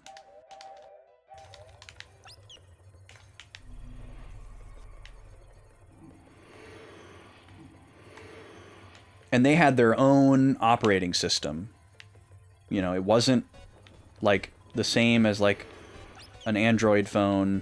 It wasn't the same as a Windows phone. You know, it was probably called like Moto OS or something. Goofy like that. And there were so many examples of that before the monopoly dominance emerged.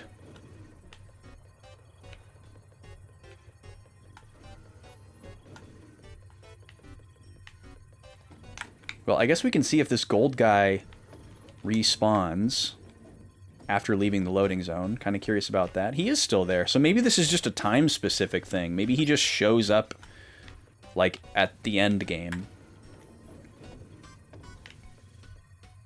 But yeah, I had a Windows phone for probably 2 years, and I actually really loved that phone.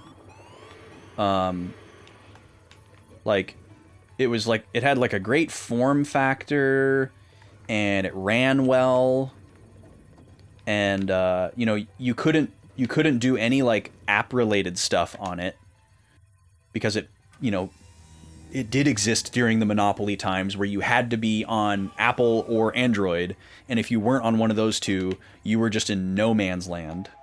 So, you know, you could like all the versions of like the major apps for like the social media platforms and stuff like that were all like unofficial a lot of the times and like really, really bad.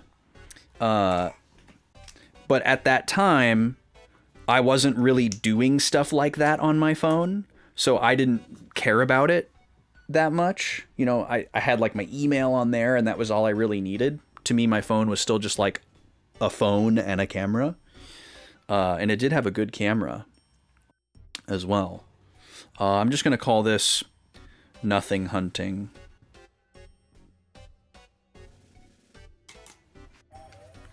I don't want to get too caught up with this golden mecha robo, though, because he will probably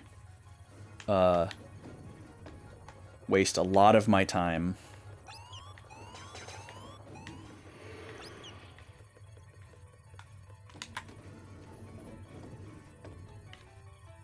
You tried using YouTube on the flip phone? Crunchy? That's funny.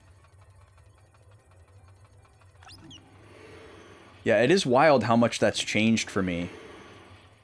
Because that was about 10 years ago as well, when I had the Windows phone.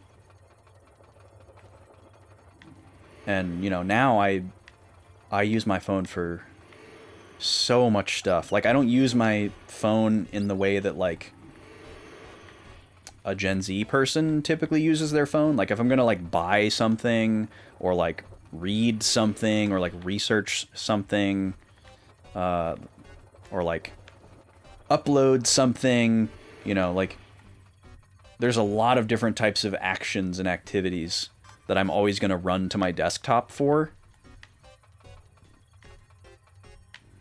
but just like the amount of usage and like the different apps that I do use. Like most of the time I'm watching somebody's Twitch stream, I'm on mobile. And most of my YouTube time is also on mobile.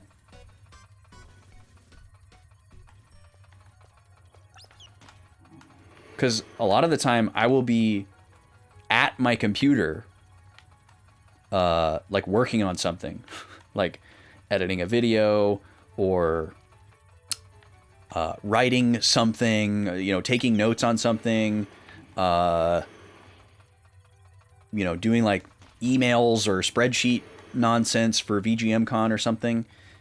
And then my like fun content that's like a video or a stream is on my phone, separate from the computer. You know, and if I have to like walk away from the computer to like take a break, to eat or go to the restroom or whatever, you know, my phone comes along with me in my pocket, uninterrupted, all that kind of thing.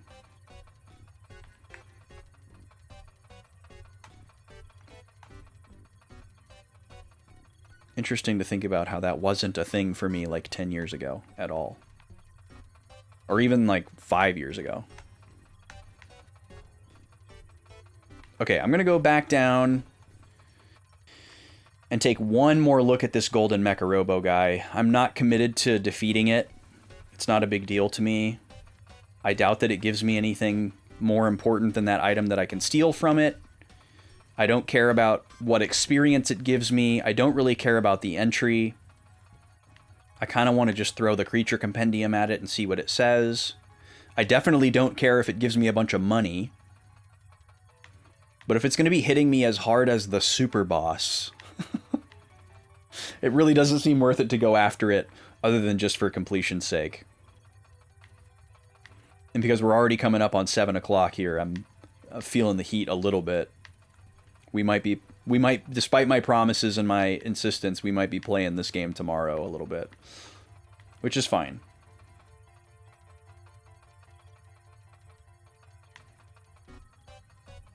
Oh, you can't walk on that part. Okay.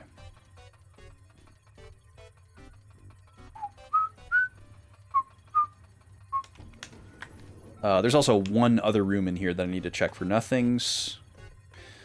I feel like now we're getting deeper into the game where I did a better job of checking like dungeon interior areas for examinable stuff.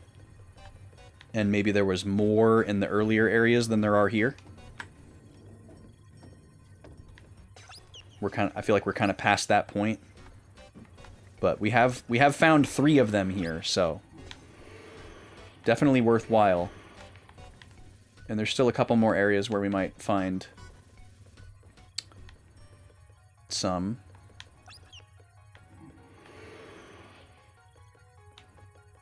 But sometimes this draw distance is a little bit short, so I feel compelled to get kind of close to some of these objects.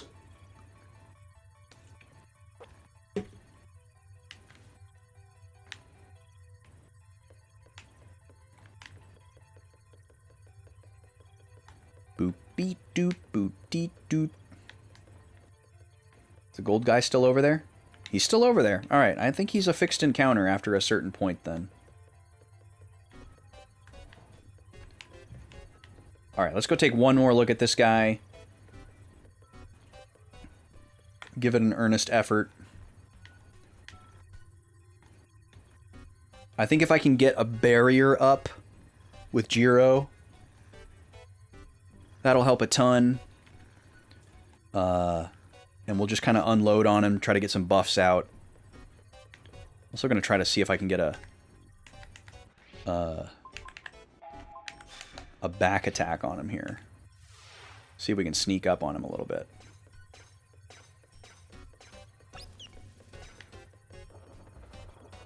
I don't know what stealth does if he can just see me.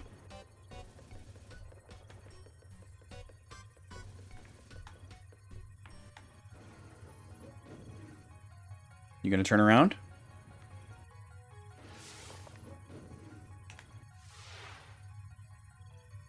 Maybe he could see the barrier, and I need to have just stealth. Oh, lost. Okay, good. Maybe it's the running. Maybe I should be walking.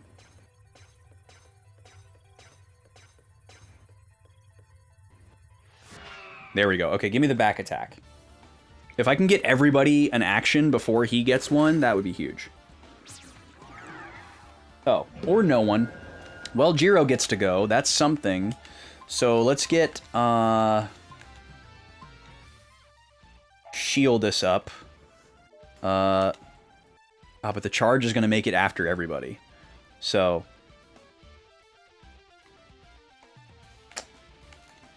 well, let's just go for it. We get a free revive. Okay, he's doing the single target attack. That's huge. Maro does survive that, so great counter. Zola's going to attack.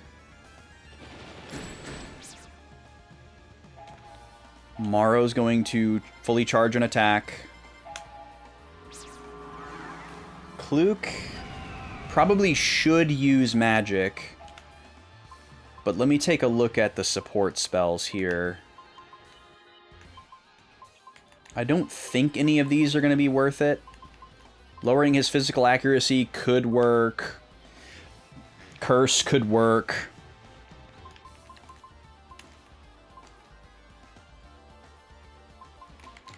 Okay, let's try Curse.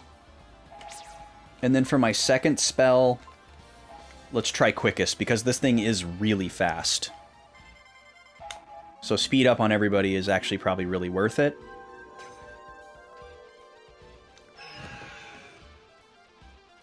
Does this work? Okay, his magic power went down. I don't know if his physical power went down. Which might be the only thing that he has. Okay, this is the scary one that kills everybody. That is an absolutely absurd attack. Okay, but everybody gets to go after this. So let's see here. I think we're still going to die, though, because Jiro doesn't get his turn. And I can't really heal everybody enough.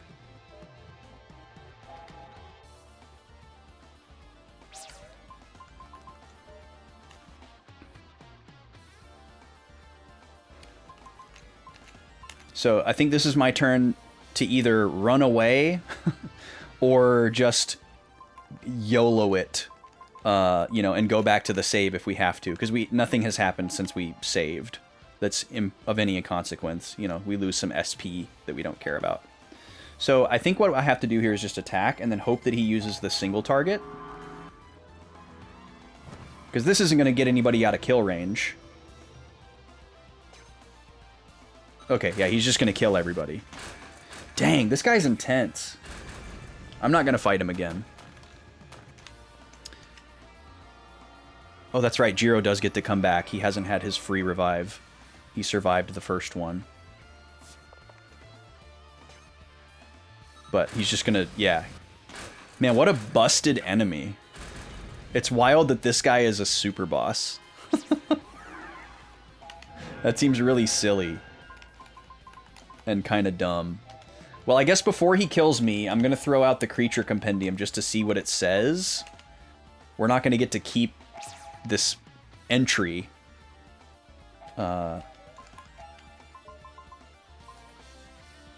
Is this a consumable? It's got to be a consumable, right? A guaranteed rare steel. That's a good idea for an item. More games should have that.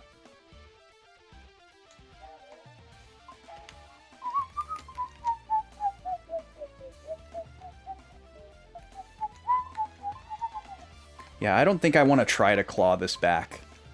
It seems silly. I just don't care that much. We've got better things to do. So let's just see this entry. The use of gold-barreled lasers enables continuous firing of high-power beams. So it just is like, hey, this thing's made of gold and it's cheap as heck. Yeah, the fact that it can just do this attack that goes over the damage threshold turn after turn is pretty absurd.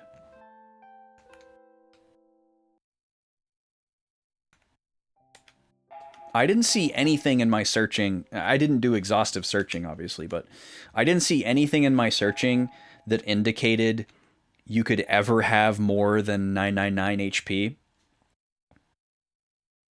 So I guess you just have to get your stats so absurdly high that their attack power goes down to a point where their damage doesn't exceed the limit. I guess that's the idea there. But we ain't doing that. Okay, to the ancient prison. If we can find about 10 more nothings, I'll go check in on our total and see where we're at. I still feel like we're probably only around 1750, maybe 1760. Barrier up. Shields up.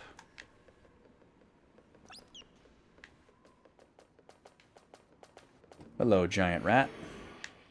Any green stars in your room? Probably not, right? This is another area that I feel like I explored pretty exhaustively. Because this was getting to be at the point where it was pretty conducive to have the barrier on all the time. But you never know. You never know. Another big ratty boy. These really small rooms, it's kind of hard to tell too. You're like looking through the barrier, which is hard to see. Thank you, Gooby. Very important.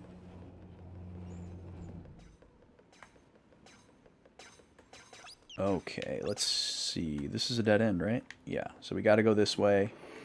And then there's another... This is another color palette where, despite not thinking of this color palette being green at all, it's kind of hard to see green against it. So we've got another wing over here that's identical or symmetrical. Bunch of little tiny rooms where it's going to be hard to see the green star even if it is there. Yep, there's that guy. I don't know why they make him so special. He was hard to fight the first time because he runs away. But we did eventually defeat him. A petition of 1. Incredible. It must have been a lot of hard work to get all those signatures.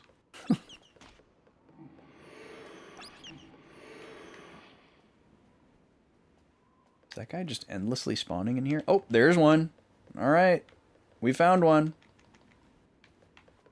Worth. Now I'm trapped in here. Behind a toilet. All right. I can see why I didn't get that one. I probably didn't even know I could get over there. How selfless of you to make that sacrifice for the cause, Gooby. Wow.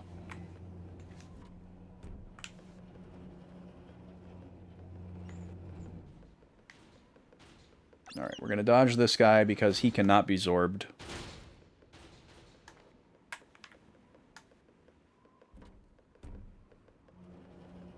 This place also doesn't have, like, walls that you can examine. So there's probably not as much of an opportunity here. No, I'm trusting my memory, and this is the down staircase. Yeah. Okay, I don't think I can zorb this thing either.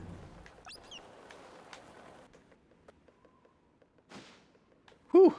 It's a fast lunge. Very fast lunge indeed.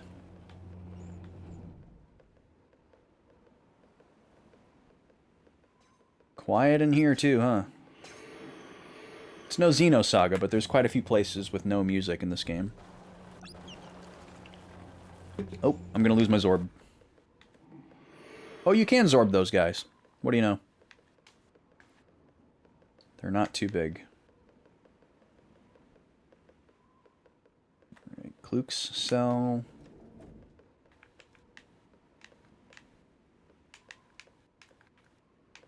No. And then maybe the big room? Maybe one in the big room? I'll tell you one thing. One area that I'm not going to go back to look for nothings is the mecha bases.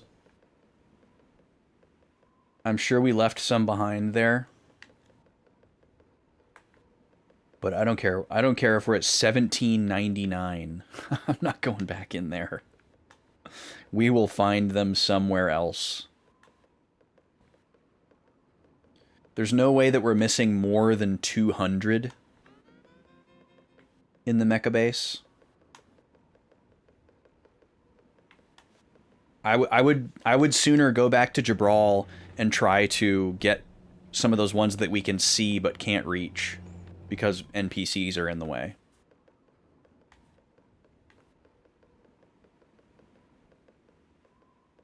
All right, well, we found one here. What's going to be after this? We've got Noluta. We've got Calasso. We've got Patches. A lot of opportunities there. We've got the little dungeon attached to Patches, which I honestly hope we don't have to go into.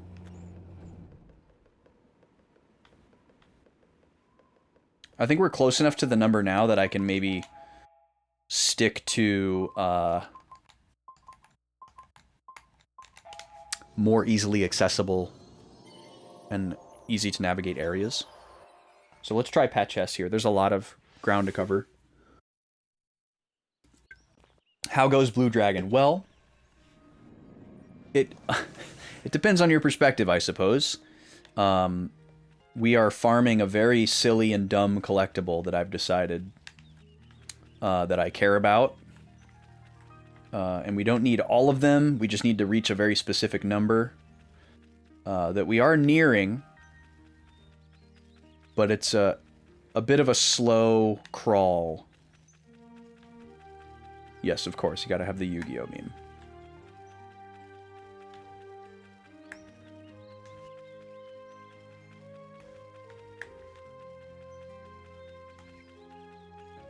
Yeah, I jumped through some hoops to get a DLC item on my game that allows me to see this normally invisible collectible. And so I'm just revisiting every area and looking for them. And we need to get to 1,800 of this collectible. And we're somewhere between 1730 and 1750 at the moment.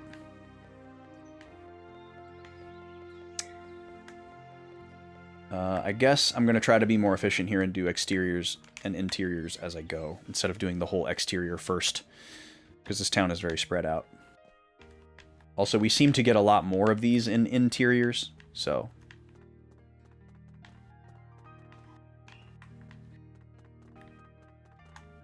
Interior crocodile alligator. What?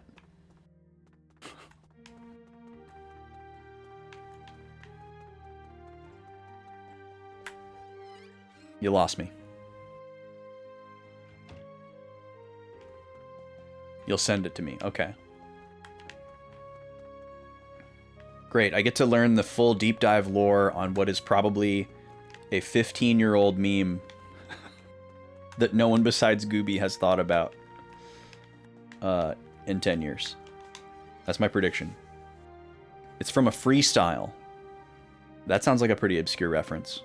Yes, that's accurate. Okay, yeah. I figured as much. Okay, and we haven't gone in here yet. It's about 15 years and only you think about it. The only freestyle meme that I can think of is Super Hot, which is probably not actually a freestyle. There's one.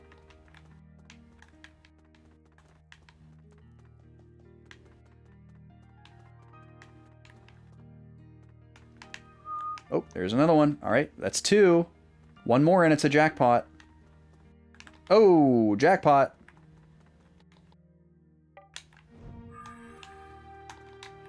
Four.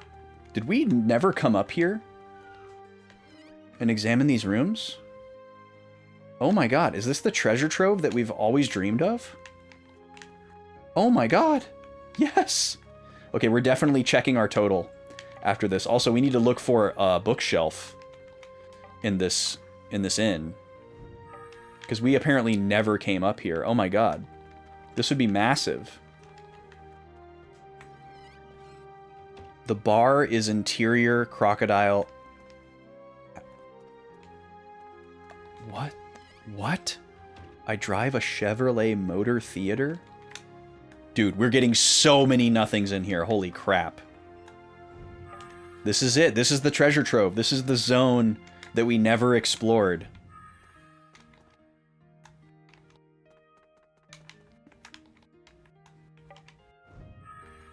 I think we're over 10 for this area. Holy moly. And there's a whole other side.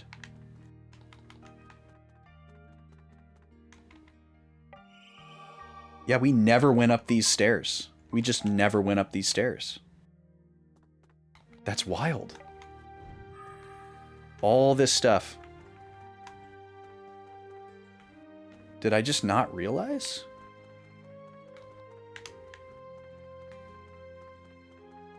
I'm shocked. Or maybe we did this side but not the other? And I didn't realize there was another side? Because we're not finding anything on this side. Huh. Even still. Massive, massive find. No bookshelf, though. Yeah, there's nothing on this side. Huh. So yeah, I must have explored this side of the hotel, but not the other side. And then just somehow not realized that I missed a half of the upstairs.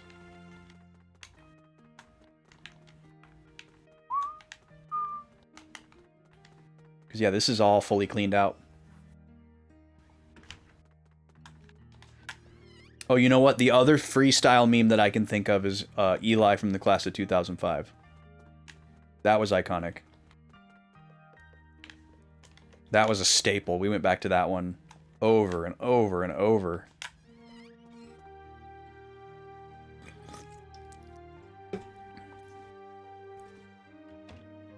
Okay, maybe we can find a similar score in another building here.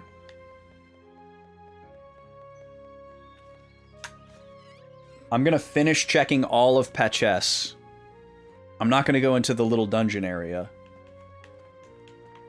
But I'm gonna finish checking the rest of this town. And then we will go to Jabral and check the total. We'll get an update on where we're at.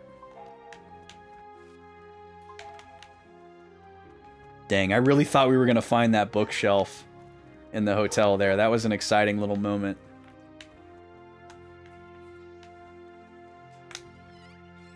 Oh, we're about to get hit with an ad? Okay. I'll go ahead and run it. I will be back with one more hour of stream. As you might guess, we probably actually won't be finishing the game today. I underestimated how long this nothing hunting was going to take, but I'm still committed to it. So we'll probably be doing Super Boss and Nene tomorrow.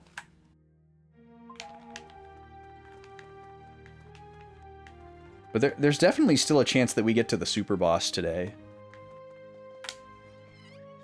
It might not take that long if the water strat works, so we'll see.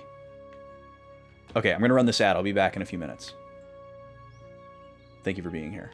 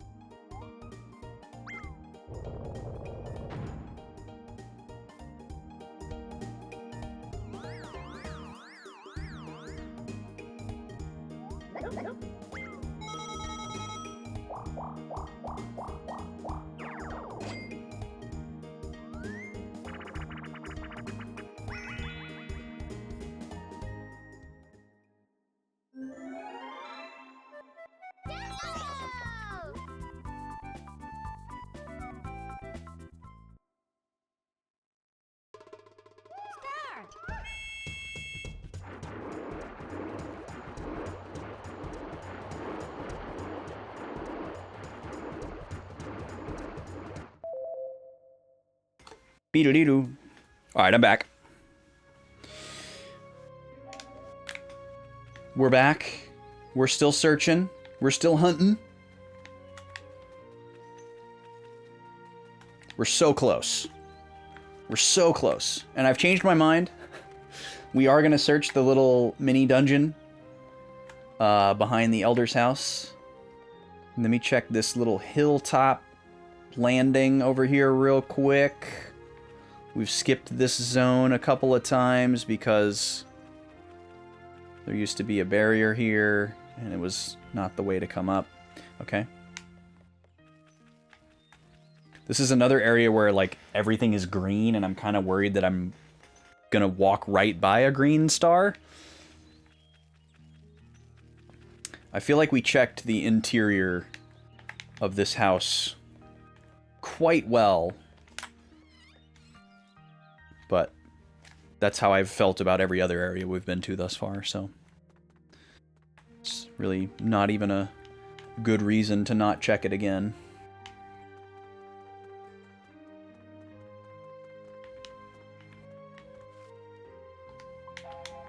I'm also foolishly holding out hope for this book, for the lost book, still.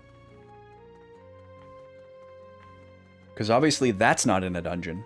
That's got to be in a town somewhere, you know? There might be a few locations in dungeons where we found books, but I don't think so.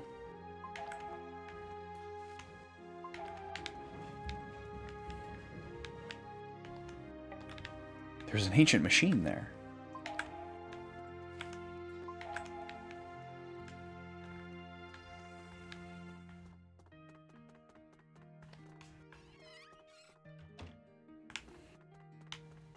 Oh yeah, and then over here... nothing. Okay. So we've just got the observatory shed in back, and then the small little dungeony area beneath it, which is really not that large, and it won't take that long to search. And I also feel like it's kind of a prime candidate in the same way that the drill machine was, where there might be like a entire group of similar wall textures or floor textures that I didn't realize were examinable. Drill machine and that one wing of the Patches Inn have so far been the biggest treasure troves throughout this whole search. I think the thing that this game could have that would make this more reasonable is if there was a lady like the fortune teller, or a character like the fortune teller, that told you how many nothings were remaining, and then also told you, like gave you a list of every location and told you how many nothings were in each location. And that way, even if you weren't trying to get all of them, if you were just trying to get as many as you could to reach a certain milestone or the final milestone, you could at least go to the area that said it had the most that you didn't have yet. You know, like if I could look at that list and see, oh, there's like, oh, see, look at this. There's, you know, 5 locations that all have less than 10 nothings. Not going to go to any of those.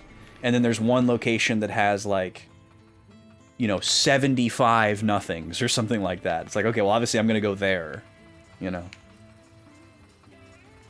All right, well, we found 1 so far. 1 is 1. 1 is more than none.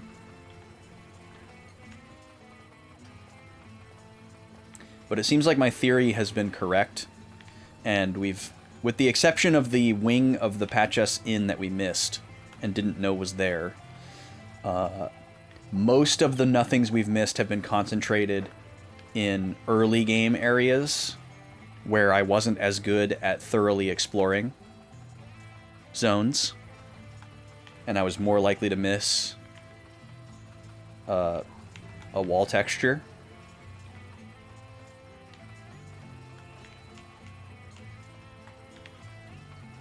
But that being said, there also haven't been too many areas where we've turned up absolutely zero of these.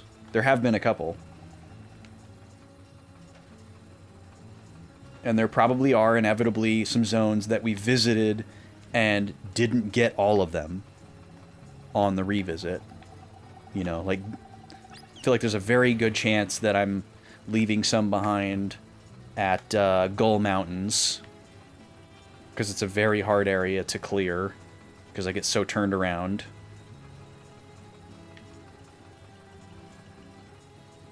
This is another one of the best songs in the game, the like Godfather-y song.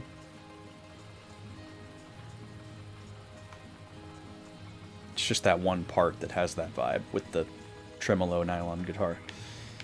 The rest of the song doesn't really... I guess harmonically it kind of has similarly Italian vibes. It's got a dominant chord built off of the flat six. That's very Italian. Okay, there's one side room that I haven't been in. Is it this door?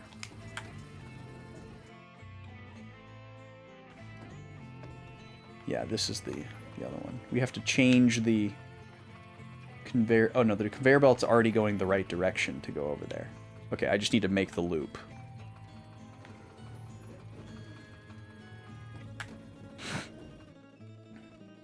And then after we're done checking this area, I'm going to go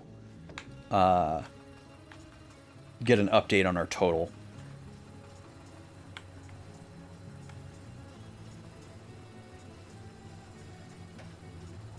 I would love to rewatch Godfather for the music and like the fashion and like the cinematography and stuff.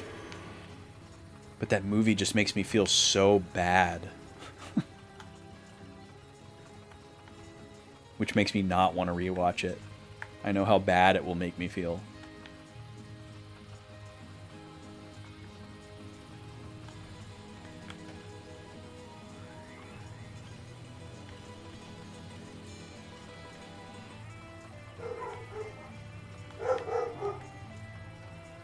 Okay. Now we can go to the other part.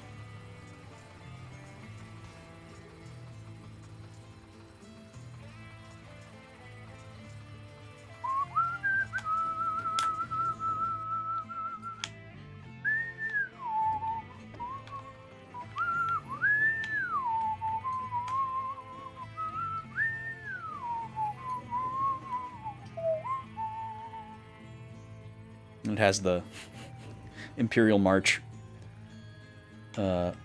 motif at the end. Come on, give me one more green star before I leave this place. One more.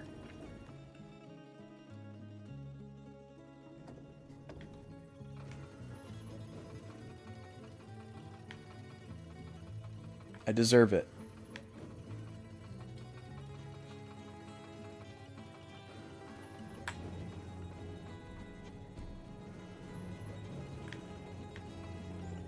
Come on, big room. Let's go, big room.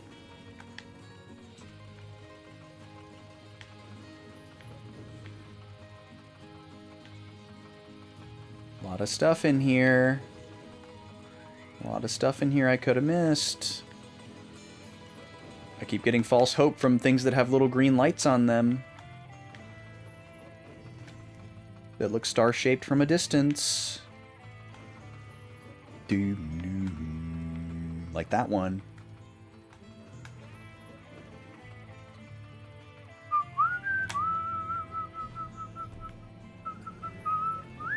There was a hidden white barrier chest back here. that we got on our first revisit.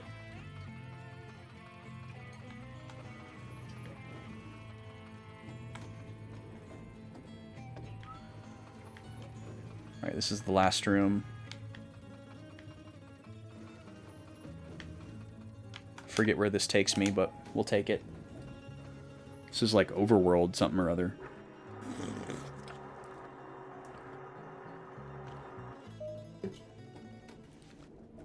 Yeah. Okay, what's next on the... Well, we're going to go to Jabral. That's right, we're going to get an update. Let's go to Jabral. We're going to talk to the Nothing Man and see where we're at.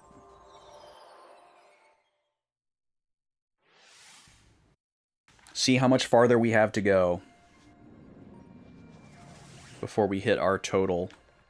I'm actually going to use the Meg Warp just because Jabral Castle, or Jabral Cafe is a little bit closer.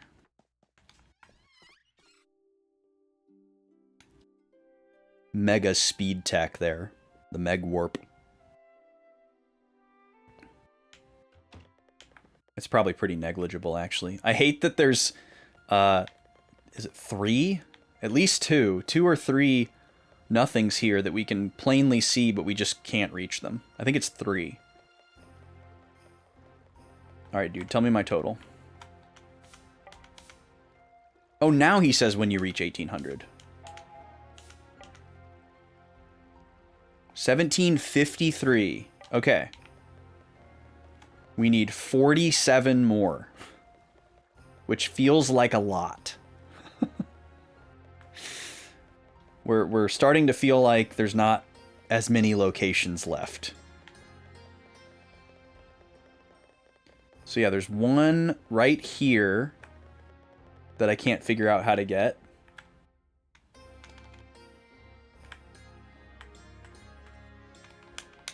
Because I end up just talking to this lady.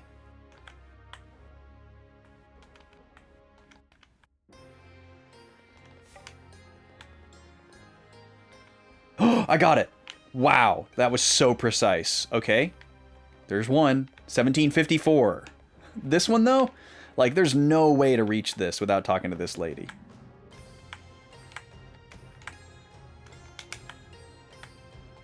At least you can check at the bottom of your screen if the A prompt is there. But she's literally just staring at this pot.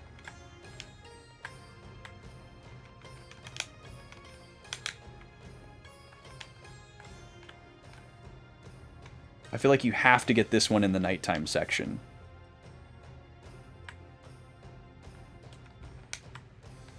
And it's just wild to think that anybody would try to get this without knowing that it was here. Like, just guessing, like, well, I can't quite get to that pot, and there might be something in it. Let me just spend, like, 15 minutes trying to get it. But I definitely can't reach that. And I think there was... I think the third one that I was thinking of was the one in the urn shop, but we actually got it. So I think we're just leaving behind one. Okay. Let's go to Devour. This feels like a good potential area where we might actually find a decent amount of them. I'm going to try to stick to just the most basic areas from here on out. Like areas that I can easily navigate and clear. Like towns, primarily. Because most of the dungeons are annoying. And I don't have to try to look around my barrier, which is very difficult. So I'll see where we're at once I have exhausted all of the non-dungeon areas. But this is a pretty large town. And, you know, we've searched it a lot, but it seems like a good candidate for, like, some unrecognizable textures. Can't get back there.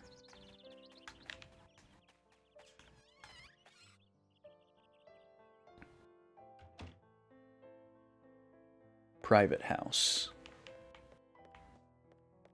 Also, all the houses have, like, a lot of objects. So it'll be really quick and easy to just like walk into a house, do a sweep, and walk out.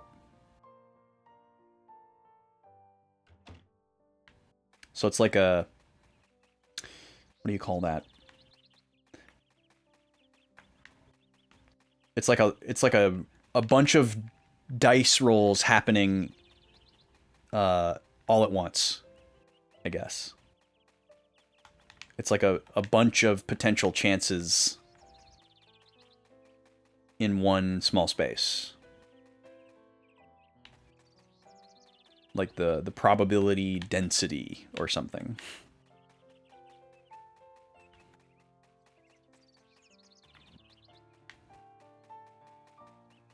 Let's come up here.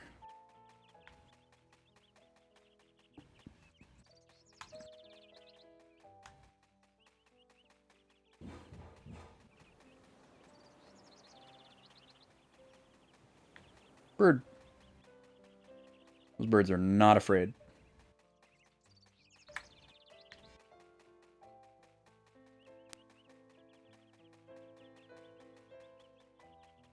Okay, it looks like I have resorted to doing exterior perimeter first.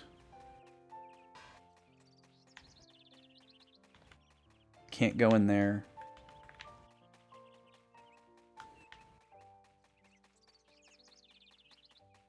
Can't go in there.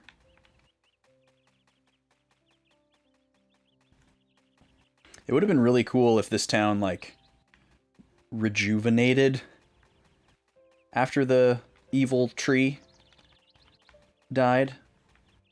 Because, like, they're free now, but it's still just so gloomy.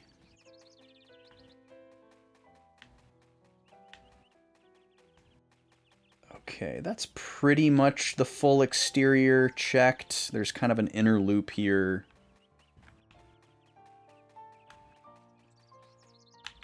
But I guess I can check that as I clear interior. So we'll start here with the old lady's house. Some of these buildings might be 2-story, but I don't think so.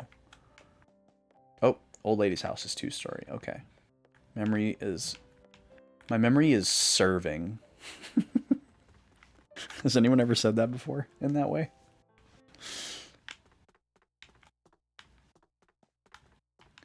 If memory serves, and girl, does mine serve.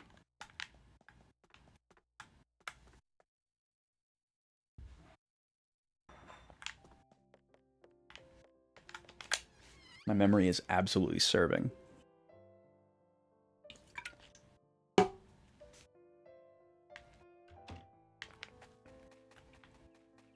Okay.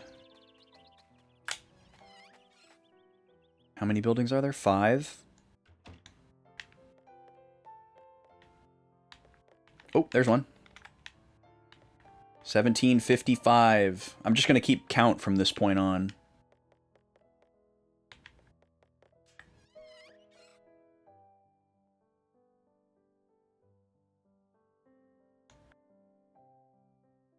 I also am pretty confident that there are no nothings past the rift.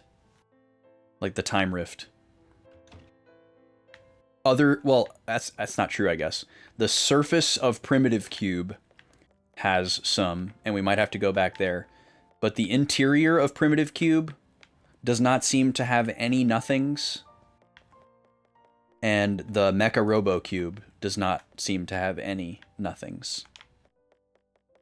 Or any, like, examinable objects and surfaces, for that matter. Why do I feel like I've never been in here? I definitely have.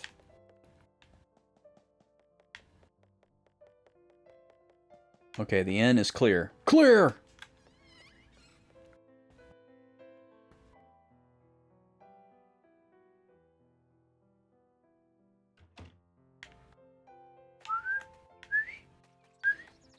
The spell shop.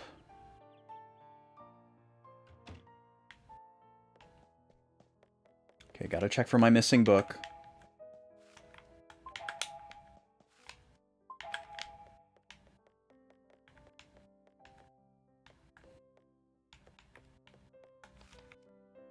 Oh, these are books that you can read. Okay, hold on.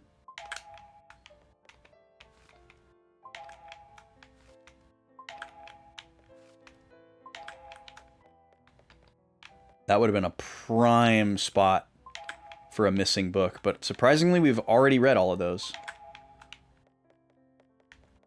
I must have caught on to that. Wow, even the ones on the counter. Huh, okay. Good job, earlier me. You win this time.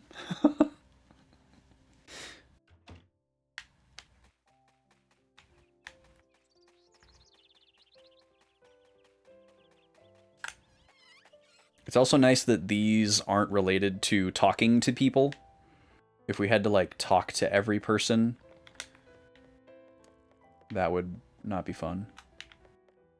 Oh, there's one. 1756. I guess I don't need to say 17 anymore.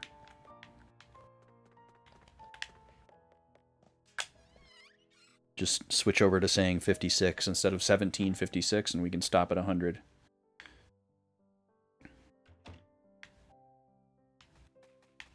It'll also be cool to stop, like, right on the number. Okay, that's all the interiors here. I'm gonna skip Devour Forest. I'll be able to remember that I haven't done it. We'll go to Noluta.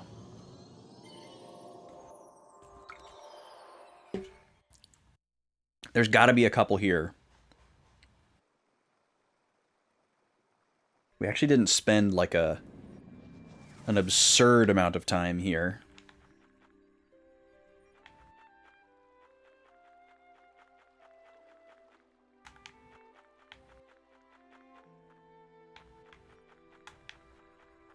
Of course, it was subjected to a thorough examination like everywhere else we've been, but time-wise, there's a world.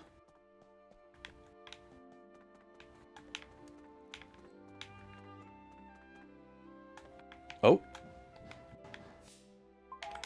No. This is another one of those tricky ones. Yeah, where it's like right on top of the NPC, where you have to try to interact with the NPC from a really weird angle to get the nothing. That's super dastardly. Why would they do that?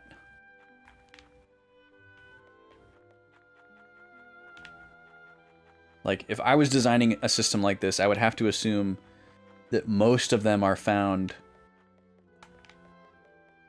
you know, unintentionally. Either accidentally or consequently. Because you're looking for other stuff. That's kind of like the whole idea. Is that it's like a reverse collectible. So, like, intentionally obscuring one of these feels antithetical.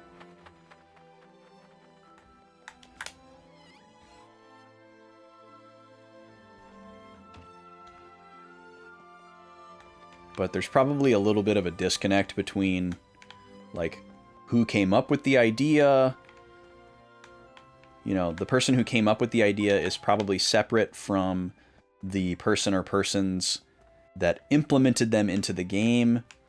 And there's probably an additional degree of separation somewhere else along the way. 57.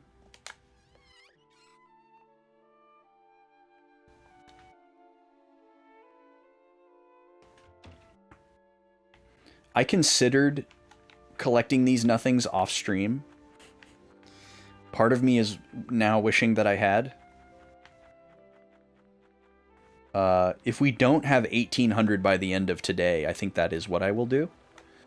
So that tomorrow we can go straight to Super Boss and Nene to maximize bonus filler arc time. Because I feel like after doing literally an entire stream of this, I think anyone who is reasonably enjoying the, like, chill vibe, wander around and press A stuff isn't going to feel cheated out of 2 more hours of it. Plus, like, with only, like, 40 to go, it could actually take longer than the first 150. So that's probably what's going to happen. I'll spend some time combing tonight. But I guess I can go ahead and spoil it for y'all. The reward for 1800 nothings is an additional ribbon, which is one of the best accessories in the game. And it's actually extremely convenient because Shu doesn't have status immunity. He's the only character that doesn't have any kind of status immunity. So it's like the perfect accessory for him to equip to kind of complete his build for the super boss and end game. So it works out really nice. If I had found out that the reward was like some accessory that we already had that was just kind of like okay, I definitely would have just said no and skipped it.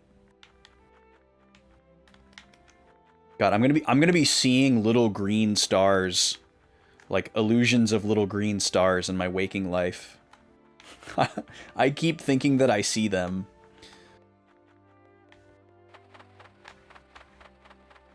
Little phantoms in my periphery.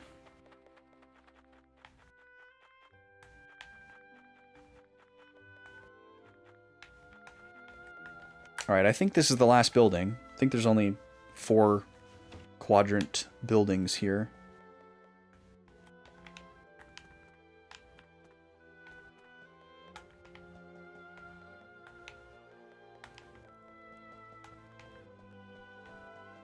I remember all these pots. We examined all of them very thoroughly.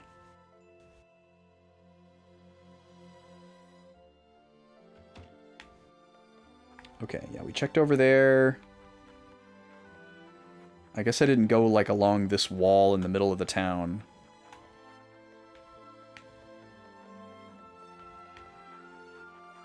That's it. I was kind of hoping there'd be a decent amount here because the green would pop out really, really well against the color palette of this town. Shows up really nice on the white and the brown. I didn't mean to rhyme there, Dr. Seuss.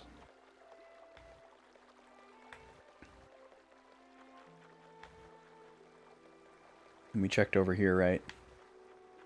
Okay, but we did find 1 here, so not a complete bust. We're going to the Lao Mountain camp. We're running out of areas.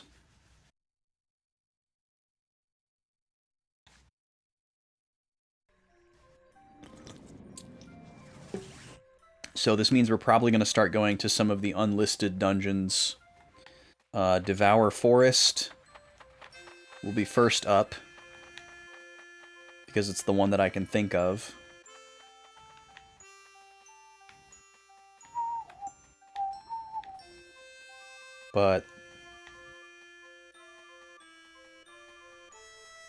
And I said we wouldn't go to Mecha Base.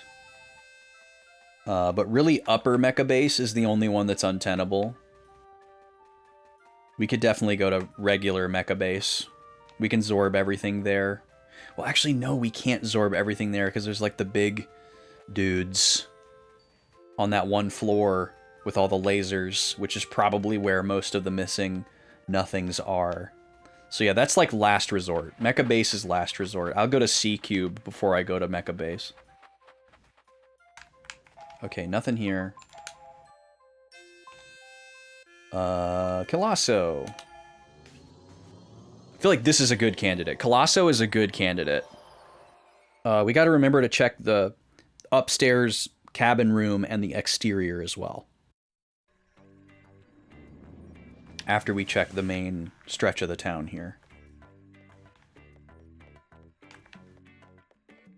I actually feel like there's a good chance that there's a decent amount of them here.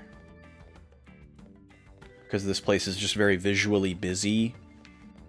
And there's so many NPCs to be distracted by. So here's to hoping. Oh, hello there. What are you? Oh, that's right.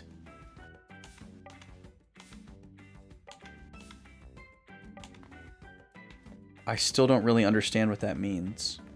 That was the piece of flavor text that made me think that something might happen when a character unlocked every class.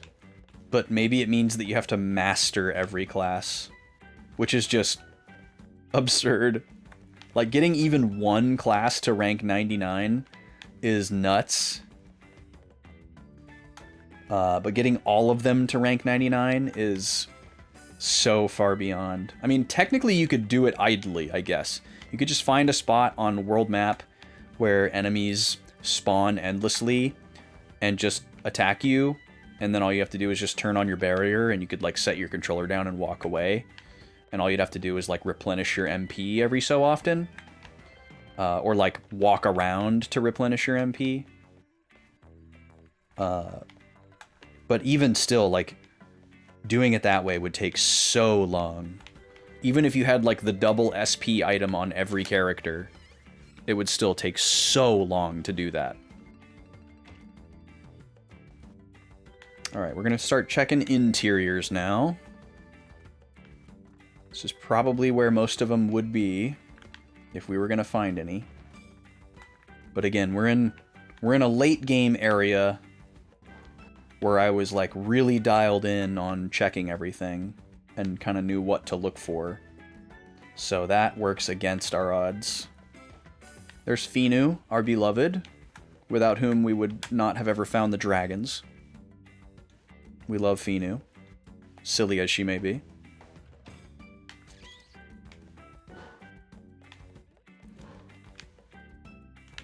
Closed until the end of the 10,000 year festival. That's such a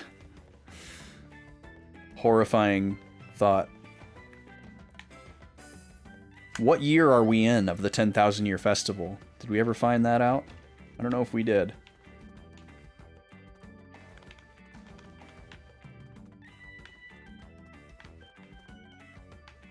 Come on. Let me see a green star.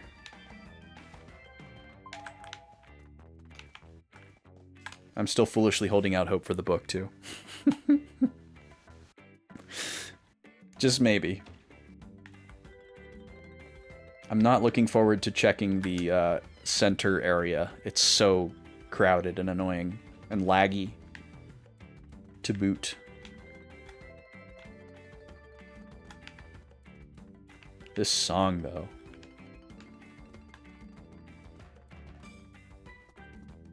What a choice. Alright, Uematsu-san. This area is kind of like cold and snowy and Christmassy themed. Work your magic. What are you thinking? Let's go island.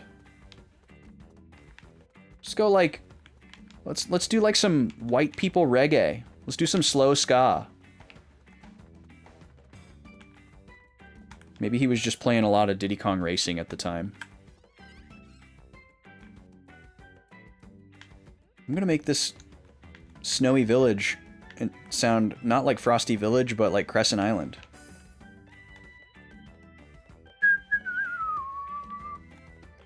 Okay, that's all the interiors. All that's left is the central part here. My hopes are being dashed right before your eyes. We haven't found any here. Oh, this area is so stressful. This has to be the highest concentration of NPCs in the whole game. There's like more NPCs in this little square than there are in like the entire town of Jabral. I gotta go clockwise so I can go with the flow here. Maybe that's what they're really trying to teach me.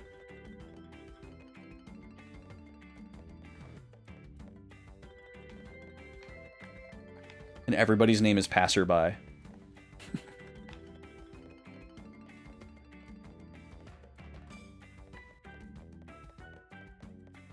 Alright, nothing. Absolutely nothing. Which ironically is what we're looking for. Well, look at that angry face on that lantern. Whoa, I didn't realize they had angry countenances. Alright, maybe we'll get lucky and there'll be something. Have I ever talked to you after? You must be careful not to abuse the sealed power. How would I abuse it? The only abuser in this game is the Golden Mecha Robo and the King Pooh. Well, and of course Nene. We could never.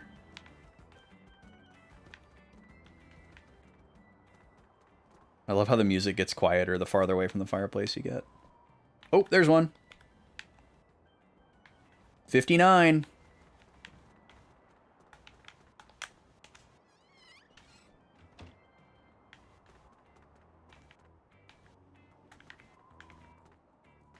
I examined all these pumpkins and flower vases.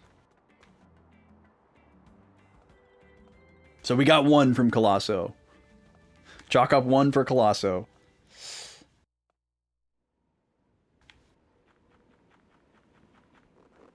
Alright, let's check this exterior. I don't think there's going to be anything on the lower level. We just need to go up to the top where the cabin is. And then we can warp away. Aurora Ruins is a non-fast travel place that we could check pretty quick and easy. I'm just trying to think what's left at this point. Mecha Base, Aurora Ruins.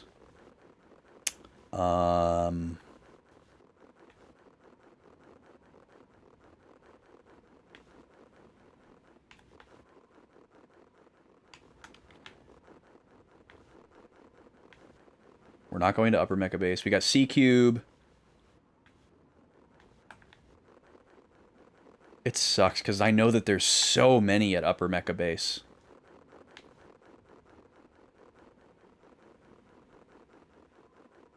There's probably at least 10 or 15 there. Maybe more. But I just do not want to do that to myself. Even with the glasses, that would be so brutal. Because they're all going to be concentrated on that floor where after you walk through a certain number of lasers, you get warped out. And so we'd have to do it like 15 times. Let's see. Should I just do C-Cube first? Yeah. Let's just do C-Cube. We'll finish with C-Cube. So off stream tonight, I will do whatever it takes to get to 1800 to get that ribbon so that we don't have to do that tomorrow, because this is obviously so much more time consuming than I thought it would be.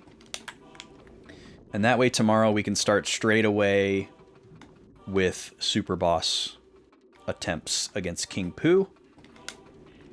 Hopefully my strategy will prove sound.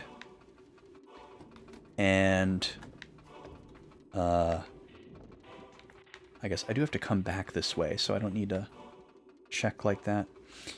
And we don't have to do too many attempts of King Pooh. Maybe I'll give myself a limited number, too. Maybe I'll give myself a limit of, like, 5 attempts. But I really just kind of need to get a temperature check on my guess of the core mechanic. Like, if I can weaken it with water and it starts taking a bunch of damage, you know, if that's a workable strategy, I'll probably give myself, you know, a handful of attempts. If the water strat doesn't work, and it's just as strong as before, then might just skip it. And go straight to Nene. Because I think I'll be pretty over it at that point. I could always come back to it later, off stream or something. And the gold Mecha Robo, for that matter, if I really wanted to.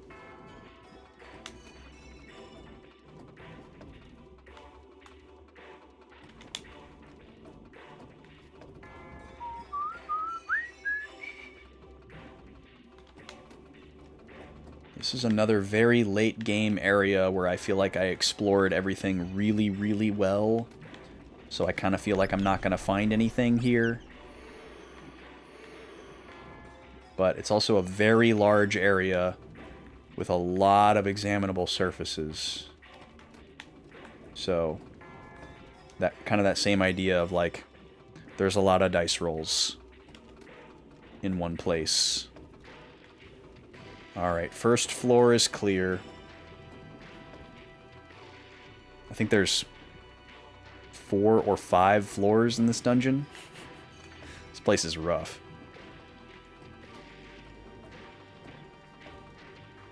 Yeah, this is why it would be great if there was a fortune teller that was like, hey, there's this many per area.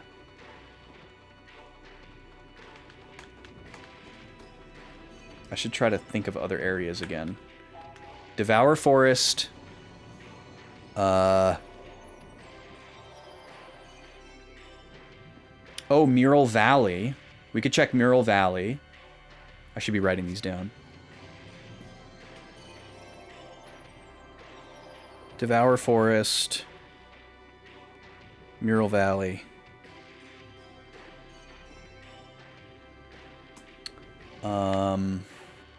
There's a bunch of like little interstitial overworld areas too that are like probably really low probability, but I could still check them. Like the place where we did the tiger mini game with the wagon, like Jabral Road or something like that.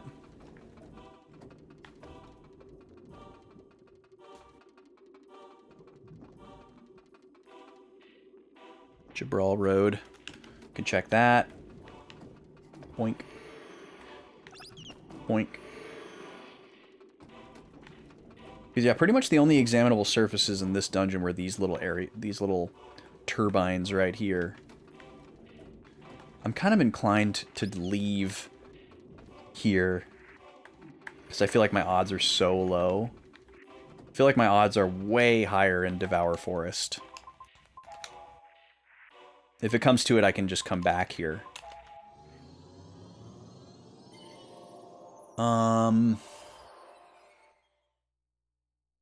Where else can I go?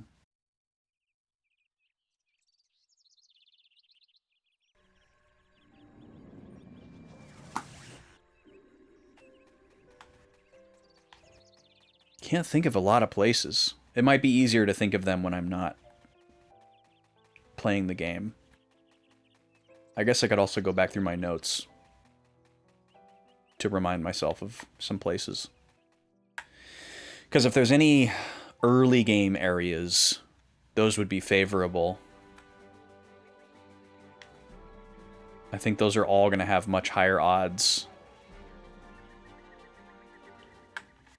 There's probably a ton on the Flying Fortress that are missable, which is a horrifying thought. I guess there is a possibility that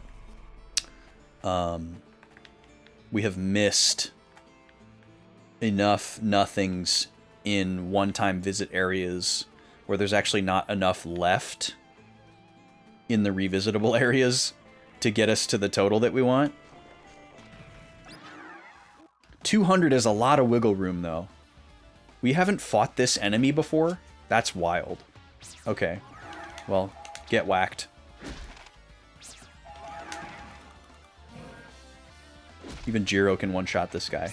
Oh no, he didn't one-shot.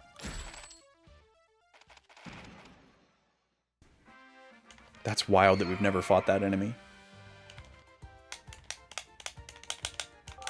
Yeah, get wrecked. Exactly.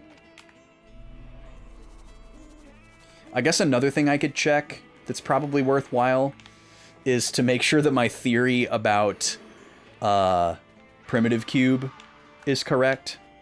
Oh, there's one.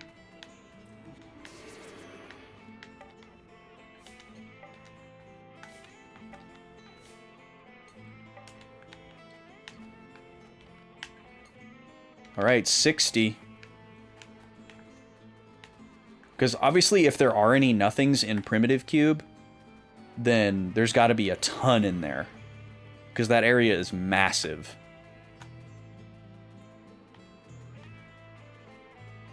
So this thing isn't a monster, it just summons monsters. Okay.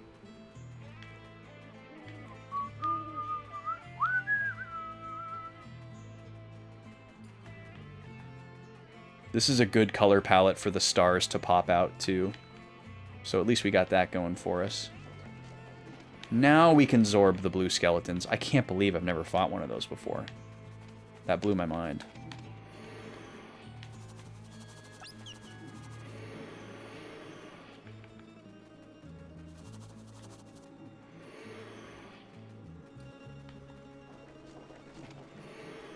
Okay, and that is a loop that we just did.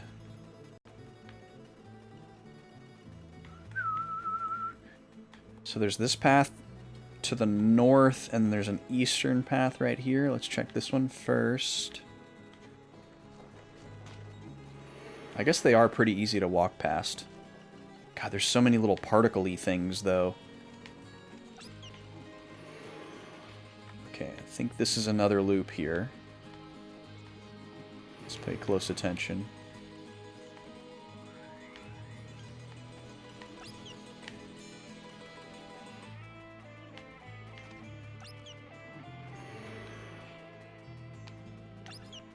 Yeah, this is a loop. But with a bunch of side paths. Okay, so we came from the west leg of this. So we'll methodically check these. Starting south. It's hard to focus on the mini-map and keep my eyes open for the stars.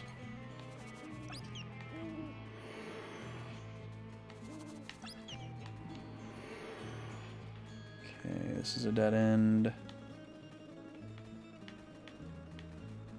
If you happen to see me walk past a star, please yell at me.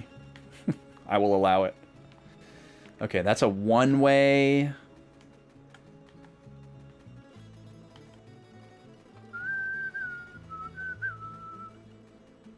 Okay, now we're gonna go... Okay, that's another one-way, so we're gonna go clockwise.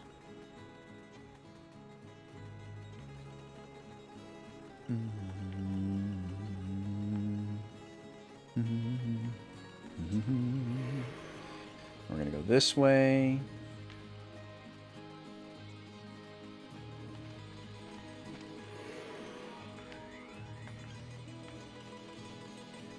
I suppose there is a small possibility that this dungeon is confusing enough that maybe I didn't even see all of it. Because that's pretty much all it would take. Kind of like that hotel, that upper half of that hotel in Patches. Like, if there's one, like, wing of a dungeon that we didn't explore,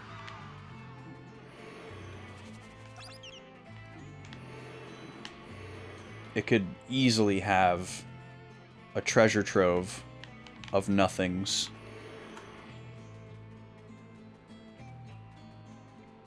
Okay, that completes that loop. So we're going to go back to this circular path and go west.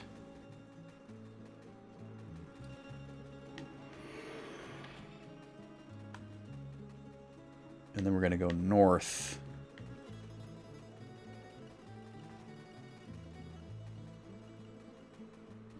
Past the little marker dude. And that's the end of this dungeon. Okay. Where else did we say? It's time for me to stop. So that's a problem for later me to solve. Okay, well, as you can see, we did not, despite all my confidence, finale the game today. I thought it would take maybe like 2 hours to find all the nothings. I didn't think it was going to take 5 and still not be done. So I will farm the rest of these tonight to the best of my ability. We have C Cube. We have the Mecha bases. We have Aurora Ruins.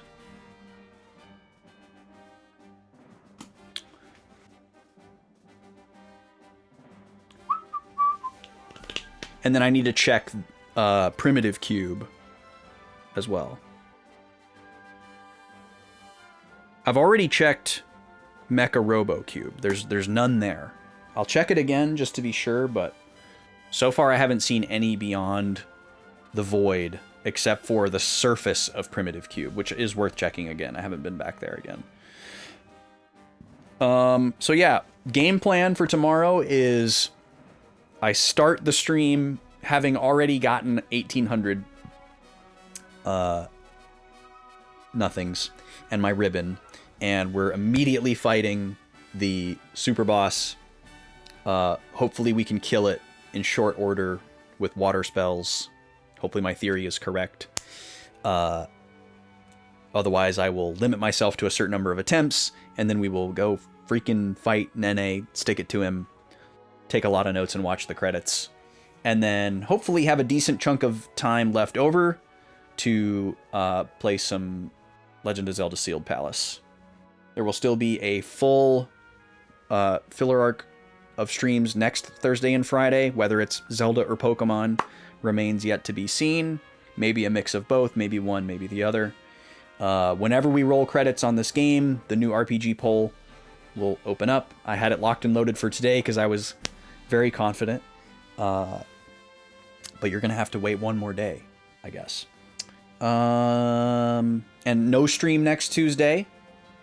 I have other plans. No stream next Tuesday. No Pokemon stream. I misspoke at the end of Tuesday's stream because I forgot.